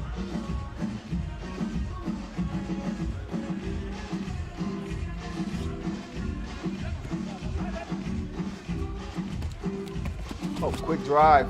Landgraf. No defense to speak of. Rakovic, one-on-one. Got that thing on the yo-yo. Watch out now. Youssef, same spot. He thought about putting it up again. Had he not hesitated, he might have been able to get that shot up. Instead, they turn it over. 14 on the clock. 4-4. Shit, step through. Excuse me. Very slick. Big body hogging the lane.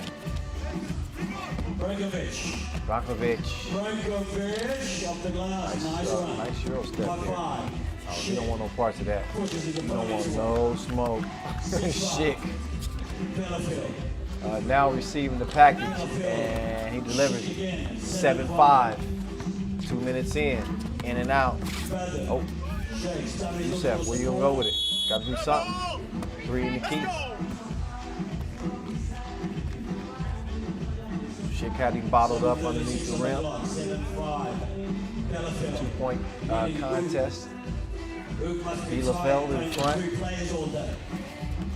2 launched and missed front rim. 7.5 to go. Popovich trying to set up that. He's trying to set up that sham again, but Schick. Oh shit! Oh shit! Oh shit! Brankovic. Brankovic goes himself. No, he doesn't. 8-5. Popovich. No. just a smooth stroke, almost just effortless with the 2-piece. Boger. Popovic. He just shot her like he was bored. Popovic with a Guess I'll layup. Thank you. why not? Here's another one. I guess I'll just shoot it again. And another easy 2-pointer for Boga. When they said save your money for a rainy day, that's what they meant. Popovic. Popovich. Almost a block. 12-7. Here he goes again. Another 2. That time it's a miss. After back-to-back makes, but a 12-7 game. 6:31 on the clock.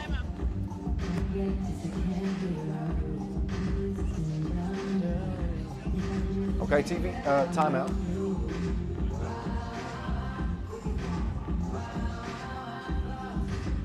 Uh, 12-7. And, man, hats off to, I tell you. They're down by 5 here. But, again, they're playing with no sub. 12-7. Those are difficult odds to overcome. They nearly did it against Princeton. And even though Bielefeld is brand new, that still doesn't take away from how tough of a team they are. People get it twisted sometimes. They say, oh, they had to come out of the qualifying draw, they must not be very good.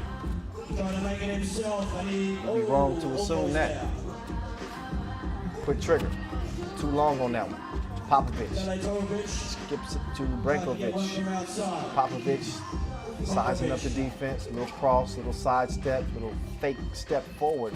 He was just inventing stuff on that drive. Let me try this.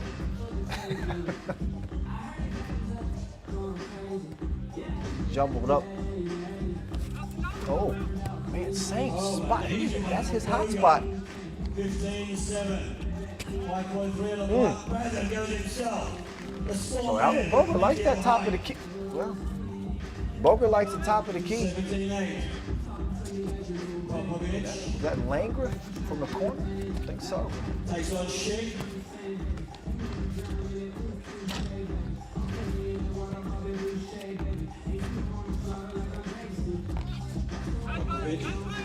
Popovich.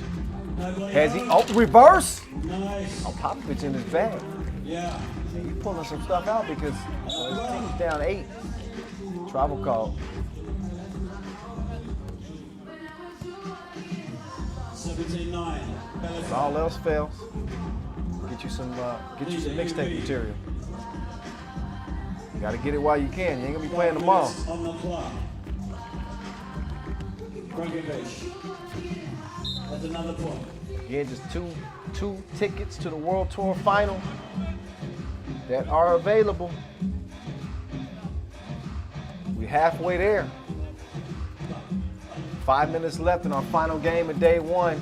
There's Schick playing below the rim this time.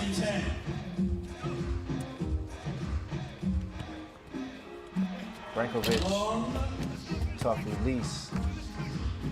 18-10. Bielefeld continue to follow the shots. Man, this is a good-looking Bielefeld team.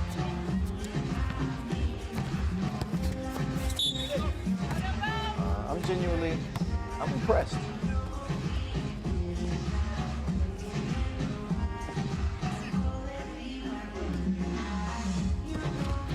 Even against a three-man Oob squad. Whoa! Alan Bogert just took a ride. Got a little up close and personal with Wilson. Our Ball and Apparel sponsored, by the way. 19-10. There you go. Whee! Just over 4 minutes on the clock. Yeah, get that up. We need to see that. There we go. We need to see that Wilson. We need to see that Tiso, our official timekeeper. 20-10. There we go. Match point. Okay, it's game point. This thing ending a lot quicker than I anticipated. I was expecting a little bit more fight, honestly.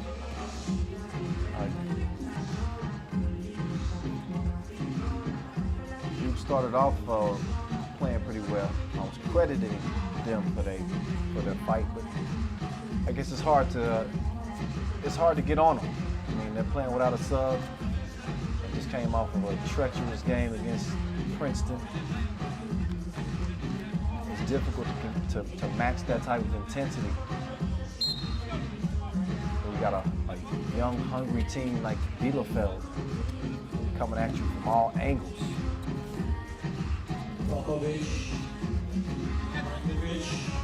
Brankovic trying to save this match. The loser, of course, he was supposed to have a more will be eliminated shot clock tonight. violation. Just fell asleep on it.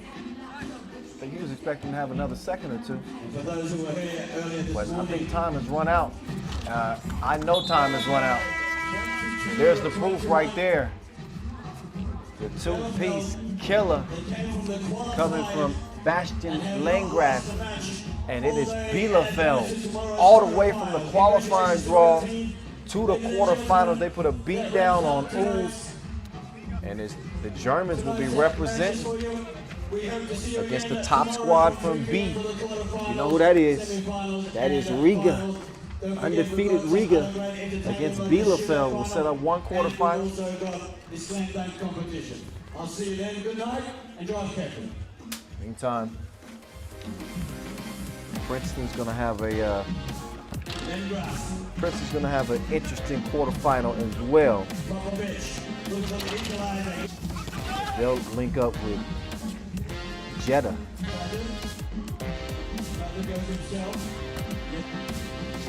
It wasn't Yo-Yo. My bad. Look back at the highlights. We'll get to the quarterfinal bracket here in a minute. This was a one-sided affair, and they had it going from deep, didn't they? Two pieces falling left and right. They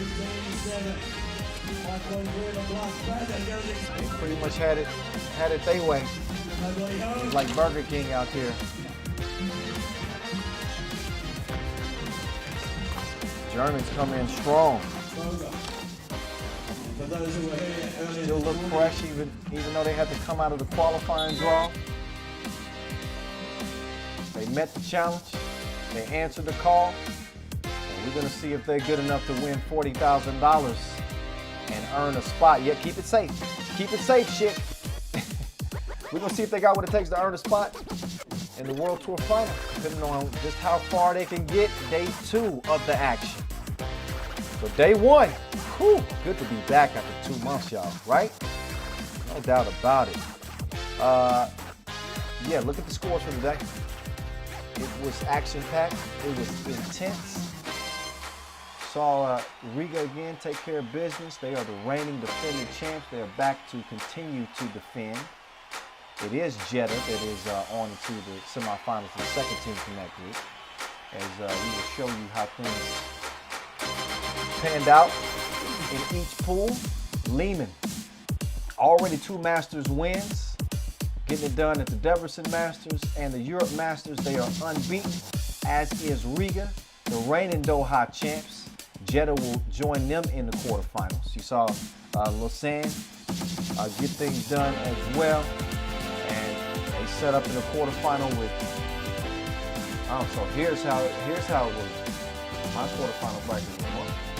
It is Lehman, Lieutenant Uni Club, Princeton, Jeddah, Riga, Bielefeld, and Lausanne against Lusail. That's going to be fun to see. All right, tomorrow we will resume 13:15 local time, but that is it from day 1 of the Doha Masters 2020. We will find out who our 12 teams will be for the World Tour Final at the end of the day tomorrow.